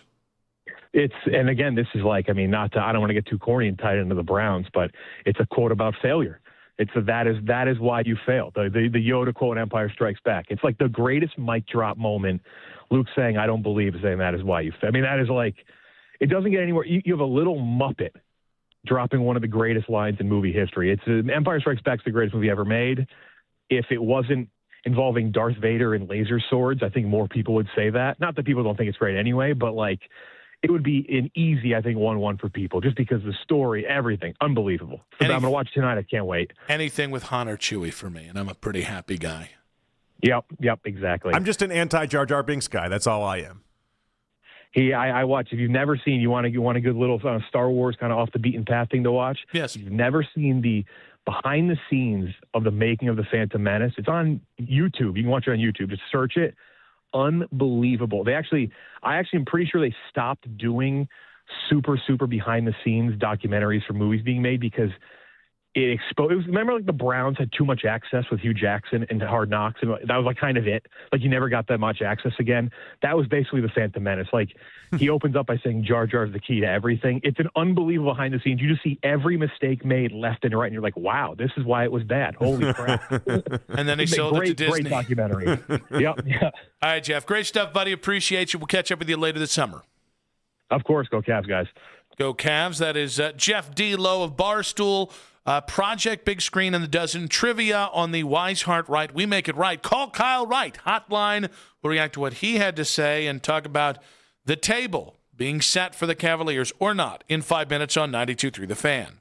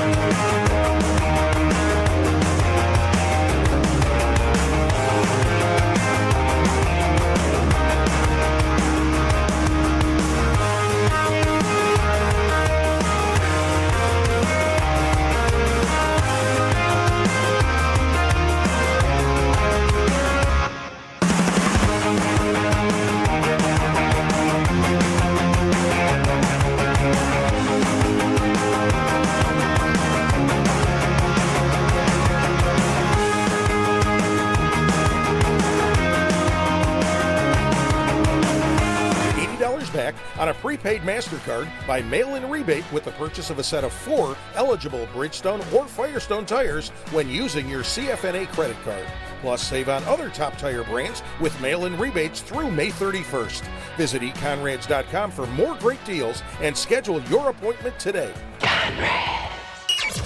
Listen to 92.3 The Fan on the Odyssey, iHeartRadio, and TuneIn app. I think the Cavs have the advantage on that. I do, and I don't even know if you told me, no, Jeff, I know for sure Bickerstaff has the advantage, I'd be like, okay, prove me wrong then. let show me that this guy can, okay, wow, he came back 3-1 with a 1 seed, whatever. I prove me wrong, JB Bickerstaff is basically where I'm standing at this point. Jeff D. Lowe of Barstool, and of course the host of Project Big Screen and the Dozen Trivia as well. Great stuff with him on the Cavs. It's funny. On one hand, he's very much in line with me of okay, no, you still have to prove it. On the other hand, you can tell if the Cavs show up, and I think that is the underlying thing here. If the Cavs show up, a lot of us expect them to actually win the series. Yeah, I think that's. I mean, I don't think it's a surprise that a lot of people are falling into that same bucket of the idea of you get a little scared of what happened in round 1, but then you also see the talent that is on this team, and you know what they can do at their apex. It's just the question we have to have is how many times are we going to see that this series? Yeah, and this series, the Detroit series, has some optics thing which act as a multiplier if you lose, but not really if you win. If Kenny Atkinson loses to JB Bickerstaff, that perceptionally will look like you chose the wrong coach 2 years ago, and that you scapegoated JB Bickerstaff. And that's a damning. Just the reality of that is something that I would imagine Dan Gilbert would take that to heart. I would imagine he would too. Then here's the other one. You chose this path. So if you get bounced by the Pistons and you damn near got bounced by the Raptors and you chose this path, I don't think it's just perception in this case. That will exponentially push down the pressure on the Cavs heading into this offseason. And usually when you have that kind of optics pressure, bad looks, is when things tend to really get blown up in a big way in the offseason. Yeah, and we can debate whether or not they actually did choose this path or not. That's a different story for a different time. But even if they did, they chose correct, in my opinion. And so I don't look at because they won 4 out of their last 5, they won 11 out of their last 13. We've gone down that road, but that part I won't hold against them. If I will hold against them the Bickerstaff thing, and we can talk about that, and it will be an absolute disaster if they lose in round 2. The same way it would have been a disaster if they lose in round 1, but I won't hold them against them at all. If you choose the path that is easier, and then you don't, and this is very similar, by the way, to 2 years ago. No, go ahead, finish. But if you choose the path that is supposed to be easiest and then you fall short, I think that's much worse than if you just let the chips fall where they may and fall at that same place. I feel like it would have shown me that if they let the chips fall where they may, they would have had the same outcome anyway. If you end up losing to this Detroit team, the lesser of what would have been, if they were going up against Boston round 2, and I can make an argument for the 76ers right now, if Embiid stays healthy for 7 games, that's not an easy series. You would have lost anyway then. Let me ask you, did you hear as much Kenny Atkinson criticism over the last 4 games as I did? I didn't. Okay. We live on different timelines sometimes too, though. Sometimes that definitely happens with us. I didn't. I heard a couple things. Let's say after Game 6, there was definitely loud chatter when it came to how he's using the timeouts and the idea that he's using the timeouts way too early in these games. I think that was a definite theme over the past couple games that then he obviously corrected in Game 7. And then the rotations early on, people discussed, but then that kind of went to the back seat as he was trying to mix and match. There was definitely the national narrative that he was getting worked by Darko. That was definitely one that existed. And then what Darko was able to basically dial up. Yeah, I mean, on one hand, that if it comes to what Darko was able to dial up, it took Darko 2 games to realize if you get physical with the Cavaliers, they don't really like that a whole lot. So I don't know how much credit I'm giving Darko for finally getting there at the end of Game 2, which then we saw in Game 3. Darko came into the series saying that the Cavs are a physical team that like to play physical basketball. Oh, don't forget, after the first 2 games, especially after Game 2, he was saying, well, they're getting away with a lot physically, and it's, yeah. So, but he actually was changing things up, though. That even goes to, what he was doing with Portal, for instance, and then, the minutes we talked about with CMB, and even what he did with Shed, I thought was, you got to tip your cap. I thought Darko did a lot of wonderful things in this series. Yeah, I mean, I think he eventually got around to the obvious thing, and it took the Cavs 5 games to be like, should we bully them in the post? That felt a little frustrating. I think what's interesting is, like, of everything that I've listened to in the last 24 to 48 hours, before the Cavs ended up finishing off Toronto and after, there was almost this, I don't want to say sadness, but kind of bummed that the Cavs didn't lose, because people think the Cavs are far more interesting in the East if they're being blown up than if they advance to the next round and maybe go to the NBA Finals this year. Like, that's crazy to me. It certainly felt like, and the first one that came to mind was Bill Simmons, who was like, oh, there were so many at halftime. I was thinking there's so many juicy headlines. Does Atkinson get fired at the end of this game? It just seems Donovan crazy. Getting traded. He went through all this stuff, and I was like, that's so weird. Like, well, he's not invested in the Cavs. He's invested in the stories. No, he's actually invested in the Cavs' demise, which he even admits, like, he just doesn't like the Cavs team. Yeah, that's the stories, though, yeah. But, like, it wasn't the only person that I've heard kind of being like, it's a shame the Cavs won this series, because it was going to be really interesting if they didn't. Well, you think about the amount of people that want to try to put Donovan as a number 2 to a different team. Like, think about how sexy that is across the NBA to have Donovan as a 2 in a different spot and see if that can be something that unlocks. And, like, there's a bunch, and there's a lot of pieces that people would want to get after if you did, in fact, blow it up. I mean, you're officially where Utah was in Donovan's last postseason, where while you're in a series, no matter if you're up, down, Donovan had a great game, Donovan had a bad game, people are spinning narratives to try and fulfill their desire to get that player out of there. And we really have kind of we've had a reprieve here with the Donovan stuff once he signed his contract extension. But if we all remember, I mean, the whole lead up to the first, 2.5 years here, it was he'll never sign an extension. He just wants to be in New York. Mm-hmm. And people were almost pissed that Donovan chose Cleveland on that contract extension, as if he made them look like a fool for not doing what they had said for the last 2.5 years. It does feel like people are back on the side of, it'd be a real shame if the Cavs lost this Pistons series. Think of all the ways Donovan Mitchell could go from here.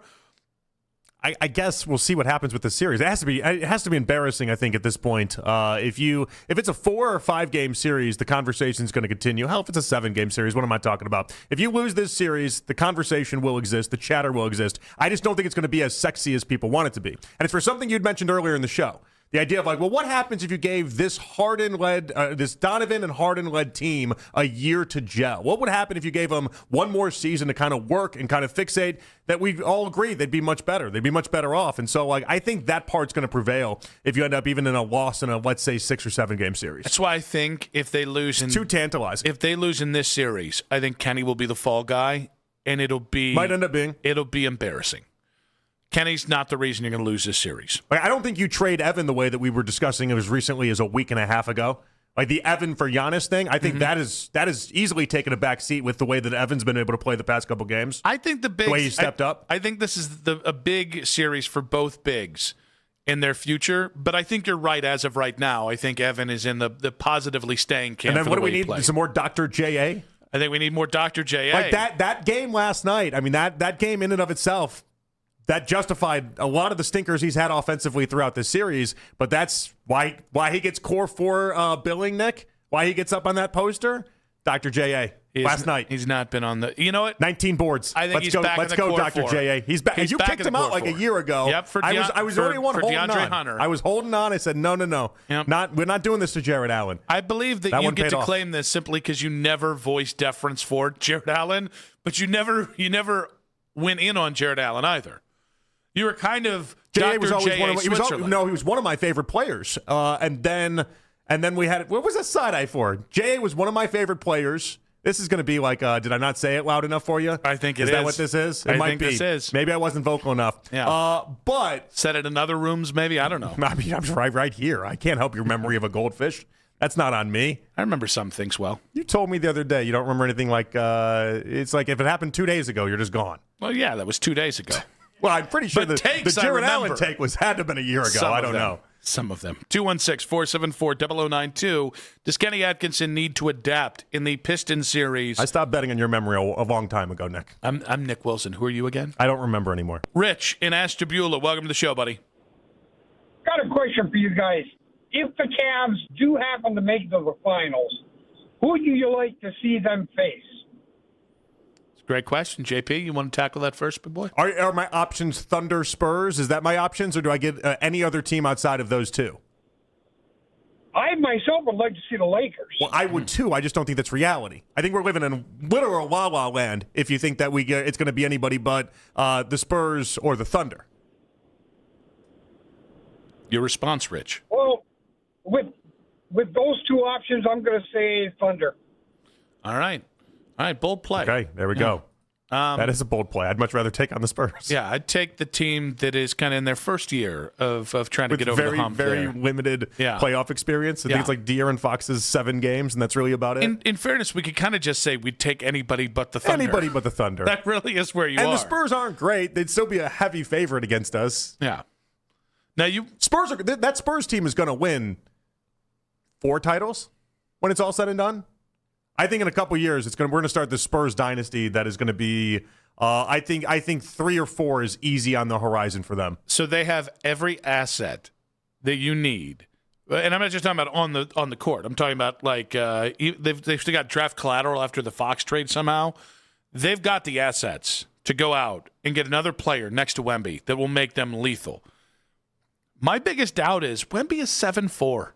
You think his body just breaks down? Yeah, I mean, he will be the first 7'4" player or 7'5" player that I witnessed not have a career ended early by injury. I'm not saying he's going to be Yao Ming, but bigs do tend to have feet issue. Like, I hope I'm wrong because Wemby's fun to watch. I say that now. I will not say that in the NBA Finals. I'll be like, who is this French freak? Yao Ming was drafted the draft before LeBron James and has been retired for like 13 years. Yep. It's just an insane thing to think about, but it's true. He's also, like, we've had the people you stood next to that are like, holy crap tall. Yeah. Yao Ming is, and he doesn't get credit for this. He's also a broadly built human. He's terrifying to stand next to because I'm 6'4" and I weigh a slight shade. We got over a little Aaron 300. Judge Altuve situation going on for you. I felt like I'd be the small spoon in this scenario, and there's nothing I could do to beat those allegations. He's a tiny little guy. That was unnecessary. Mike in Elyria, welcome to the show. What you got for us? Hey guys, you know what? I'm going to tell you something. I want to give you my take on this series that they just finished. And then something that really bothers me about the NBA playoffs. First of all, I think that once the Cavs decided to play defense, you got to see the real Toronto team. Toronto's not very good. I don't care what anybody says. Yeah, they're the 5th-ranked defense, but they shot out of their rear ends, man, for most of that series. They're not that good of a shooting team. And even Shed, I mean, that guy came out of nowhere. He does not shoot like that as well as he did in this series. And when the Cavs decided that they were going to play defense, that was it. That game was over last night. There was no coming back for Toronto, and I think they gave up. I think that, Reggie Miller was absolutely wrong about, I think that Toronto's still fighting. Give me a break, man. And that brings me to my next point about this whole NBA playoff thing. If they really want to do it justice, we can't have different announcers doing every single game on every streaming device. Guys who haven't even watched the Cavs play all year long. Reggie Miller made a comment last night about it is annoying. Max I agree Strus. with you. Max Strus, we didn't even know that was a part of Max Strus's repertoire. Well, that's because you don't watch him all year long. You don't even know what you're talking about, dude. And here's the thing that I think would be fair. Let the home team's announcers do these games. 2 games that we were at home, our announcers would do the game. Then Toronto's announcers could do the next 2, whatever. That would make this even better than what it is now, because this is just garbage. I mean, half of these guys I've never even heard of before that get to do a game, and it doesn't look like it's going to change much in the next series that are coming up. Mike, we appreciate you, buddy. Yeah, I mean, I think series do suffer just in terms of the analysis from ping-ponging back and forth between 4 different crews. Mm-hmm.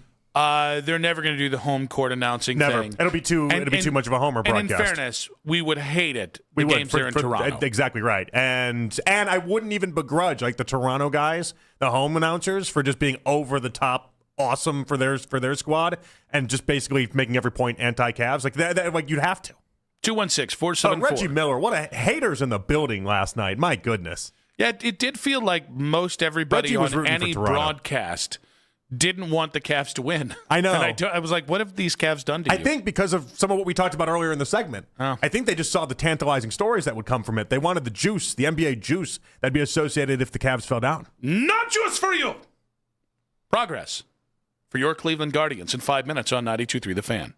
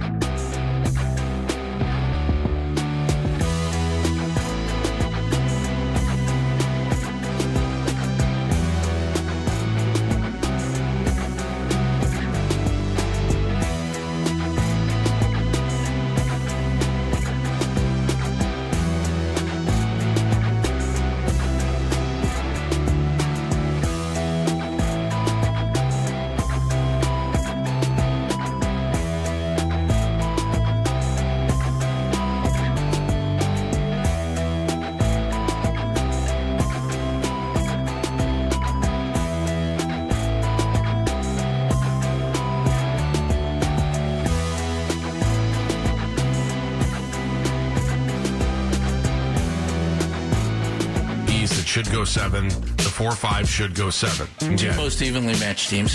Supposed to be, which I think is actually going to be an advantage going up against Detroit, who just went, 7 games with the 8 seed? So, I think that is a little bit of an advantage to the Cavaliers. I still feel like the picture is blurry when I watch this team. Baskin and Phelps, weekday mornings starting at 10.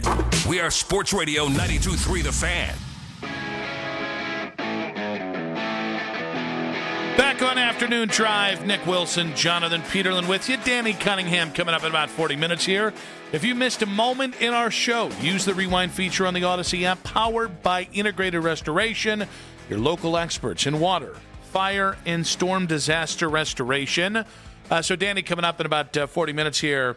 Let's see, the 92.3 The Fan YouTube chat going crazy right now. We got Keith Chaser, Sean, Kid Cowboy, Fishing with Phil. Yeah, what are those mofos up to? Keith is a diehard Knicks fan, so he's saying Knicks are going to win the championship. Okay, bing bong. And that is what we love about Knicks fans, is how delusional they are. Consistently. They've been saying this for every time they've been in the playoffs since I think about 1972, and they've been wrong. 73. Every single time. So, the numbers are due. They'll get them one day. Sure. Just not this year. Hey, when it comes to the East, are they got to be close to the favorites right now? They are the favorites. So, which is going to make it even funnier when they don't get to the NBA Finals this year. Is that right? Yeah. Yeah. But here's the thing. There's been some frustration being a Cavs fan. We just want to watch Chalamet cry. Oh, God, yeah. Spike Lee throw up in the court. In a mock French accent. Boo-hoo-hoo. Do a Tracy Morgan impression of My the Knicks buckers. losing. Yeah. Is that right? Yeah, that's what he calls them. Can't wait for Dune 3. Dune 3. Even more sand. I did get around to watching his ping pong movie. Yeah? It's fine. Yep. I mean, it was like I wanted it to be more than it was. It had a zany name. It had a big time. It had Marty Supreme. It had a big time feel to it. Yeah, it's ping pong. And then it just never got there. It's kind of proof, right? You can only do so much. You only can do so much with ping pong. Yeah, and every movie opportunity, because apparently there's only one actor under 30 that's ever going to get a good part again in movies. I'm just thinking out loud there. They just hire Jax for 1/100th the cost and call it a day. I don't really know the equivalent of Timothée Chalamet to another generation. I just know whatever equivalent would be overrated and a little tedious to just kind of deal with. To another generation? Yeah, I'm trying to think of another actor from that just couldn't people, really act. People say he's today's Leo is what they say. Leo can act, yeah. But I think it took. He's more of a movie star than he is an actor, but he can act. I also think it took Leo a lot of years before people came around to the idea that Leo could act. And I think it was about The Revenant. Ever since people think that bear did things to him, he really sold it like that bear was doing things to him. Well, that bear, I think, did do some things to him. So got him an Oscar. I think that's exactly right. Yeah. And so I think that's what Chalamet needs. He needs some time on his side. And maybe some acting lessons. Now, wouldn't that be really funny if he's like this deep into it? I'm going to do those acting lessons that people have been telling me about. It's like when James Franklin went to NYU and took an acting course. James Franklin or James Franco? Him too. Yeah. James Franklin probably should go into acting. You think Coaching's not the right working call out. for him? Yeah. However, good weekend for the Gardos.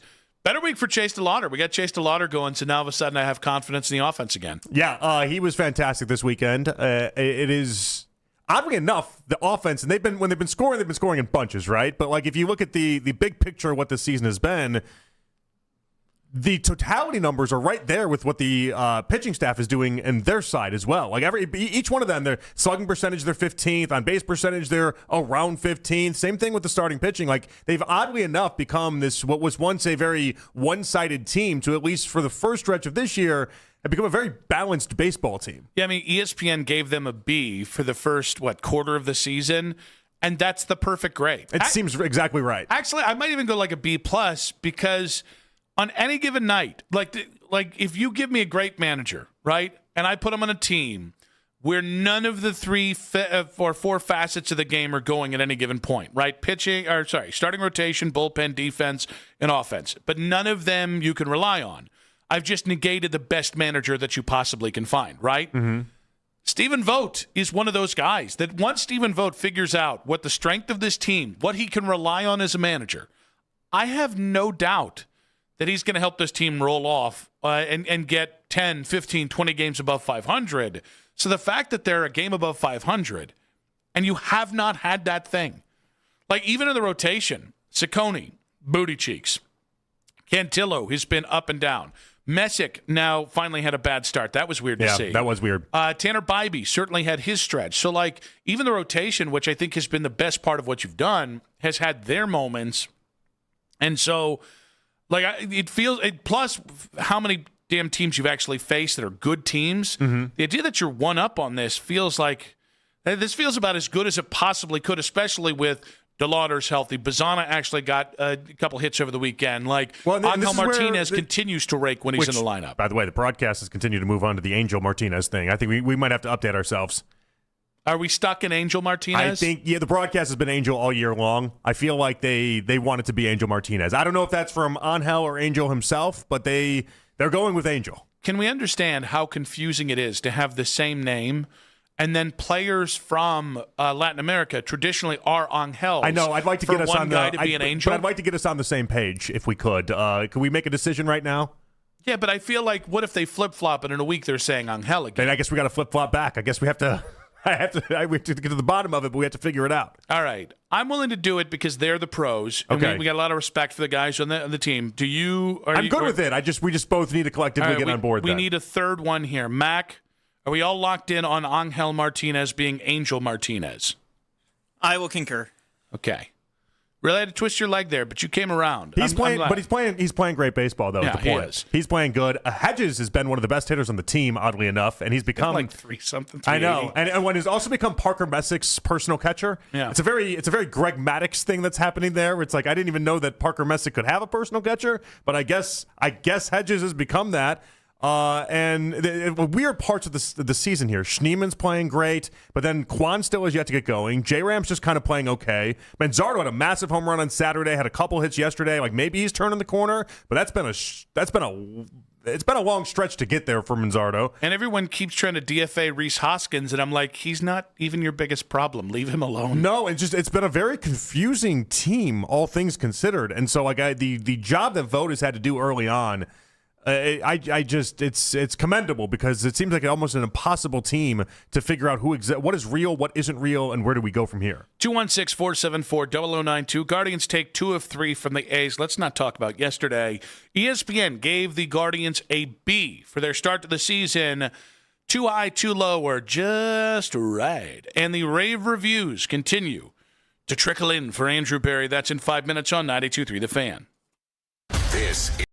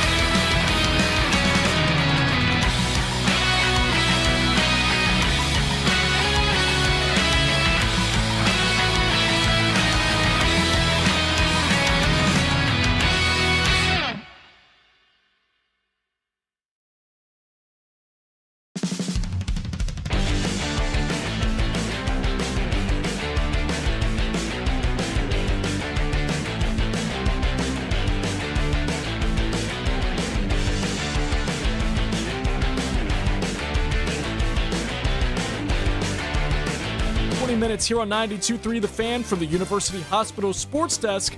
I'm Matt Corrali. The only place to get ready for the NBA playoffs. Weekday mornings in the CLE. The Ken Carman Show with Anthony Lima. Weekday mornings starting at 6 a.m. Cleveland's Sports Radio. 92.3 The Fan. It's the 4 o'clock hour on Afternoon Drive. Bingo, bango, bongo. Danny Cunningham, Locked On Cavaliers, coming up in just about 20 minutes here. Keith just pulled a Mac. Who did? Keith. It never happens. What'd he do? Well, we all were in a discussion. We were all here. We were all in a discussion. And at one point, I looked at you and I said, oh, Pistons just, and Keith was in the room, Pistons just extended J.B. Bickerstaff. Uh-huh. And then we continued on with the discussion and everything like that. Go check your phone. Let me see here. Oh, no. Is it the same thing? Yep. You better watch out for me. It's rare. I can't get on him because it's rare. That's the rare Keith pulling a Mac. All right, now we do have an interesting. How about that? So I want to get to the JB Bickerstaff news in just a moment here. I would like to point out that on one hand, Mac is wearing his Jurassic Park Nikes today, which are very cool shoes. Just admittedly, those are awesome shoes. We were out at Game On when he actually got them. Very cool. I had people tell me that he was rooting for the Cavs to lose, so I kind of don't know where he is on all of this. Because I wasn't listening. It tracks. It's apparent. Why were you rooting for the Cavs to lose? That seems awful. I wasn't rooting for the Cavs to lose. That's what the streets are saying. Which streets? I know which street it is that is it's saying Matt. that. It's got to be Matt. Yes, it is. Why does Matt think you're rooting against the team that you're wearing a Cavs jersey today? Because he's rooting against the team that he's wearing the jersey of today. Oh, no. I was not rooting against the Cavs. Basically, I had thought that with the way that the series had been playing out, I didn't like the way that Donovan was playing.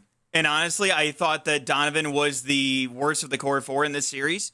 And you're not wrong on that, by the way. Yeah, and so basically, I had thought if the Cavs make a further push in the playoffs throughout, you're going to end up extending Donovan because the contract is coming up, and he's going to want $75 million per season, which is the max deal coming up. Which personally I wouldn't want to do, but I know that's a further still don't want to do it? I still wouldn't after this series. So here. By the way, it wasn't just your buddy Matt, our buddy Matt, I should say. Friday night, about 9:24, dude, I'm gonna go nuclear about Donovan on Monday, and I said this ain't great because I was processing my own emotions. Okay, dude, I'm being so serious that I'd trade him. Am I okay to read these on air? By the way. Yeah, go for it. Okay, that's fine. I already started. Yeah, I mean, it's too late. I'd rather keep Harden for the bigs and move Donovan. The level of infallibility with this dude is astounding to me, astounding in all caps. I don't want to hear bleep about the bigs, man. J.A. has done his job on defense, and Mobley has been assertive in distributing. 24 points on 26 shots. Wasted the Mobley coming out game. All right? All right. I still stand by all of that, by the way. You want to trade Donovan Mitchell, and yet you're in full. I think he might just be addicted to the hot take, the extreme hot take. Is it because we let him in last week with his Browns hot take? You know what? I regret that move, not because I want to obviously I want to put you up. I want to give you as many opportunities as we can in this, but you have desensitized any take that we have in the win-loss department moving forward now. Like Jeff Lowe came on at the 3 o'clock hour, and Jeff was like, "Guys, I'm going to shock you here, but like." 8 wins, maybe? And we didn't give him a reaction at all. Zero reaction. Yeah. We couldn't give him a reaction because all we heard was 12-win Mac over there in the corner. And it's like anyone that comes on, like Emory Hunt, if he came on today and did the same 10-win thing that he did a week and a half ago, we'd look at Emory and be like, you're too short of the expectation now. And so I think you got a little taste of that maybe, and maybe you're taking it out on Donovan. I'm not sure. I don't know what to believe. I don't know. I think his Donovan fury is real. I'm gonna say. So where are you today? How much of this did it got changed after Game 7? I mean, he still put up he put up 22 points on 20 shots, so he's getting a little bit better when it comes to efficiency, but still not great. You get to have Donovan hate. I'm not saying anything that way. I'm trying to figure out where your Cavs fandom is right now. I'm still I'm not going to be mad that they win and keep advancing. Because those are the charges that are against you right now. Is that you were mad that they won? Yeah, charges from a bunch of Cavs homers. Oh, you didn't say everything positive about the Cavs. You must root for that's that. Is that your Matt voice? Is that what that is? No, not Matt. Just Well, Matt's the only one that we have that at least you've said is making these allegations. I'm also making these allegations. I also found another street that Now it called just got Matt a way more weasel, confusing. by the way. Oh, look at that. What street is that? That is George. George George look at Street. that. Look at that. Now, this being I don't said, know what's happening. people. That That's was what's inside happening. baseball is what that was. With Danny coming up, we'll get to his take on should they trade Donovan Mitchell. We're going to say from Mac Robinson specifically. But I'm not literally going to do it, Mac. Calm the hell down. But I stand by it. Andrew Berry and the Browns in this draft were highlighted on, I completely forgot the name of the show.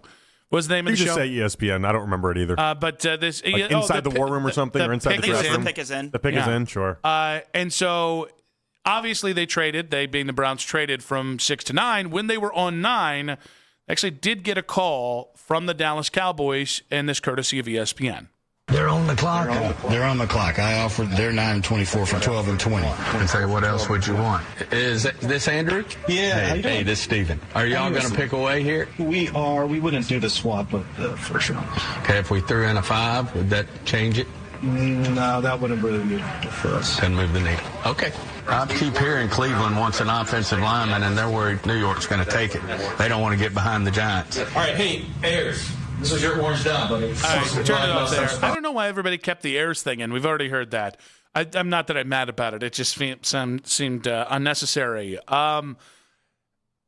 Obviously, teams allow whatever is out there. Yeah. The amount of flowers Andrew Berry's getting for turning down this trade down with Dallas of like, see, this is exactly what they wanted. They wanted Fano, and they committed to him. It's like it's a pick swap and a 5th-round pick. That nobody should take that trade. Couple things off that. One, awful trade consideration by Dallas. So I'll tell that spineless jellyfish Daryl Ryder he was obviously wrong in being like, trade with Dallas. They'll give you a 1st-round pick in 2027. No, they won't. They'll just swap out your current 1st-round stuff and then give you a 5th-round pick. That's not winning any sort of deal. And then the other part of this, I think this is maybe where me and you get to go ahead and say thank you for listening. They had Andrew Berry really expressing the idea that he wanted Fano, Mawanoa, or Tyson. And so the idea that he really did like Tyson. Now, we'll never know if he was going to take Tyson at 9 and Tyson got nabbed at 8 and it just was too much. But what we did learn in this little exchange and what we found out is that he wanted one of those 3 players.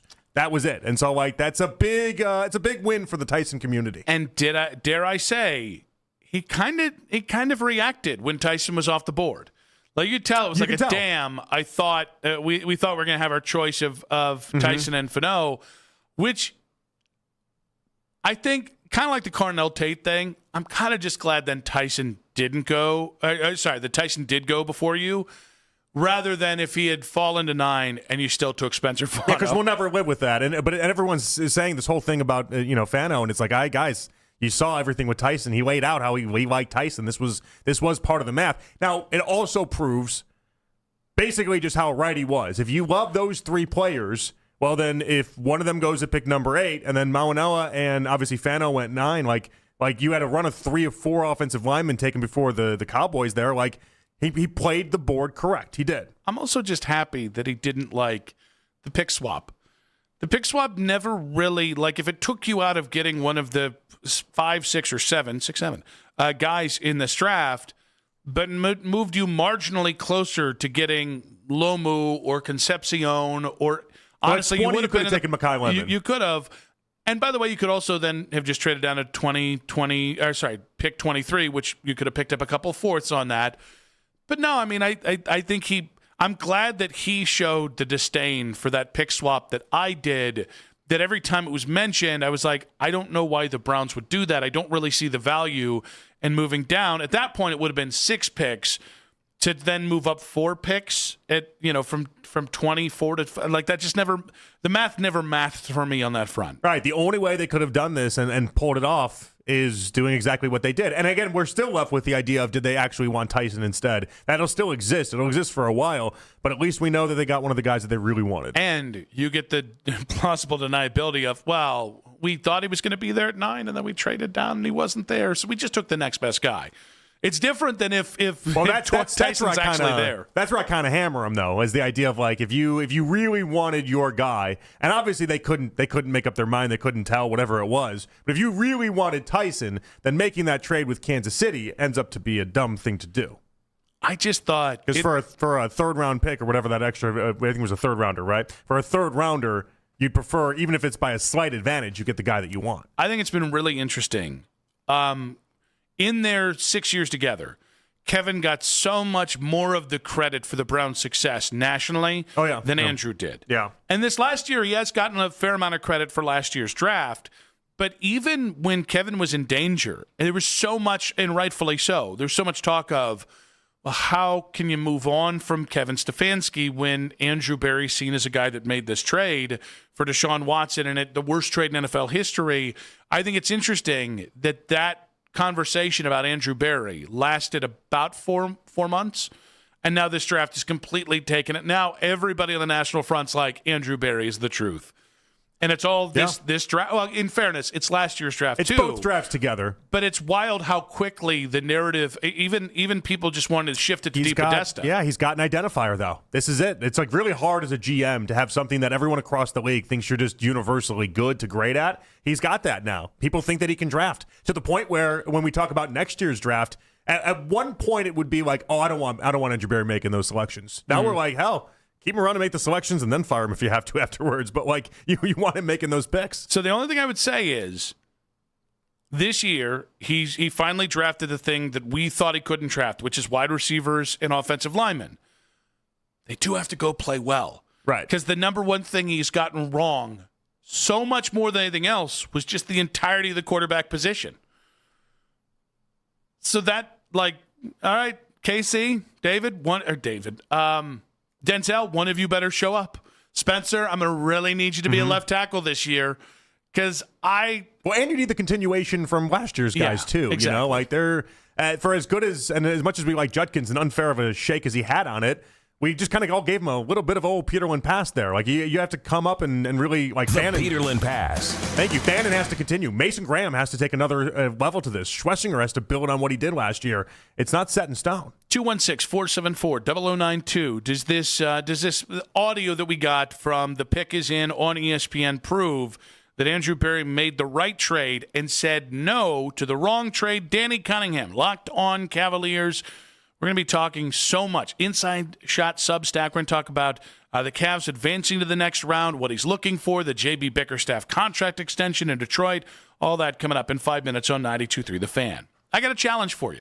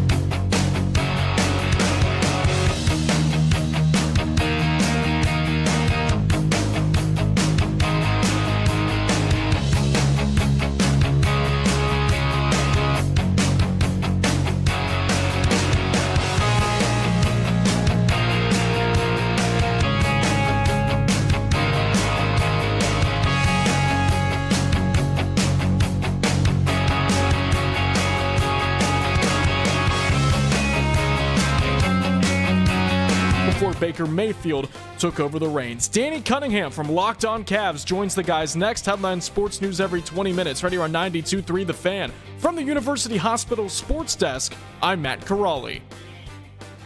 Hear all the latest from Browns rookie minicamp starting on Friday. Come on, man, wake up! There we go. Right here on your radio home for Browns football. Here we go. Buckle them up. We are Sports Radio 92.3 The Fan. Nick Wilson, Jonathan Peterlin back on Afternoon Drive. The Cavs surviving and advancing to the next round of the playoffs tomorrow night, Game 1 in Detroit against the Pistons for your Cavaliers to talk about the Raptors series win, Jared Allen's big night, and so much more. We head out to the Wise Heart Right. We make it right. Call Kyle Wright hotline and welcome on the Inside Shot Substack. Locked On Cavs, 92.3 The Fan. Danny Cunningham back with us. Danny, welcome to the show. Good evening, guys. How are you? Doing very well. I guess we can start here. Why can't we get that Jared Allen every damn night? That would be pretty incredible, wouldn't it? I think Jared Allen saved the best performance of his career, at least in my opinion. I know he's got that 40-point game against Portland. I know he's had better statistical performances than what he did yesterday in Game 7. I know he's done more than that, but the way that he played in that third quarter is the most impactful I've ever seen Jared Allen play. I've watched every single game that he's ever played in a Cavs uniform, watched a lot of him when he played for the Brooklyn Nets too, and I don't think he's ever had a quarter that was as good as that one. The fact that he had more rebounds in that quarter, he had a double-double in the third quarter. He had more rebounds in the third than any member of the Raptors had in the entire game. He got every 50-50 ball. He was nasty. He was aggressive. He was mean. He was everything that I think Cavs fans have always wanted Jared Allen to be, and it's maybe taken a little bit longer than people would have liked, but for him to turn into that guy in the moment where the Cavs needed him to be that guy the most, I think is a really cool thing for him. Yeah, and he was like talking about himself being like Dr. J.A. and all this other stuff after the game. And it's like, Danny, I don't think it's an accident that he had this game in Game 7 when it mattered the most. But it also then tells me that it's there more than maybe Jarrett would like to admit that it's there. So, like, are we going to get this moving forward, or are we going to get them just going back into a shell then? Is it like a sometimes thing? He'll sometimes bring it out when it's like only a Game 7? It just seems odd. I don't think that you're going to be able to replicate that performance every single night. Like, I think what we saw from Jared Allen yesterday was special. And if he was that guy every single night, he'd be a top, 15 player in basketball. And that's just not who Jared Allen is. Like, he is a high-end role player. And that's what made last night so special for him, is that he played, I think, I don't want to say like above what he's capable of, because he obviously went out and did it. But I just don't think it's fair to expect him to do that every single night, because he's not a star player. He's a high-end role player, and sometimes high-end role players can have these out-of-body experiences, and that's what I think Jared Allen had yesterday. And I think it started from the start of that game. And I know that the very first play of the game with him was a missed dunk, but he tried to dunk that basketball so hard that it would have gone through the floor had it not met the rim first. Like, that's kind of, I think, how he set the tone, even though it was a negative play. So I think that we should be able to see a better version of Jared Allen more, and you wonder if that is something that can that be in, I know he's not a young guy anymore, but can that be like a light bulb going off in his career type of moment? Maybe. We'll probably find out more about that tomorrow night in Detroit in Game 1 of that series, but I think it was a really good moment for him. You hope he can carry it forward, but even if he doesn't, the biggest reason why I think you win that game is because Jared Allen had the best game of his career at the exact perfect time. Danny, did winning the Toronto series change your confidence in the Cavs for the rest of this postseason? A little bit, because I do think that they will be better because they went through this. And they talked about this openly, that, they didn't go through any adversity, not just in the first round last year, where they beat the Heat by 1,000 points in that series, I think the final tally was, but really throughout the entire regular season. And Donovan mentioned that last night on the podiums, that they won how many games by 15 points last year when they won 64 games? It was all sunshine and rainbows from October until they saw the Pacers in the playoffs. And it's not been like that this year, and it was certainly not like that in this series. And I think it's a good thing for them that they had to go through some trials and tribulations in this series that, we could talk about why it was longer than it probably should have been, and the Cavs certainly shot themselves in the foot at times with some things that they did wrong. But ultimately, they found a way when it was uncomfortable, when it was tense, when they looked like a team, to me, that was really pressing in the first 18 or so minutes of that game, and their season was on the line, and they found a way to pull through. And I do think that Toronto was a much more difficult matchup for them than I anticipated it to be. I'm not sure that there are other teams in the Eastern Conference that can replicate what Toronto did to them defensively. And I think when you look at it that way, it's okay to think, okay, yes, that first round was probably tougher for the Cavs than it needed to be. But it also, just because of that, it doesn't mean this is a team that can't go to the finals. Why do you think it is that Vegas has Detroit as the favorite in the series? I think because the Cavs went to 7 games, and I think because the Cavs have not proven that they can win on the road, the Pistons are the favorites here. When a team that, also struggled in its first-round series faces a team that has won 4 road games, I believe it's been, in the playoffs in Donovan Mitchell's time in Cleveland, the Cavs have to go out and prove that they can win on the road. But I will say, according to Vegas, the most likely outcome, even though the Pistons are favored in that series, the most likely outcome is the Cavs in 6. If you go look at the series prices for, Detroit in 4, 5, 6, or 7, or Cavs in 4, 5, 6, or 7, the one with the shortest odds, at least when I checked earlier this afternoon, was the Cavs in 6 games. And I think that kind of says where I'm at with this series is if the Cavs find a way to win one of these first 2 games, they're going to win the series. If they don't find a way to win one of these first 2 games, I think we're probably looking at something that looks a lot like the Toronto Raptors series, just in reverse order, where the Cavs don't get to play 4 of the games at home. They only play 3 of the games at home. So I think that explains why that they're favorites. If they win tomorrow night, which I would pick them to do, if they win tomorrow night, I think you see those series odds flip pretty dramatically. All right, Danny, you might have hinted towards how you feel about this. There's a new narrative coming out of this the Ashes of the Toronto series into the Pistons series. Are the Pistons a better matchup for the Cavs? Yes, absolutely. I know statistically that Detroit was a better defense than Toronto this year. I get that. They were the number 2 defense in basketball behind Oklahoma City. They did a lot of really, really good things. They were an above-average offense. Cade Cunningham had a fantastic season, and he had a really, really great final 3 games against the Orlando Magic and had some really good moments earlier on in that series too. But I look at what Toronto did defensively with the way they defended Donovan Mitchell and the way that they defended James Harden, and I don't know that the Pistons have the personnel to pull that off. I think that Detroit's defensive style, while produced better results in the regular season, I think that is something that probably leads to a little bit more open space for Donovan Mitchell and James Harden. And I think that we are going to see Donovan Mitchell look like Donovan Mitchell again in a way that the Toronto Raptors, give them all the credit in the world, did not allow him to do in that series. I think we're going to see a much better version of Donovan Mitchell against Detroit because, yes, they've got a Star Thompson. But if you look at the rest of that starting 5, who guards the other star guard for the Cavs? Is it Cade Cunningham? Are they going to do that? It's not going to be Duncan Robinson. We've seen how that goes. Tobias Harris, Jalen Duren. I just don't know that the Pistons have the personnel to pull off what the Raptors pulled off defensively. And I also look at it and say the Cavs have a few guys defensively that have given Cade Cunningham some serious problems over the course of his time playing against the Cavs. His numbers against Dean Wade, who he didn't really match up much this year because Wade was hurt in a few of the games the Cavs played against the Pistons, but they're pretty bad. He was, I believe, 5 of 18 shooting when Jalen Tyson defended him this year and turned the ball over 5 times in that time. He was 5 of 15 against Evan Mobley. He had some bad games against the Cavs. So I look at it and think that this is a Cavs team that is kind of built to beat this Pistons team because I think they can turn this, even though the Pistons have an awesome defense, I think they can turn this into a series where you need to win with offense, and I don't think the Pistons can keep up if that's the case. I think Tyson has earned maybe not as many minutes as he got in Game 7, but definitely more minutes than what he got in the first 6 games going into Game 7.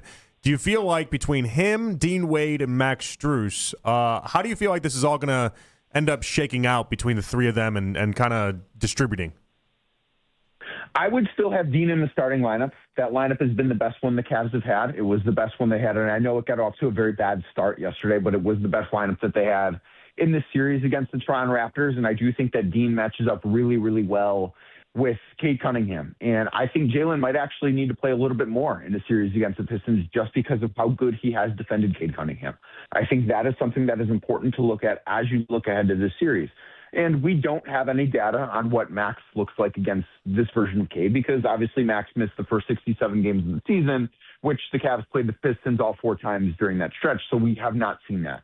But I think if anything, Jalen proved in that series, and I know that he maybe it's fair to say looked a little wobbly in the first couple of games, but from game 3 on, he looked like a guy that's ready for the moment. He looked like a guy that was not scared of the moment. And if you've watched Jalen throughout this entire year, I don't think that was anything surprising, but you still need to see it happen in the postseason. And I think right now on the Cavs bench, you can look at their wing rotation, and I'm just going to leave Dean in the starting lineup for this. But you can look at Max, who I think everybody recognizes as, maybe he's not always going to play the best, but he is fearless. Jalen Tyson, I do not think is scared of the moment. And I think Sam Merrill really proved himself during that series, and especially yesterday, as somebody that you can count on in big moments in the postseason. And I think the Cavs should feel really good that they have at least 3 guys coming off the bench that you can say that about. So if anything, I would give Jalen a little bit more time than the 18 minutes he played yesterday. All right, who has the coaching advantage, Cavs or Pistons? I think the Cavs do. I don't think it's like a wide gap between Kenny Atkinson and J.B. Bickerstaff in the postseason. And I do not think Kenny had a great series against Toronto. I think that the starting lineup change that he made, putting Max Strus in for games 5 and 6 instead of Dean Wade, was a little bit of overthinking things in order to inject some offense into the Cavs starting 5 after they had an abysmal offensive game in game 4, which, I don't know how much of that was because of Dean versus the Cavs just shot the ball really, really poorly. And I do think that the fact they struggled to come up with an antidote to Toronto's defense as much as they did was a bit of an issue. But I also don't think that I think we're talking about a Cavs Magic series right now if Franz Wagner didn't pull his calf. I do think that the Pistons were lucky to get through that series. They were outplayed by the 8 seed, and give Orlando a lot of credit. They were a much different version of themselves in that series than they were at any point in the regular season. But I think we have seen JB in the playoffs quite a few times not necessarily make the right tactical decisions. We saw it in Cleveland. I think we saw it last year in Detroit. And I think ultimately that this coaching difference is not huge, but I do think the Cavs have a minor advantage in that area. I think they have a bigger advantage with the roster than they do the coaching, but I think they have a bit of an advantage with the coaching as well.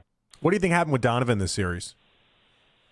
I think it was what the Raptors did defensively, man. I think they deserve a lot of credit. I think Scotty Barnes was fantastic defensively, and I do think Donovan missed some shots that he's used to making. I think part of that was because he was out of rhythm, because the Raptors didn't really allow him to get downhill. They made him work incredibly hard to get the basketball in his hands. I don't know that the Pistons are going to be able to do that. I don't know if there's any team in the Eastern Conference that's going to be able to do that the way that the Raptors were. The way they defended him kind of made me feel like we were watching the dollar store version of Oklahoma City's defense. That's what it reminded me of.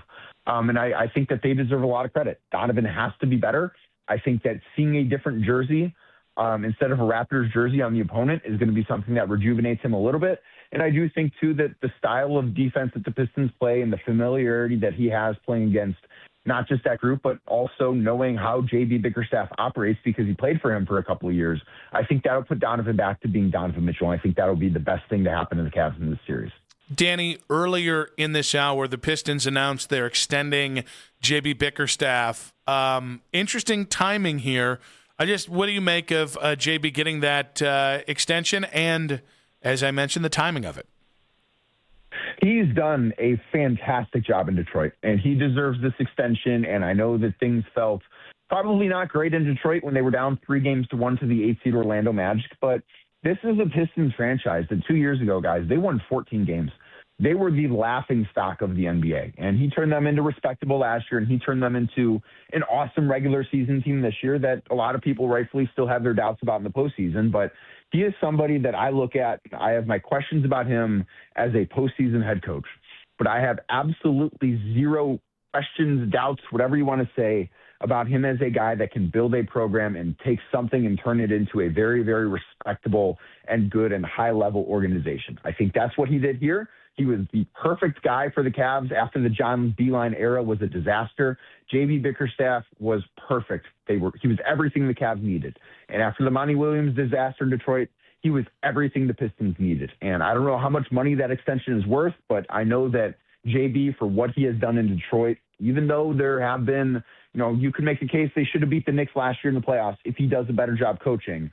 And the series against the Magic maybe shouldn't have gone 7 games if he does a better job coaching. But I think that with what he's done over the past 2 regular seasons in Detroit, he has unquestionably earned an extension. All right, Danny, we appreciate you, buddy. I'm sure we'll bug you throughout this series, and God willing, if there's one beyond this, one of those as well. We appreciate you, buddy. Good stuff. See you guys. Thanks for having me. Danny Cunningham there, 92.3 The Fan, Locked On Cavs, the Inside Shot Substack on the Weishart Right. We make it right. Call Kyle Wright. Hotline. We'll react to what Danny had to say about this Cavs-Pistons series and the Cavs moving forward on 92.3 The Fan. Our yoga instructor challenged us to find inner peace. I found it faster than anyone. After 4 seconds, I stood up and screamed, "I found Nirvana! I win!" They asked me to leave.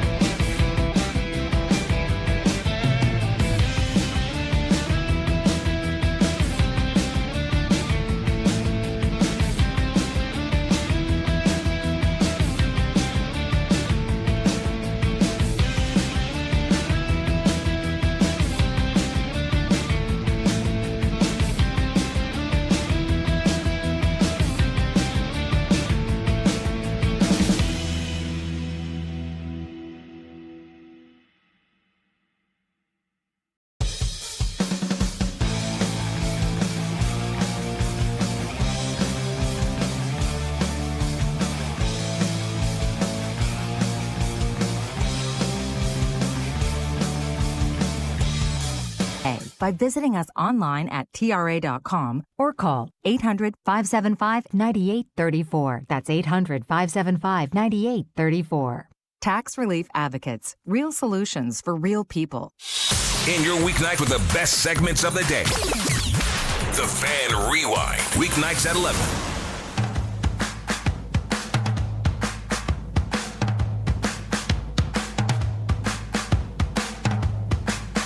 The lead coming up in about 15 minutes here. Nick Wilson, Jonathan Peterlin. We just had the great Danny Cunningham on. And we talked earlier about how much better you could feel coming out of the Toronto series as opposed to how you felt going into it. Here was Danny's answer. I do think that they will be better because they went through this, and they talked about this openly, that, they didn't go through any adversity, not just in the first round last year, where they beat the Heat by 1,000 points in that series, I think the final tally was, but really throughout the entire regular season. And it's not been like that this year, and it was certainly not like that in this series. And I think it's a good thing for them that they had to go through some trials and tribulations in this series that, we could talk about why it was longer than it probably should have been. And the Cavs certainly shot themselves in the foot at times with some things that they did wrong. But ultimately, they found a way when it was uncomfortable, when it was tense, when they looked like a team, to me, that was really pressing in the first 18 or so minutes of that game, and their season was on the line, and they found a way to pull through. And I think when you look at it that way, it's okay to think, okay, yes, that first round was probably tougher for the Cavs than it needed to be. But it also, just because of that, it doesn't mean this is a team that can't go to the finals.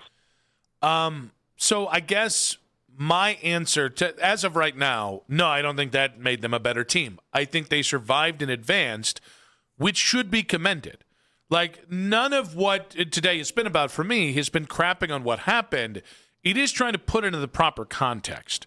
But I think 2 weeks from now, if the Cavs kind of hit the ground running in this Pistons series, if you can take one of the next two games, if we're looking at a 5 or 6 game series win, that is the kind of thing that I'll look back and say, all right, I was wrong about the Toronto series. You needed that to get here. Yeah, no, it definitely seems like it was not an accident for why they kept speaking the way they did after that game last night. Did they get ahead of themselves? Sure. Like, if you end up getting swept by Detroit, no one's going to turn and be like, oh, thank goodness we had that Raptors series to really get us ready. But again, if you go 6 or 7 games, you end up taking down, let's say 6, you can point to some things. Like, even the idea that, like, I have more trust in Tyson now after watching him in Game 6 and Game 7 than I ever had even entering this series. Keon Ellis didn't play games 5, 6, or 7. Seems like they don't really trust him that much in those type of moments. What's he going to do in this upcoming series? Is that going to carry over? Did they learn some things about certain players? And I do think that's part of the advantage of getting that extra time. I mean, I just think, like, here's the thing. I think some of the things that we said about the Raptors going into that series, which are, they can't really shoot the 3 ball. They don't have enough offense. And basically it was all predicated on, well, this really only works if the Cavs allow it to happen. And then the Cavs allowed it to happen. Mm-hmm. So I don't know that their perimeter defense got any better as the game went on, or whether the Raptors just started missing blatant wide open 3-point shots. No, I think that's a huge question. We saw that in multiple games where I didn't think the perimeter defense got that much better. It just, the Raptors had open shots and they just kept missing them. It's one of the things inside the NBA was harping on in between Game 5. Like, now the advantage here is that Detroit can't shoot the 3 either, and so it's going to be the same. It's going to be the same story. I mean, Toronto was making more threes than we thought, though, and they're going to make more than what I would expect. I would expect Detroit to make as well. Like, Detroit, I cannot trust you enough how they just. Yeah, before we started the Toronto series, I basically said Toronto was mini Detroit in many ways, and they do share a lot of the same profiles. Both really good defensively. They're both very good in certain parts of the defensive game, and then offensively.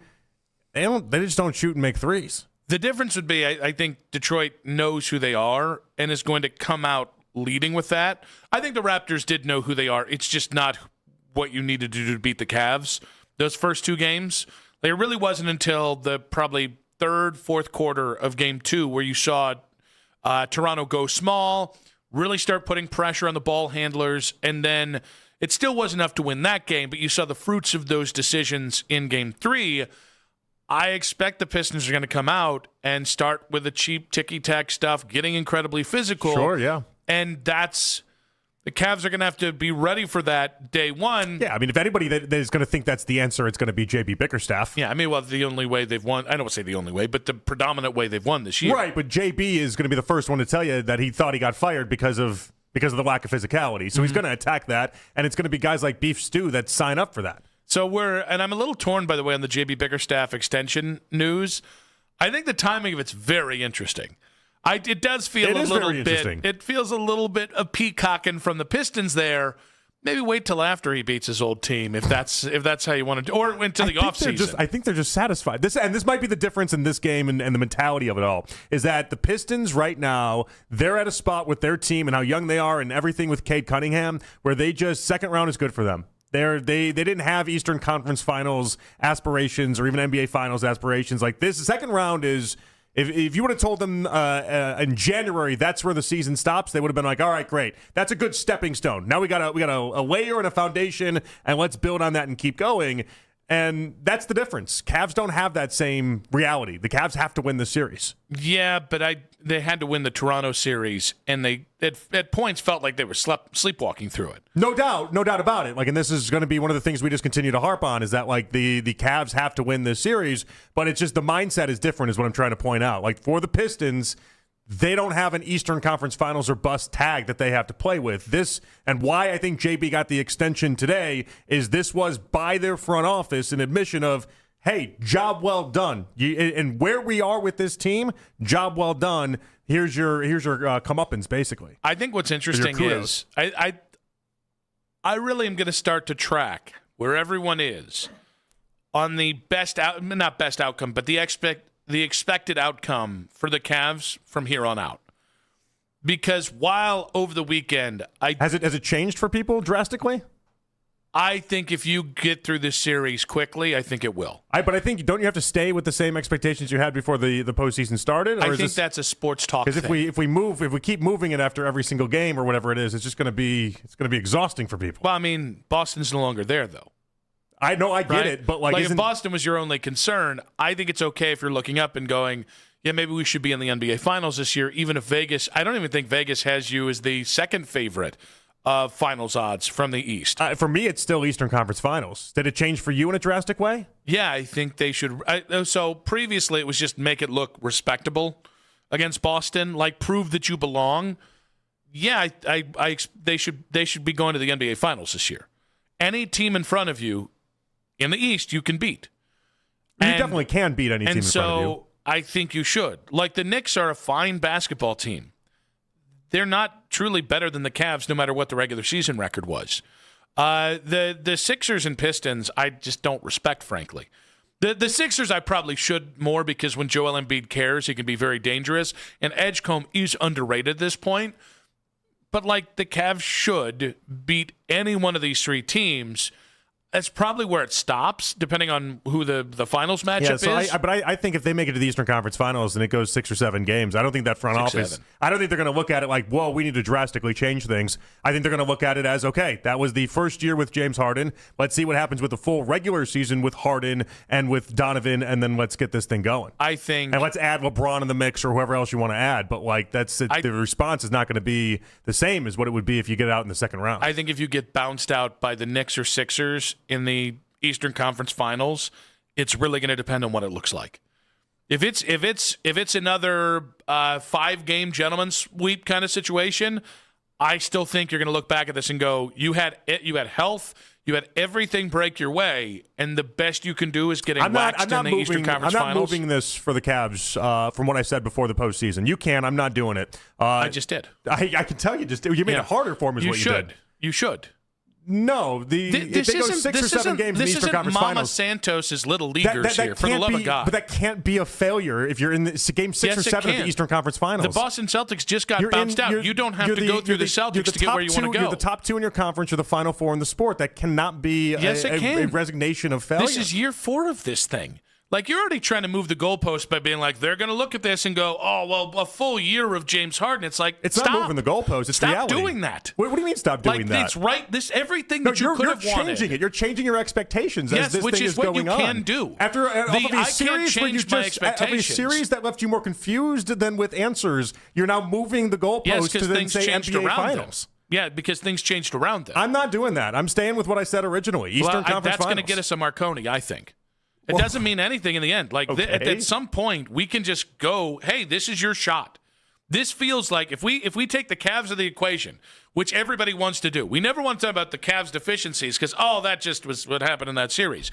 If we look at what's ahead of them, there's no reason they shouldn't be in the NBA You're not Finals. the favorite in this series. You're also not the favorite in the Knicks series. Yeah, why do I care about that? Are you more talented? You'd be beating, if you make it to the NBA Finals, you're taking down two teams. You're taking the Pistons. I believe you are, but Vegas differs in this series. So, are you beating a series that you enter where you're an underdog in round 2 and a series where you enter in round 3 where you're an underdog? Like, if you make it past both those, are the Cavs that's a better fantastic. team than those two teams? I believe they are, but you've accused me of being a homer this entire time. So, is it me just being a homer? I think so. Because Vegas is telling me that's not true. 216-474-0092. With the Celtics out, with the Cavs into the Pistons series, are you changing your expectations or the kind of threshold for what you need to see from the Cavs this year?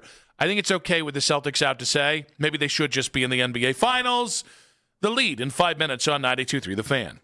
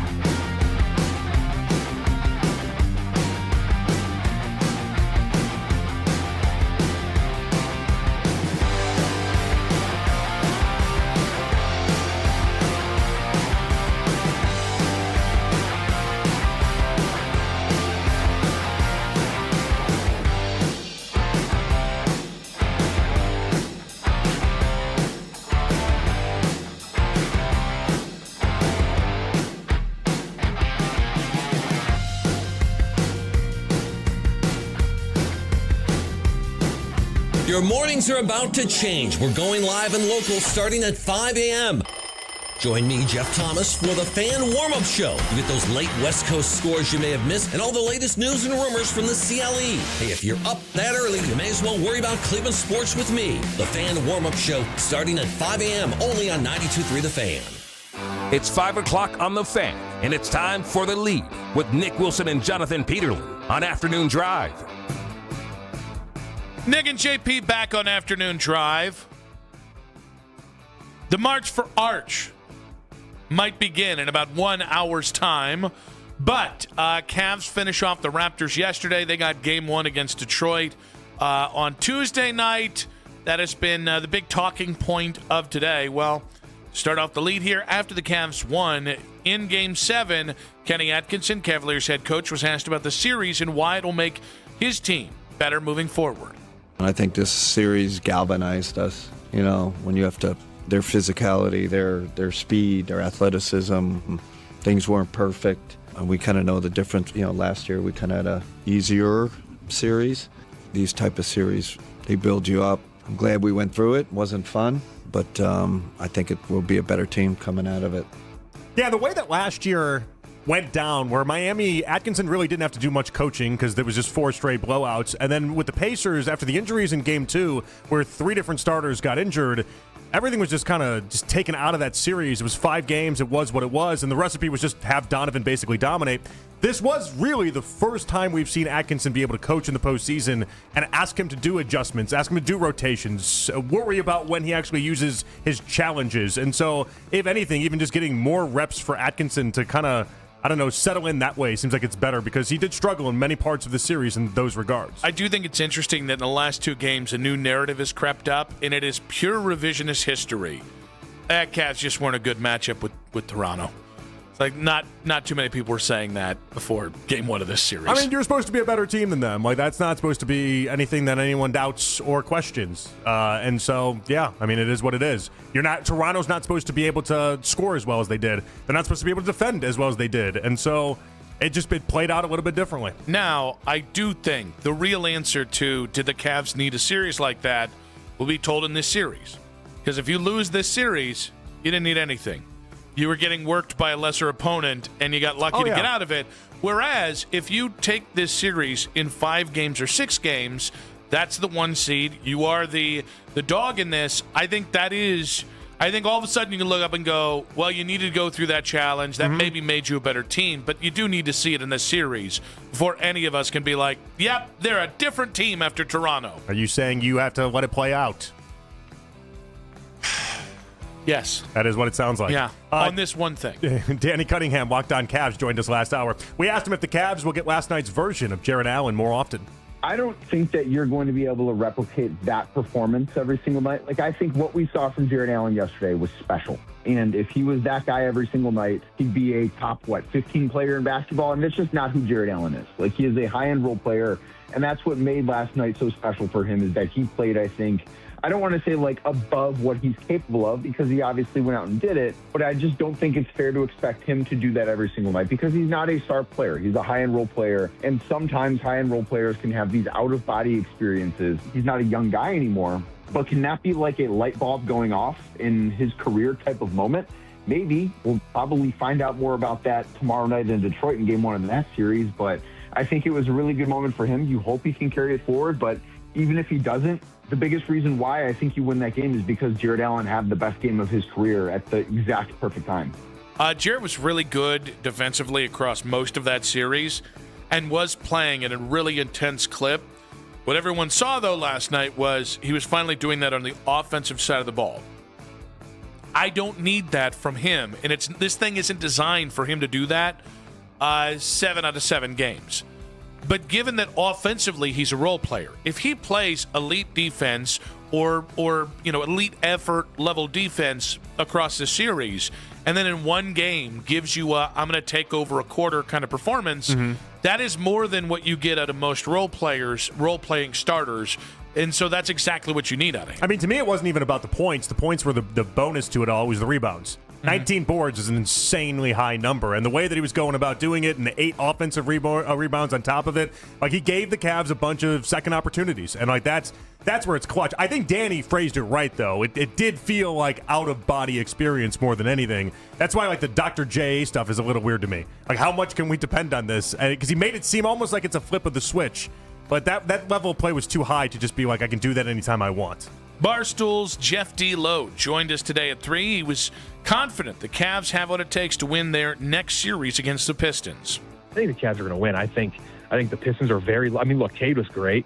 Like they pulled one out. I was laughing. I was like, oh, they get to make fun of Bickerstaff. We're going to close out the series today. And they came back and won, and then we lost. So I think as good as Cade can be, I think if Wagner was playing in that series, I think Orlando wins anyway. I think we're talking about a home series against the Magic. But no, I do think the Cavs are a better team. I think they're healthier now. I think they're built for kind of this, to beat at least a team like the Pistons. Whether or not they can beat the Knicks down the line, I don't know. But no, I do think they're going to beat the Pistons. I do feel good about it.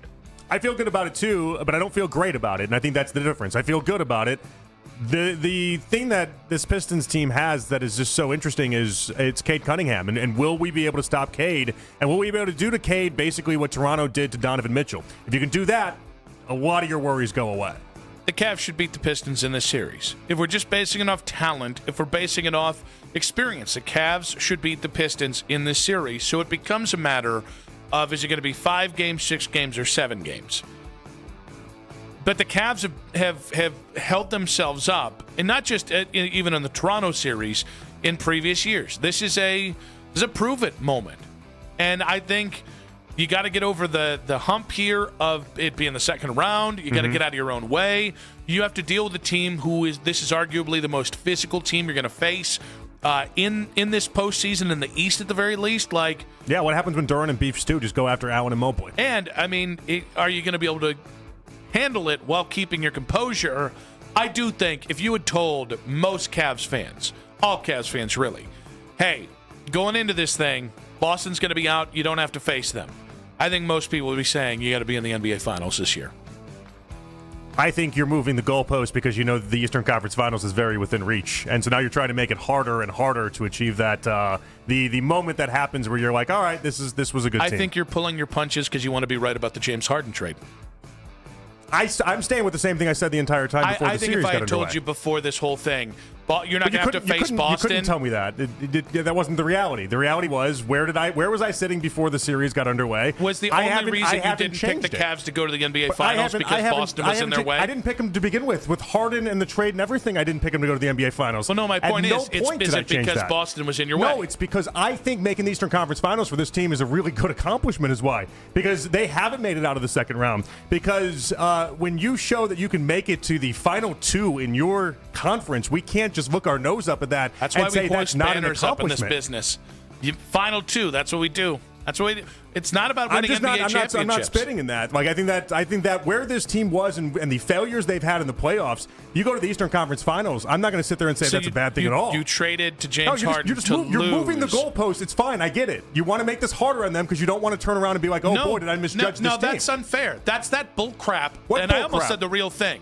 Oh, you're not a real Cavs fan. I didn't say that once. No. Where did I insinuate that? No, the whole point is that I'm somehow hating on this team. You get to move yours and everyone else is just wrong? No, I'm admitting. Everyone's just wrong then. No, Okay. it's not moving it. It's not moving it.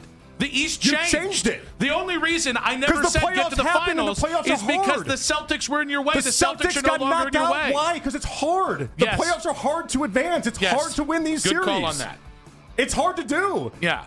And yet, do you have as much talent as anybody in the Eastern Conference? I'm not looking at it as a failure, but I see what's happening here. You're changing it now to the NBA Finals, so when they make it to the Eastern Conference Finals, because you feel good about this series for the Cavs, then you'll be like, all right, it's disingenuous. I wanted more. You're trying to tell me how I feel about a team that I grew up rooting for, I'm just saying. that I've been in the corner of since I was a kid. So no, it's not about so I can be right later, which, by the way, you and I both admit when we're wrong better than any show does in town. No, this is so about what are you jamming me up about Celtics, it for? You're jamming me up about the same exact thing. How so? You made this whole thing about how I should be in the NBA. I should do the NBA Finals, and it's just why am I not moving it off the Eastern Conference Finals? And I gave you my reasons for that, and you told me that's not good enough. Yeah. In many words, you said that's not good enough. Yes. With this schedule, with yes, this everything, because if you not and I good enough. hadn't been fighting about James Harden for 3 months, I think you probably would be saying right no now. No chance. Zero chance. This team that hasn't accomplished anything in the playoffs, if they go to the Eastern Conference Finals, I'm going to just turn my nose up to that? No chance. Yeah, if Boston's not Zero there, chance. everyone's allowed to change their opinion.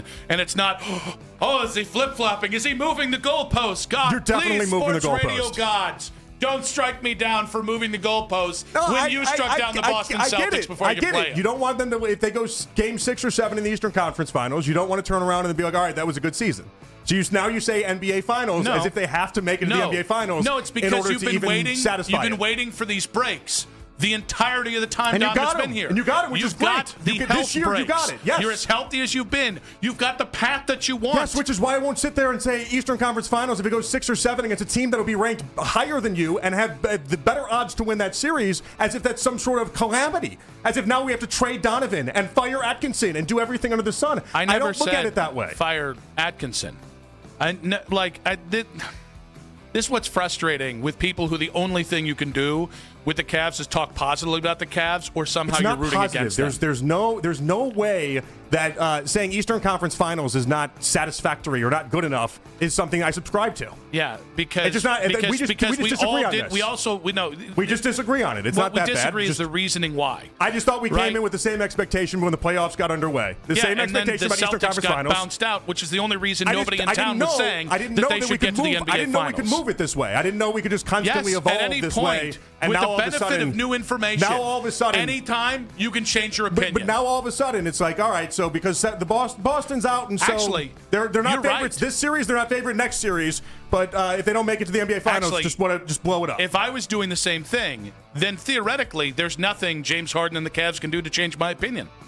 Right? That's kind of how it feels. Well, no, there's nothing that can happen because That's why with we the benefit debated of when new they traded- information. when they traded James with the benefit Harden- of new information, there's no new information. I have to stick to a take 3 months ago. No, that's why when we So they debated could win the with James finals Harden, this year, you're and I the guess one it'll be a bringing new failure. information in this whole thing. When we made the trade for Harden, this is why we had that big fight about whether or not you even thought making to the NBA Finals was worthwhile. We did that. That was a whole show that we did about whether or not that was an accomplishment. And then I thought we all came to the same conclusion. This team, with the playoff struggles they've had, if they make it to the Eastern Conference Finals, good enough. Yeah, Good. and then Boston lost. Now we're 'Cause you starting. assumed now we're, that they now were we're gonna lose starting to a series Boston. against the Pistons, and it's changed. Yes, because It's changed. Boston's not there. No, and that's fine. Who but am again, I afraid of in the rest, other than the Cavs against themselves? You're not the favorites in the next 2 series. You're not also You're not going the the favorites in this series. You're not the favorite in the next underdogs. series. But it's like they're still accomplishing a lot by getting past not only Detroit but getting past the Knicks. Like that cannot be the expectation. That's why we traded for Donovan. So maybe we could come in second the place to the reality Knicks. is that you traded for a longer runway than having Harden for 3 months. You traded for having Harden and 37. Donovan. He's 36, first off, but like you traded Will he for be 37 by the end of the year? You traded for more than 1 season with this, or more than 3 months with this. You traded for the idea that No, you this traded for year, now. this year, well, you traded next truncated year, you truncated your championship window with this trade. You didn't trade for 3 years from now for freaking James Harden. You traded but for the now. The understanding the that now Eastern is right Conference in front Finals, of you. Eastern Conference Finals with 3 months of James Harden was an accomplishment, and then you're going to build off of that. Not with the idea that anything short of the NBA Finals, we got to talk about getting rid of people. But hey, now that the Celtics are out, just win this series. That's all anybody wants anymore. Absolute rubbish, by the way. If we're looking up 2 years from You now, go Game and 6 you or Game never 7 win a against the Knicks in championship, the Eastern Conference this Finals, will be the year you that's look not back a if it massive happens. disappointment. It just isn't. That's good. It's We good. had You two, moved we your had two goalposts. good It's clips here we were going to get to, but we just good. didn't have time. It's good. 216-474-0092. We can't change our opinions on what has happened. Has your opinion changed about where the Cavs should end up in the Eastern Conference Finals now that Boston is out of the picture there? And a revenge series for both sides in 5 minutes on 92.3 The Fan.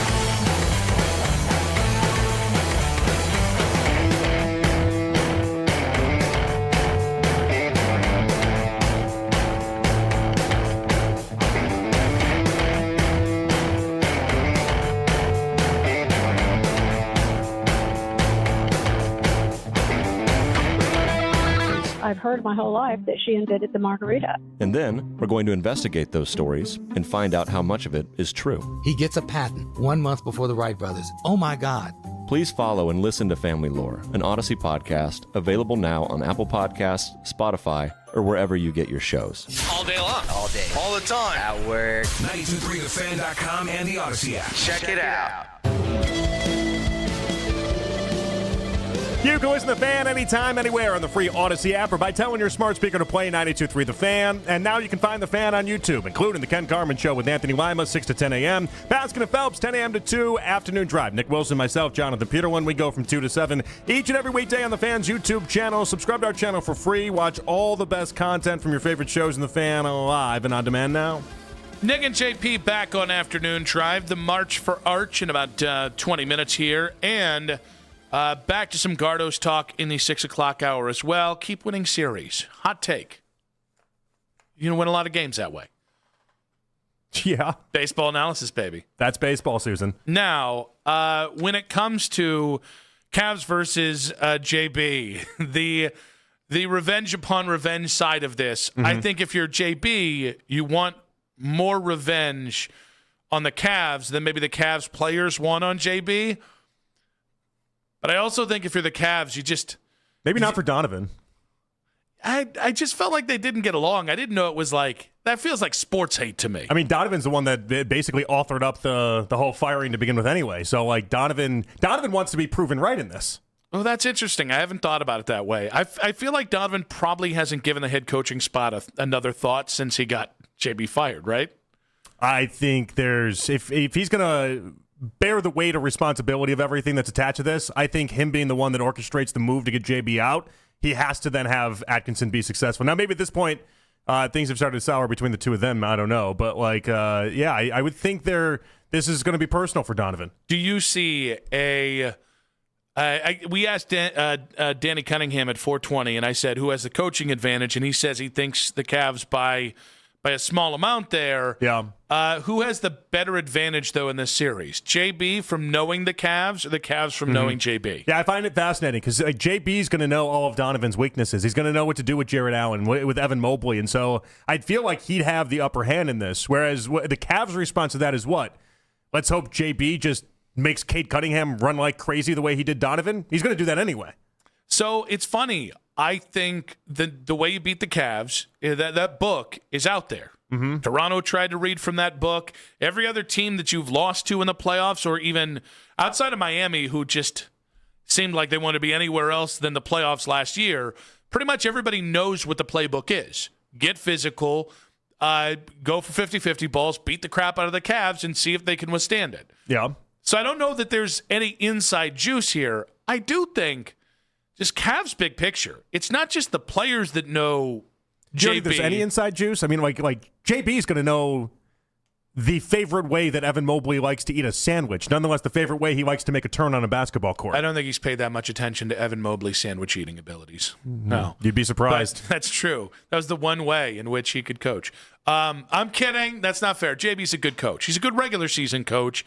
And I do think, inevitably... Which is even more of an insult than he's a good coach. No, I think Jamal Mosley's a great regular season coach as well. If you're JB and you're listening, you don't take the great regular season coach as anything more than that's an insult to him. In fairness, I'm not blaming you. I was the guy that wanted him fired.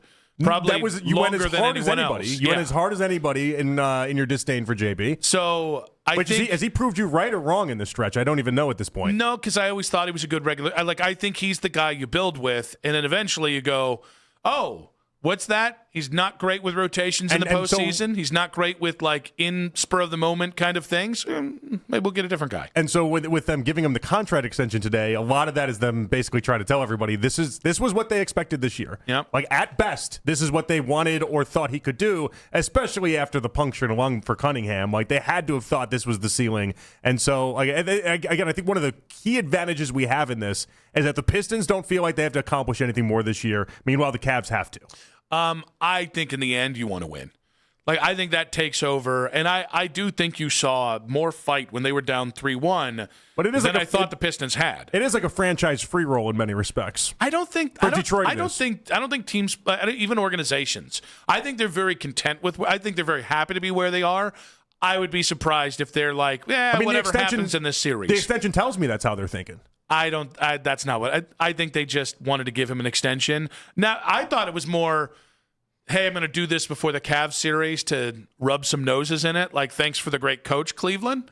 That's more what it felt like. Oh, that's a weird set of gamemanship to attach yourself to try to get some sort of edge here. The NBA, there's a lot of stupid stuff that happens. But I think, like, the same thing that you can say about he knows, how Evan Mobley likes to eat a sandwich. I think the entirety of the Cavs organization knows JB. Because of how the head coach is positioned in the NBA, you have conversations with literally every department where you kind of profess how you see things, how you like things, how you don't like things. Mm-hmm. And so I don't think the advantage is just the players. I think the front office knowing JB this way is an advantage that maybe you don't get going back the other way. So, but why I tilted in JB's favor is because I think knowing more about the players is going to impact it more than JB's little habits here and there. Ooh, I don't know about that. Okay, I guess you don't know about that. Hey. We agree to disagree. Are you going to let this one play out? If that's how you want to keep playing it. Second time today, you want to let it play out. Well, no, I was being facetious. Oh, yeah, that first we could do it. What was the first one? How we're going to play it out? Oh shoot! Whether or not we can say that the Raptors series helped them or didn't help them, and you wanted to wait until after the series was done in order to be able to tell that. And can I tell you that actually isn't just about the Toronto series. That's a compound effect of all the playoffs. Like the amount of times I've seen the Cavs come out of a series and been like, we really learned something here, only to walk right into a buzzsaw. That's informing we're going to let this one play out. Yeah. That's what it was. Exactly right. Yeah. So we'll have to let it play out, I guess, in your words. In that one way. Yeah, in that one way. Now that being said, I think there's advantages and disadvantages for both sides. But I think we might be sleeping on how much the Cavs know Bickerstaff. And I just don't know how many levers JB can even pull in this series. You know what I mean? Like, I look at it, and he's got a bunch of gym class heroes on the Pistons. They're a bunch of tryhards. They're going to muddy it up. They're going to try to play dirty. I think everyone's seeing that coming. We're expecting, 7 beef stew fights in the first, 12 minutes, because I'm convinced he wanted to be an MMA fighter. He didn't want to actually do basketball. You could offer him the same salary, he'd take MMA fighter. I think he's basketball tough and not MMA tough. That's just me. And so, it's I just don't know how much range he can even offer up with this Pistons team. I actually think that's a way in which it might go in his favor.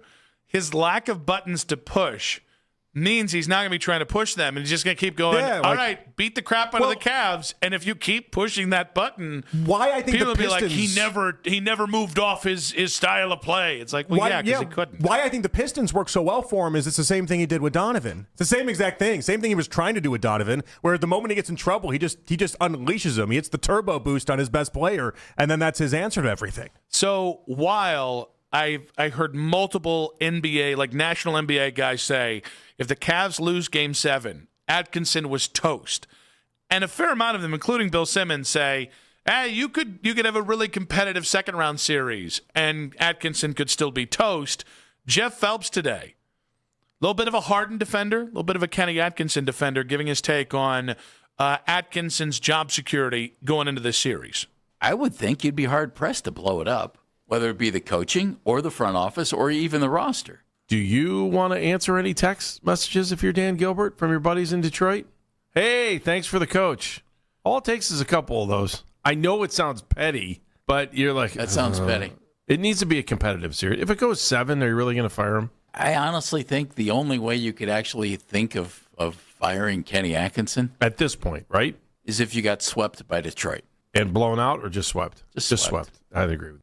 All right, so there's a lot to unpack here. The one thing that I got to give Baskin 100% credit is a Jeff clip, but the amount of times that I have heard, man, owner X wasn't going to fire this coach, and then his buddy started ragging on him for sure, and he just doubled back and said, "No, this is unacceptable."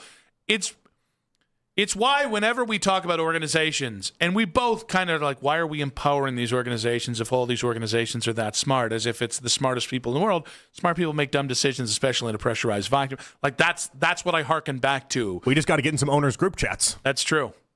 There's still time. You just pulling levers from the group chat.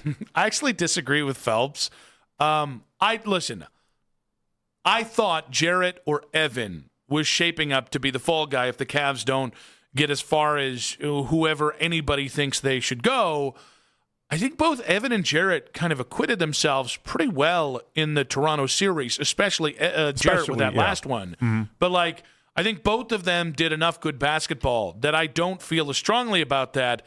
I do think, Kenny, it's just the way the NBA works. The first thing you do is fire the head coach. I don't think it's right. I think Kenny's a better head coach than we've even seen this year because, to me, I can't judge you if you're uncomfortable or you don't know your team yet.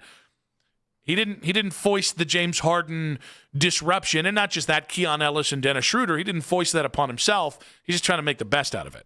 I mean, somebody's got to be responsible if they don't make it out of the second round once again. And I think it will fall on Atkinson. I think he's got to be the guy. And so, like, especially when we talk about Allen and Mobley and what they've done this last series. Now, who knows? Maybe we fast forward, and the reason why if you lost in 4 or 5 games is because those players were absolute no-shows, and maybe it changes the math just a little bit. But, yeah, I think right now it'd have to be Atkinson. Because you're right. It is how the NBA works. You win an NBA title, and 2 years later, you're out of a job. Well, and here's the thing. It's also what's going to pressurize this to a different degree is you'd be losing to the old head coach. Now, I would look at that and go, all right, well, then it wasn't J.B. Bickerstaff, so maybe it's the players after 4 years that we can start, kind of drilling down on that. But this is how the NBA works, and at any point you can go find yourself a potential Coach of the Year candidate just off the scrap heap because they're damn near always available. Just don't do it. Don't hire like a John Beeline type. That won't work. Well, can't put it past him. Mike in Stowe, welcome to the show. Hey, guys. How are you doing today? Doing all right. What you got for us? Really good show, man. You guys are getting all over the place on this. When I got in earlier, I was in the segment when you guys were going at about moving the goalpost, and you covered like 2 other good things since then, so I'll try to cover as much as I can. Go back to that one. Nick, I'm with you. The landscape has changed.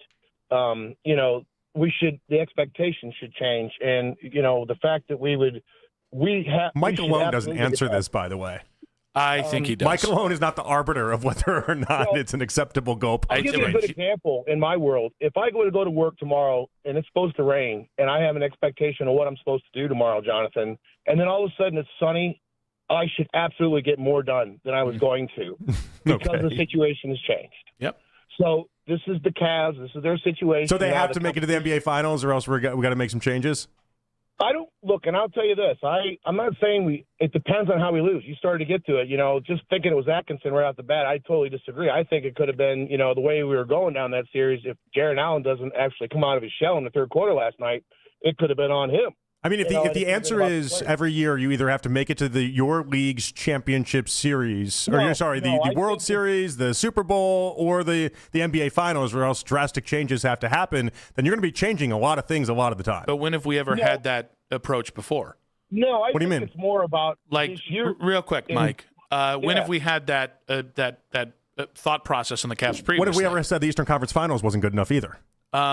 That's a question with a question. It's the right question, though. Aren't there times where teams do go all in on a season where the expectation is, all right, we've experienced something previously, but now it's the time to go Aren't there times when they've forward? never made it out of the second round and they go to the Eastern Conference Finals, it's enough to be like, all right, we're headed in the right direction? I've never forgot. And Mike, don't you remember when we traded for Donovan Mitchell and we said we just hope to get out of the second round of the playoffs one day? Right. Now, look at what's our salary? We have a salary that's highest paid salary in the NBA. You should be accomplishing things for sure. No one's denying that, but the Eastern Conference Finals is an accomplishment. Well, it is, but based on the change of it now, we really should move further. And like I said, it's just like those things. You got to stay in it because you never know. Right now, the East, it looks like that year when San Antonio took it down on us when we got there with LeBron when he was young. It's looking like that, like we're just going to be fed to the Western Conference. But you never know what can happen. And that's why you just got to stay at it and go hard. But I do agree with, on one thing you did say, Jonathan, like I said, as far as your take on the fact that, that I like the fact that I think it doesn't really matter what we know about Bickerstaff. I don't really think that helps much. What he knows about us could be helpful we're in for a little bit of a dogfight. They are going to come after us, I think, pretty nasty. I think you're right on that, too. But we have more talent, and we should win. We're much deeper 1 through 10 than they are. We should win. Right. We got a boogie, Mike. We appreciate you, buddy. Thanks, guys. That's the arbiter of JP and my disagreement earlier in the show. We get one arbiter. It was the first guy to call in. I can't help it. We don't even know where. No backstory. It was independent arbitration. Anything. I don't even know if he's a basketball fan. He sounded like it. Sounded like a real ball knower to me. Sounded like it, but I don't even know. Like he knows ball. That's our one arbiter, I guess. That can't help You're it. like over here, like hands up in the air, like, yes, I won. Yes, YouTube. I got it. I won. Yep. You didn't win yes, anything. I did. Is playing Bickerstaff an advantage or disadvantage for the Cavaliers? And the March for Arch has begun. 5 minutes on 92.3 The Fan.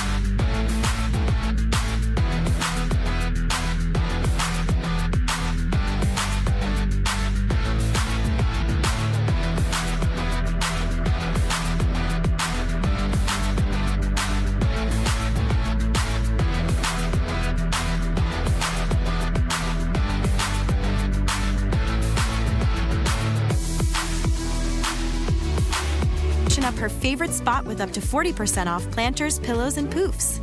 Or keep it classic, fresh tulips for just $12 and a Dossier fragrance trio for $32. Whatever mom is into, we've got it. Celebrate mom her way, only at Target. Restrictions apply. Listen to 92.3 The Fan on the Odyssey, iHeartRadio, and TuneIn app.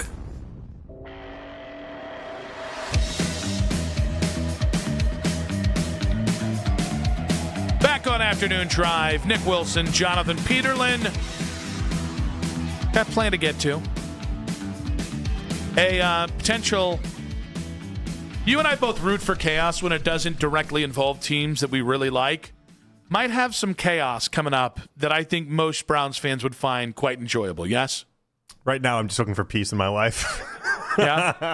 after the last 45 minutes or so, I'm now a Buddhist. Yeah. Yeah. I'm just searching for some inner peace here. Did you get a Zen garden on Amazon? I just ordered it. It's going to be in the mail. And oddly enough, the Zen process just pissed me right off. Yeah. Just made me real mad. It should be a day or two though. Yeah. It takes a while. So we're just going for some calmness. Yeah. Some inner peace.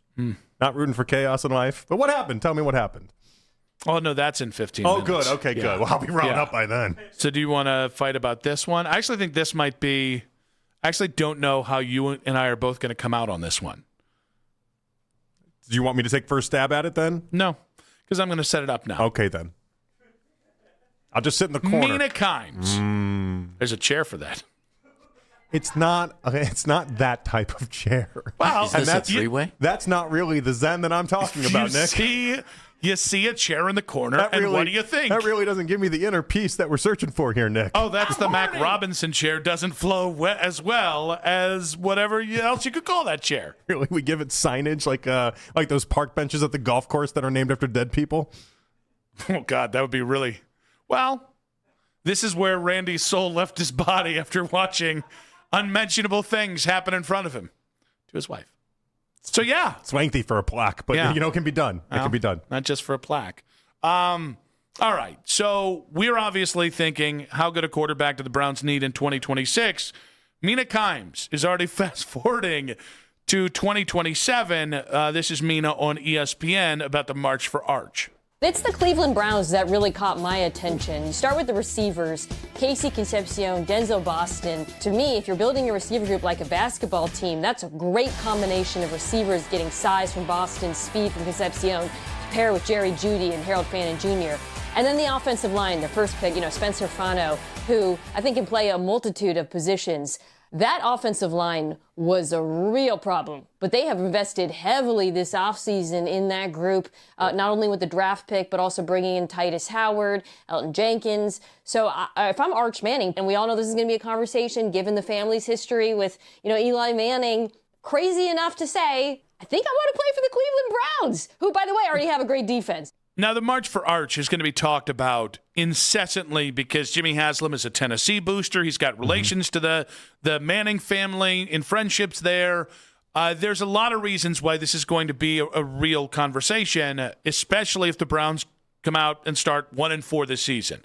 What I did not have on my post-draft bingo card was anyone, because Andrew Berry's had 2 good drafts, saying, a year from now, Arch Manning would want to choose his path to the Cleveland Browns the way Eli did with the Giants 20 years ago. All we've ever had is people avoiding the Browns or wanting to avoid the Browns. It's never been the other story where all of a sudden it's like, hey, maneuver your way to get there. So I don't know. I'll believe it when I see it is the end result there. So we are simpatico on this. In a year, let's say in 8 months, if the Browns are in the running and they're the heavy favorites to get the number 1 pick, I will do you one better.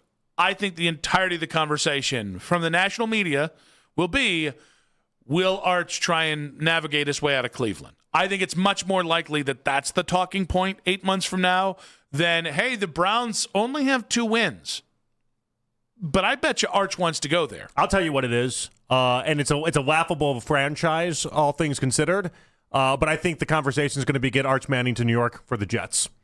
Because their offense shows a lot of signs. And I think Geno is going to be all right, all things considered. But you have Garrett Wilson. You have Breece Hall. They drafted Cooper. They have a good offensive line. I could see the appetite of New York calling for Arch Manning and that trying to be what they end up maneuvering for. I mean, in fairness, half of Get Up is former Jets, failed Jets, I might add. So that makes does that sense. help or does that hurt it? I don't know. Is it like oh no, because they flip into Jets homerism at the weirdest points. Because it's going to happen.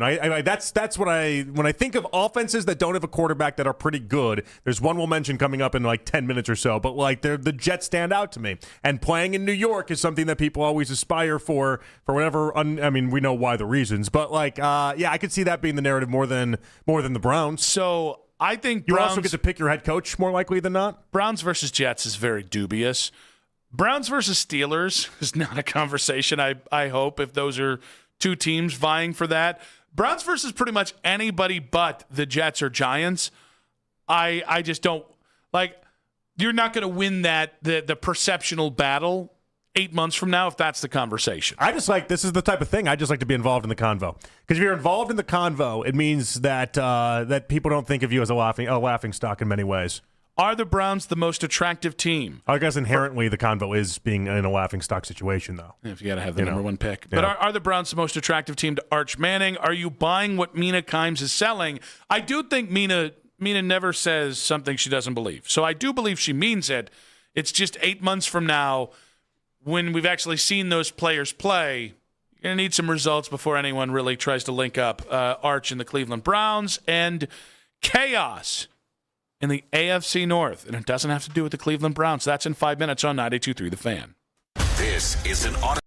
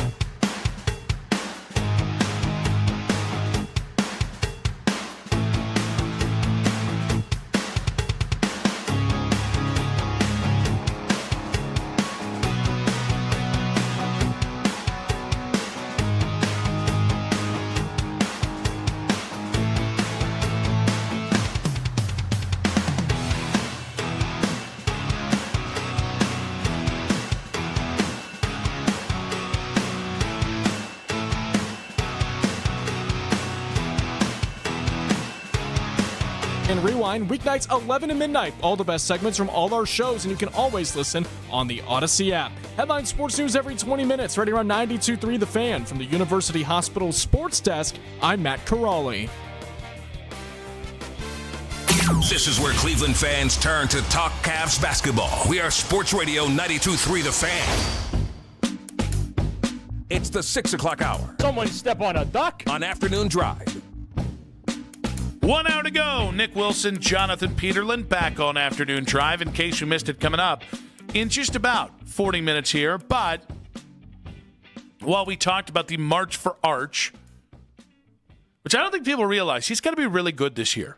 If he's the same guy he was last year, I would really struggle to see him being the number one pick in the draft. He would still get it number one because of the final, what was it, like 4 or 5 games that he played where he seemed like he turned it around and had You do this against Vandy, you get whatever you want. It's all people want. They just want to feel like it's real. And if he plays like he did down the stretch late in last year, then he'll get the Arch Manning treatment that he's been given so far. So listen, if Arch Manning can come out and just be something in between his uncles, like in terms of his NFL career, it'd be the best pick you've made in 60 years. And that includes Joe Thomas and Myles Garrett because it's at the most important position, right? You know me, though. I hate when we have a quarterback who's anointed years out. Well, how about getting a Manning and having it not work out? Yeah. You want to talk about just completely just deflating a fan base and thinking that you're never going to have a quarterback to work out if you get a Manning and he doesn't work out? It really is. Like I looked at Trevor Lawrence as one of these guys. Andrew Luck's a little unfair because of the injuries, but you can't say Andrew Luck fulfilled the prophecy of a generational quarterback. I do think that Bryce Young is another guy that, months out, people were saying number one pick. Everyone slept on C.J. Stroud. Verdict's still a little bit out on C.J. I'd still rather have him than Bryce Young. Oh, definitely. That convo today, by the way, was just off the rails. Which convo? The NFL exec that said he wouldn't pay C.J. Stroud, and then the convo that ensued off of that, where then people are then debating whether or not they'd actually pay C.J. You'd pay C.J. Stroud. There's like 7 teams that would give their left arm in order. I shouldn't say teams. 7 GMs that would give their left arm to have C.J. Stroud be their quarterback. Like, he has a demand for a reason. People want him as their QB. Wild to me. I think paying C.J. Stroud is very similar to paying Baker Mayfield. But like the idea that, so you wouldn't pay him at all? No, I would. Because you and I both would have paid Baker 5 years ago. Okay, good. I just got so used to being the only person that would have paid Baker. Yeah, no. At the station is what I'm saying. There's a lot of fans that wanted that as well. So I look at CJ and I'm like, I don't care that his numbers have plateaued have never grown since his first year. His numbers are really, really good, and it's hard to find a better player than Meanwhile, their offensive line has gotten worse and worse in each successive season as they've gotten like Laramie Tunsil just said, okay, go, be gone. And then he hasn't had healthy wide receivers. Like when Nico Collins was healthy, it was a different story. When he had those guys that were healthy, it was a different story. I really think he's more the track of one of these guys where it's like if you gave him everything Jalen Hurts has, it would be a completely different story for C.J. Stroud, all the while still winning playoff games each year. I think that's fair. And I also think, like, if I'm going to give D'Amico Ryans credit for taking this team from you were tanking for 3 straight years or 2 straight years after the Deshaun trade to you've been to the playoffs 3 straight years and you've done something in the playoffs every year, can I really be upset if you haven't gotten over that hump yet when, you resurrected the franchise? Yeah, no question. I just don't think the offense is his fault. And I feel like if you gave him a solid roster around him, they just kept taking away pieces and adding to the defense and thinking that C.J. Stroud would overcome that. And he's not going to be the guy to overcome that. Now, from the chaos of should the Houston Texans, and yes, they should, pay C.J. Stroud or not, to the chaos in Pittsburgh, it does seem like with where this is going, there's more uncertainty of whether Aaron Rodgers will re-sign with the Pittsburgh Steelers, whereas last year it felt like he just was trying to get through OTAs and mandatory OTAs to sign literally the day after. Mm-hmm. It does feel like there's probable doubt now.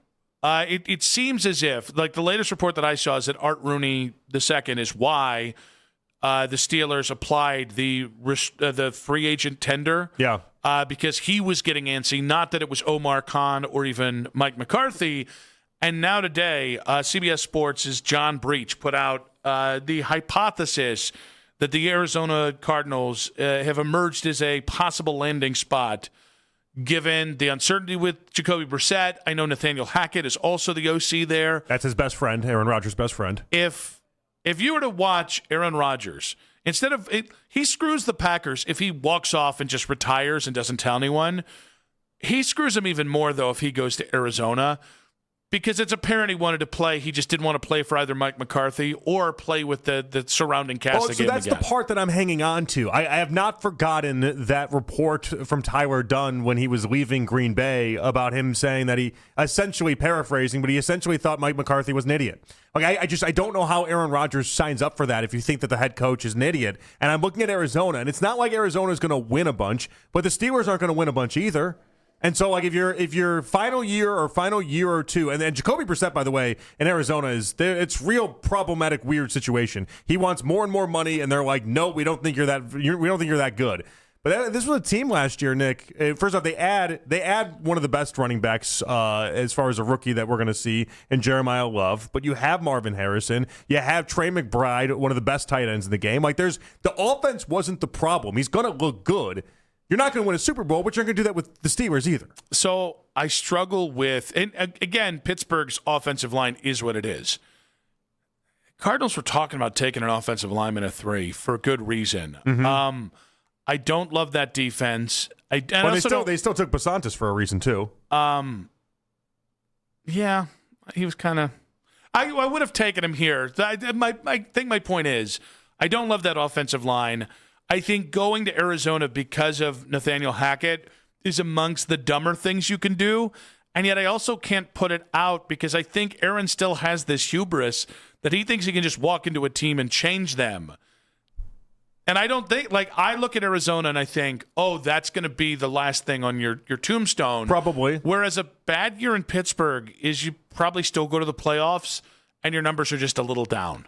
I'm thinking about it from Arizona's perspective. If you're LaFleur, you want to win instantly. You want to win right away. You need to win right away.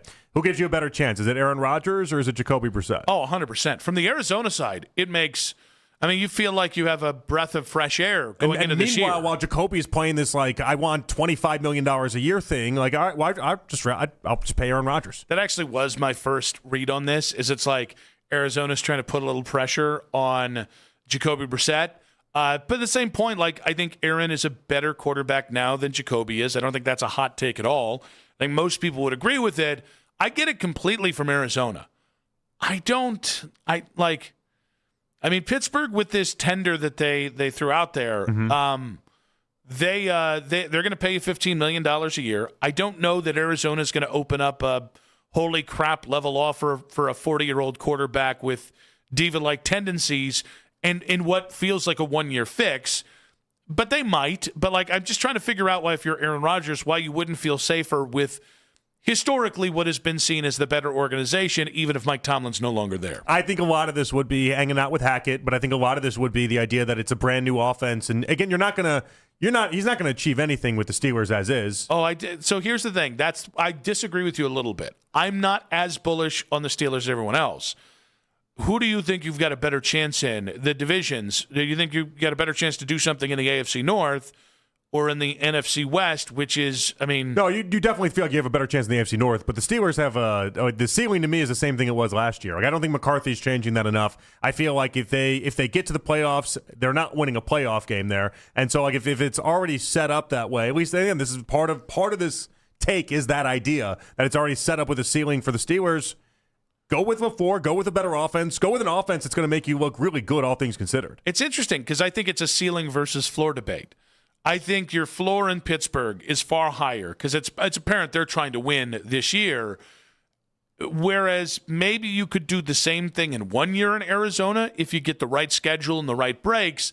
The problem is the floor in Arizona is... You're the guy that helps get them Arch Manning. Yeah, definitely. There's a way that it is disastrous. I think it's interesting.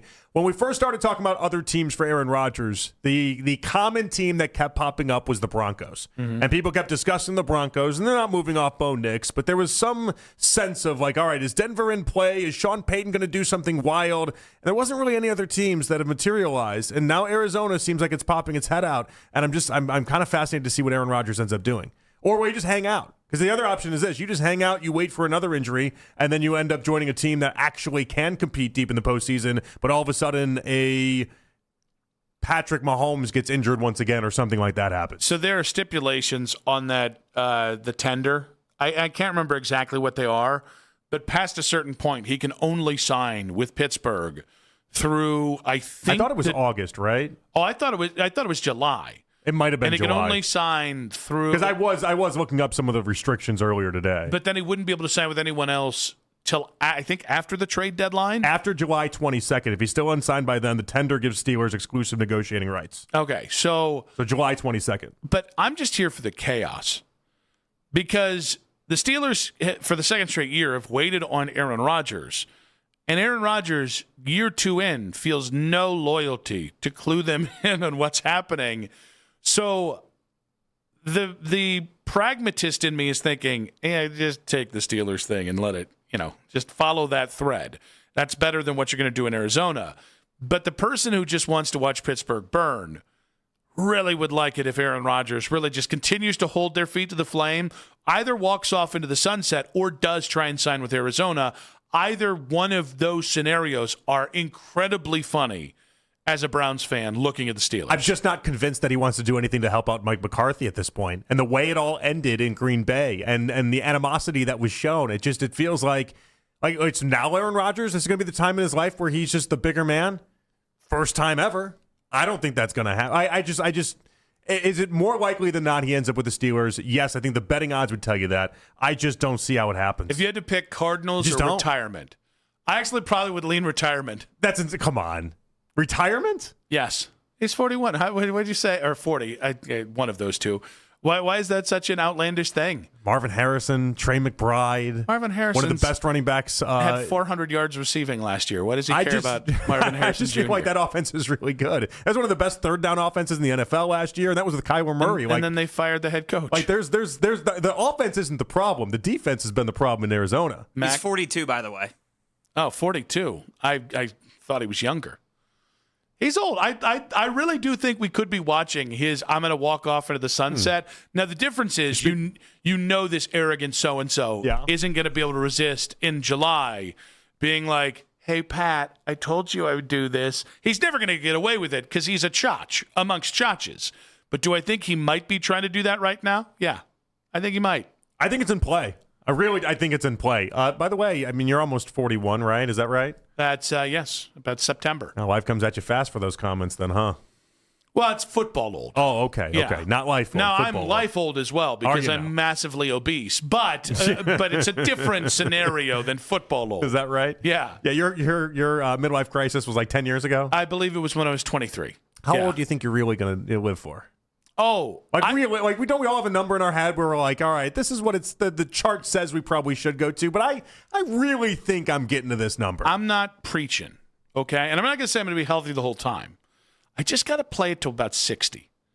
If I can be moderately healthy at 60, with the advancements in science and anti-aging, I might live to be forever. You understand? So the number's forever for you. That's what you think. You think forever. I just got to make it 60. If I make it to 60 in a day, I got a real chance to live to be like 90, 95, 100. Because in the next 15 to 20 years, the advancement in anti-aging is going to go through the roof. I forgot about the anti-aging equation for you. Listen, epigenetics. Read it. It's not those kind of genetics. We're not thinking about Germany in the 30s, 40s. I'm talking about real scientific advancements that have been made and are on the precipice of happening. I just need to last till they come in. Okay, glass half full approach for you. No, that's good. Scientific method. Is that right? Scientific that's method. good. No, it's a you good might approach. be hoping that my I number die was 85. early. My number was 85 for myself. That's the number I think. My hope in my is, head, I think I'm making it to 85, and then I'm probably dropping dead the day after. My hope is I get to give the eulogy at your funeral. Is that right? And you're 95. And I'm like spry. I'm like Willy Wonka. I do like a whole little dance. I do like a little Michael Flatley for you. It's going to look like the end of Interstellar. Be like, one of us forced the other guy out of the business we loved after X amount of years of working together. They were the best years of our lives. And so you dance on my grave at the end of it? Is that yeah. Is that how that works? Yeah, and I expect you to do the same. Yeah, I won't do that. If it goes the other way. I'm not going to do that. But make sure you make eye contact with my wife and children. I'll open up the casket and then make eye contact with you and your dead body, and then these two eyes with Mr. One Eye over there. I'm like separating it and opening your eyes with my fingers. You're gonna look me in the eye open. One last time, and you're wrong about the Cavs, you idiot! You fat bastard! Vanessa and the girls are just crying uncontrollably. Everyone just in tears. It'd be sad. And then for me, your eulogy that you give is just really just written by like ChatGPT. Yeah. And I'm just up there pissed. I'm like, you ChatGPT'd this? You couldn't have given me your own thoughts? No. Meanwhile, you turn it into like a Key and Peele skit. It would do the first and I'm over. like, can you be serious once?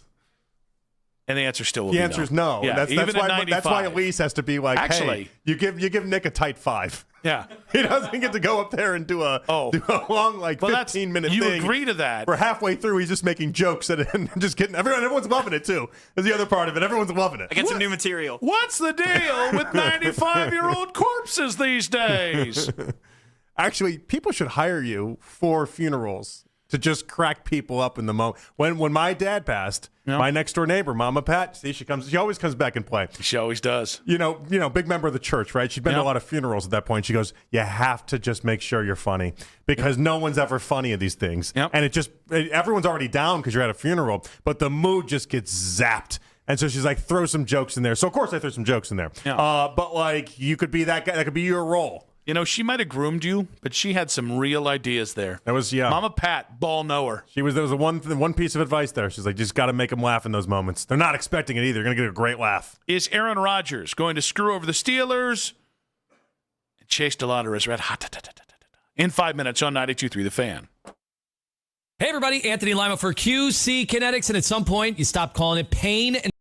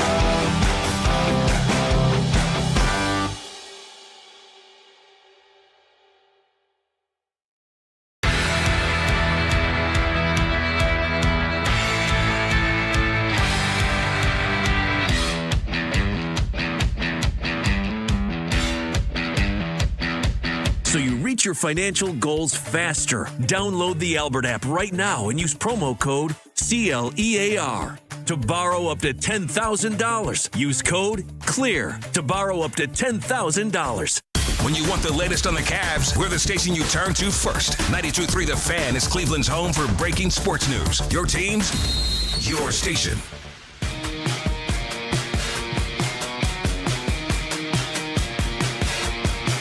In case you missed it, coming up in about 20 minutes here, Nick and JP back on Afternoon Drive. Gardo's getting a 4-game set against Kansas City going tonight at 7:40.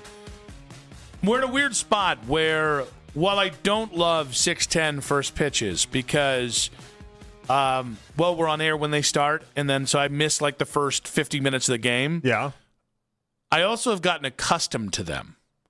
To where I'm like, I gotta wait till 7:40. And 7:40 is perfect for me, though. It is, because that's exactly when I get home. I get home at 7:30, so I can say hi to my kids, and then I can do a little dinner or whatever, and then I'm there for first pitch. But yet I'm also looking at this going, game's not gonna get over to like maybe 10 o'clock. That's a rough ask.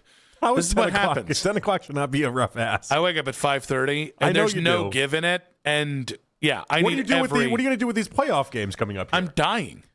I'm dying day by day. How have you ever watched Guardians baseball previously for 162 game season? I haven't had to wake up at 5:30 with my oldest kid.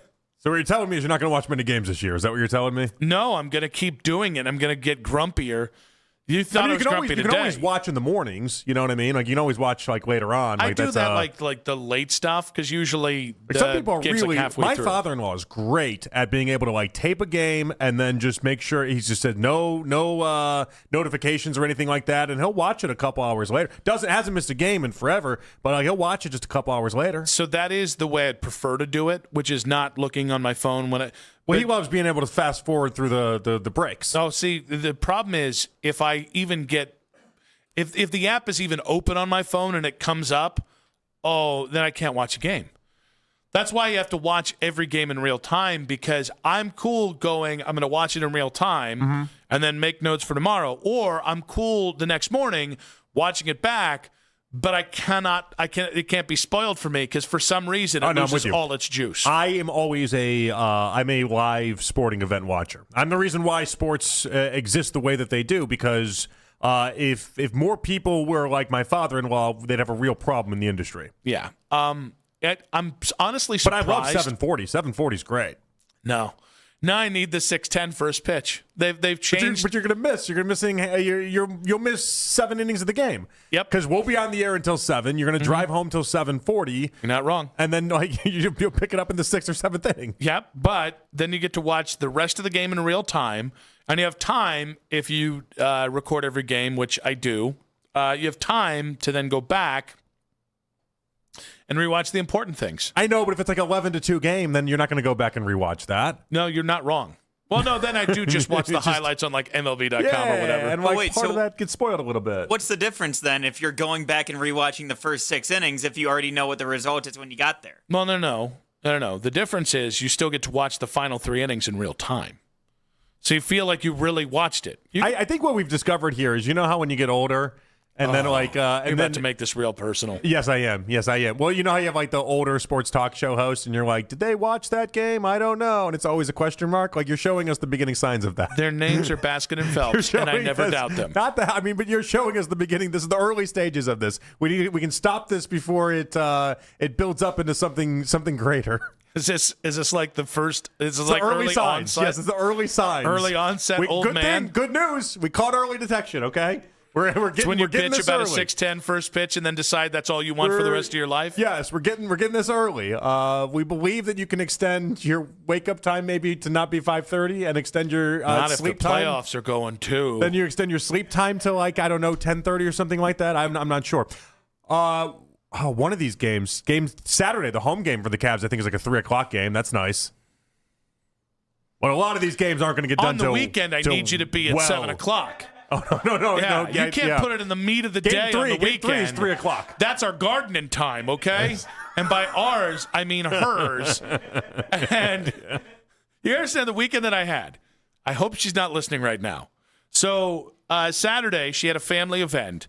So I hung out with the kids and did all kids all day. Yeah. And then she came home and she's like, "Why don't you want to garden outside?" I was like, "Because it's 40 degrees." Mm-hmm. Yeah, it was cold. Yeah, cold once you get below 50, I'm just not doing things outside. I just won't do it. Agreed. And then Sunday, she takes the girls to see The Devil Wears Prada. Number 2? The number 2. Yeah. Number 2. Did they like it? And I think everybody liked it, yeah. Yeah, always liked it. Yeah. She saw Katie Pollock at the movie theater, too, by the way.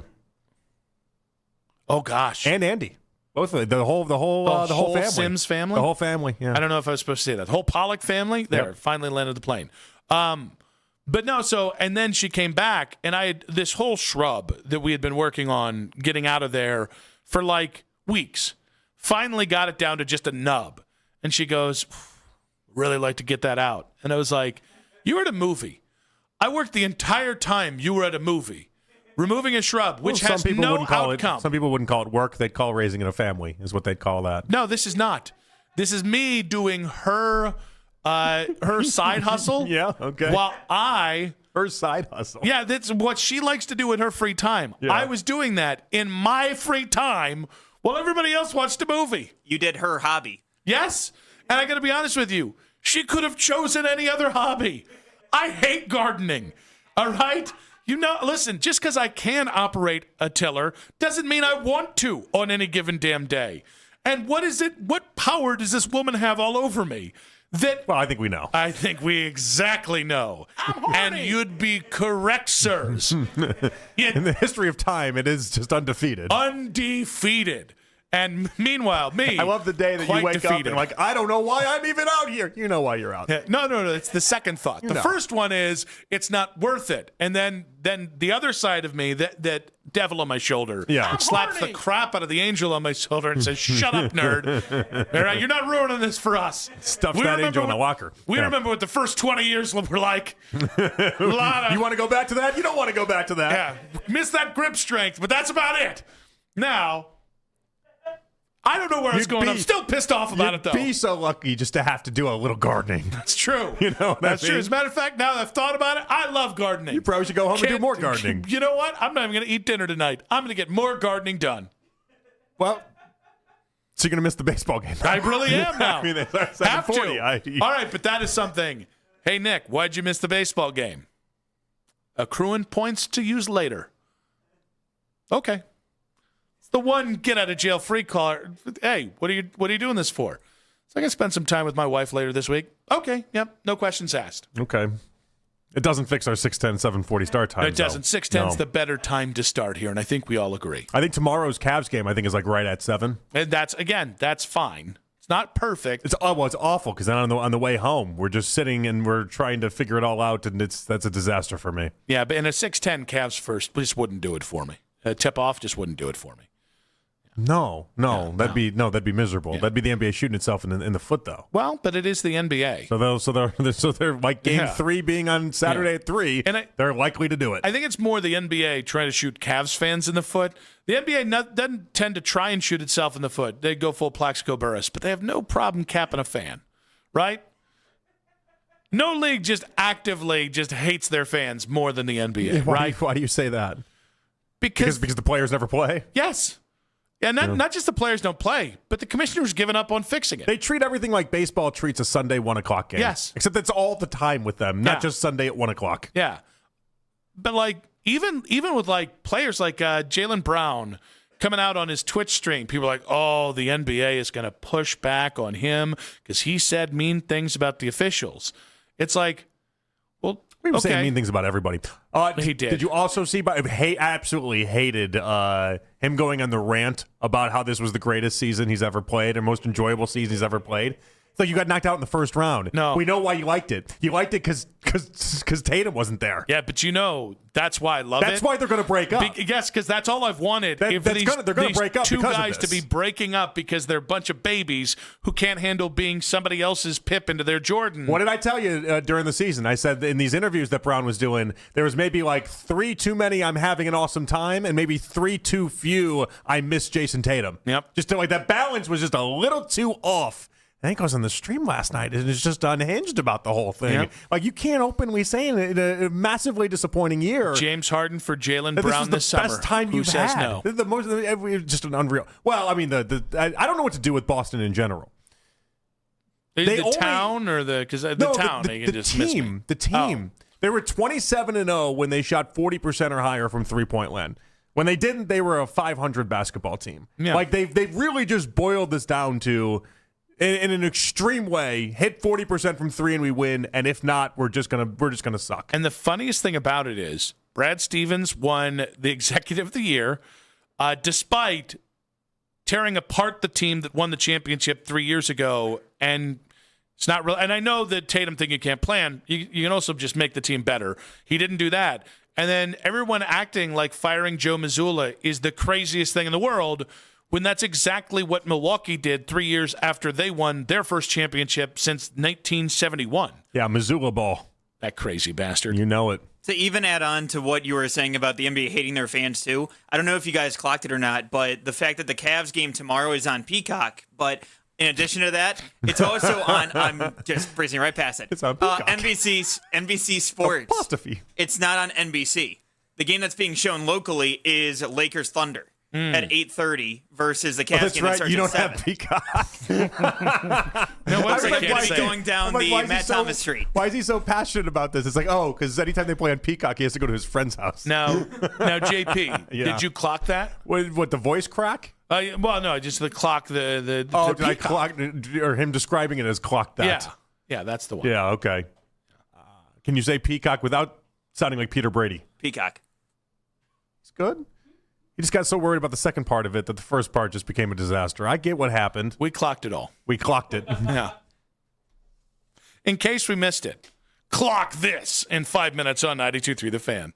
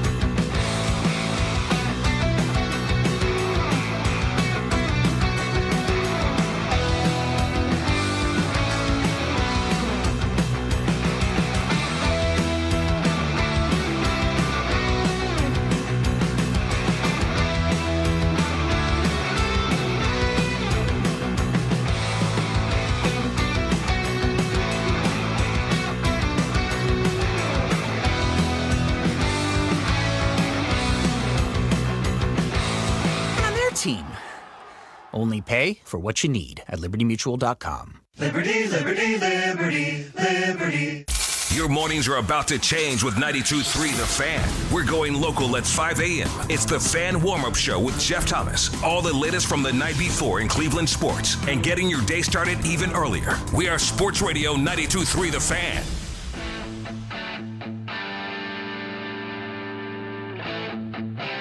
Final segment of today's show. I want to say a big thanks to our guests, Jeff D. Lowe of Barstool. He joined us at 3. A lot of praise on Andrew Berry's draft. Still a little on the fence about the Cavaliers, but did give some kudos to the Cavs for their win over the Raptors. And then Danny Cunningham at 420. Strong stuff on the Cavs, what they can learn coming out of the Toronto series. Who has the coaching advantage in the Cavs-Pistons series? Danny of the Locked On Cavs podcast, again, 420. If you missed a second of our show today, you can watch the entire thing, all 5 hours, back on 92.3 The Fan's YouTube channel. Get in the chat a little bit, see what the chat was saying. Usually unhinged. Very unhinged is the 92.3 The Fan YouTube chat, but that's why we love them. And, of course, you can like our videos. We do like to be liked. And subscribe to 92.3 The Fan's YouTube channel. It is free after all. Let's go ahead and get to it in case you missed it. All right, Nick, we're going to start off with some bad news for the schedule release fans out there. Usually it is the second week in May, and so a lot of people were expecting it to be May 13th, May 12th, somewhere in that area. Mike North, who's in charge of this, Goodell obviously signs everything off, but Mike North, who's in charge of it, says that he doesn't think it's going to be out in time. And it'll probably be the third week in May, could even extend into June, which would be unheard of. I just want to know, what's causing potential delays here. Is Aaron Rodgers that reason? That's an interesting point. I had heard that who has the 5-game package that they're trying to is it Netflix? Netflix, yeah. That might be adding to this. I just think what's funny about it is these scheduling schnooks, once you get through this year's scheduling, once you've decided last year, second week of May, I know that you kind of had to wait for the standings of this. When it's not like they're surprised in January, right? When it's you've got 4 months to make this work. What's so? And by the way, half this stuff is lined up with computers. You can't tell me that half of this stuff, and even more than half the stuff, isn't dictated by. You can't flash up the different things that you can do, different ways you can plan up the schedule. Yeah, and then go from there. What do you guys really do? Or is Rodgers was the only thing I was thinking of, but you don't hold up the whole entire schedule for Rodgers. Yeah. But if you give, let's say the Steelers get maybe 3 or 4 primetime games, if just take them all away if Aaron's not there. If it's not Rodgers, you want Will Howard or Drew Allar doing 4 primetime games. No, but it is still the Steelers. They would carry the day on just that alone. There is no hurry, though, I guess, in reality. People like to book their flights, though, is the thing. People like to book their vacations, where they're going, what they're doing. It's all predicated off this. So the league likes to give them time. But the idea they said today, it just doesn't seem like it's going to happen in time to be that second week in May mark that they've hit for 5 years in a row. I want to know what, if it's a team schedule that the team is just bitching about, or it's got to be something, somebody's causing a stink, right? Or one of the networks has to be causing a stink. This can't just be on the up and up. We just didn't get to it this time. I don't buy it. No, there's no reason for a drag in this, or there's no reason for a delay. So anyway, bad news for people that want their Maybe schedule. the international slate that you add in Australia this year too. You add in Spain. That's not my problem. Paris potentially. The only 2 games they've decided on this year are international games. It's true. Australia game. You still have the Brazil Paris game. The Paris game too. That for New Orleans, that still has to be If it's determined. delaying it because of this international stuff, I'm not saying you're wrong, but if it is, then we got a lot of problems when we do international week in 10 years. All right, the Pistons polished off the Magic in Game 7 to advance to the second round of the playoffs on Sunday. Have you heard about this? Have you seen about this? They'll play the Cavs, by the way. WNBA big Angel Reese used to date Pistons big Jalen Duren, and now dates Magic center Wendell Carter Jr. Now, she posted the 2 stat lines when Orlando was up in the series about a week ago. Well, as the Pistons were eliminating the Magic, Pistons fans responded with this yesterday.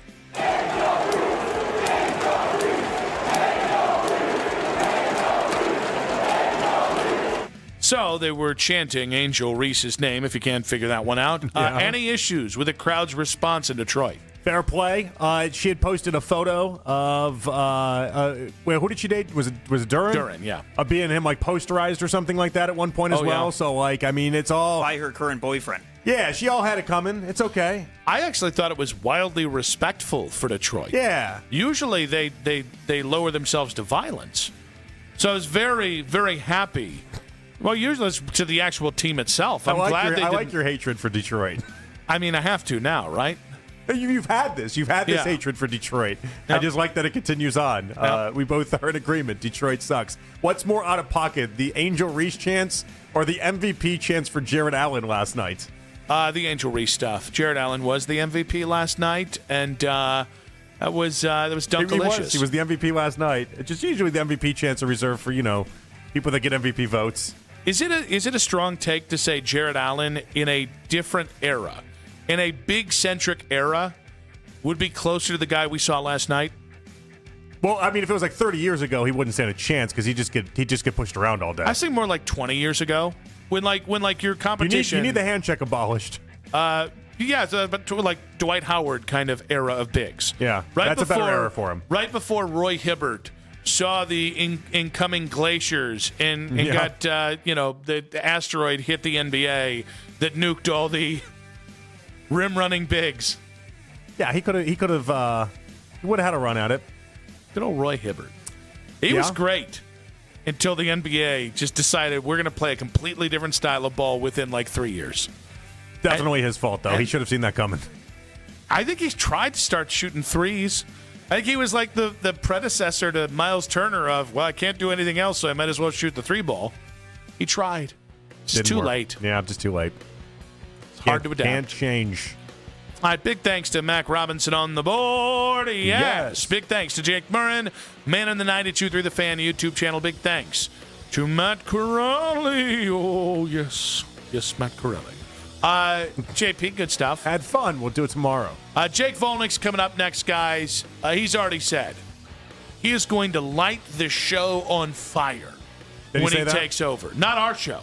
He meant his show. He's like, I've been nice this entire time. I got something to get off my chest that I've been waiting on, and I'm going to do it at 7:03. And I was like, that sounds very aggressive, but I'm here for it. And very specific timing, but it also is good timing. Yeah. Because that's when the show starts. That's so exactly. If you were ever time he's not to do waiting it. to 7:07. No. 7:03, out of the gate. You get right in there. Expect some fireworks. That was a firework, by the way. A single firework. One. Just one. That's all it was. I can tell, yeah. Because he's got the fireworks coming up in about 10 minutes We here. got firework. What was that? I think you're being the hungry. Baskin boom. That was... Oh, confusing. Confusing drop. That's a different sound that Baskin makes. Man, does he know his stuff. Woo! Yes, I do. All right, JP, good stuff, buddy. All right, had fun. We'll talk tomorrow. We'll see you guys tomorrow. We'll see you guys tomorrow, too. Man, does he know his stuff. Woo! Keep it spicy, baby. Let's go. I love you. Have a great day. Take care, Nick. Take care of him. He needs help. This is an Odyssey Sports Minute.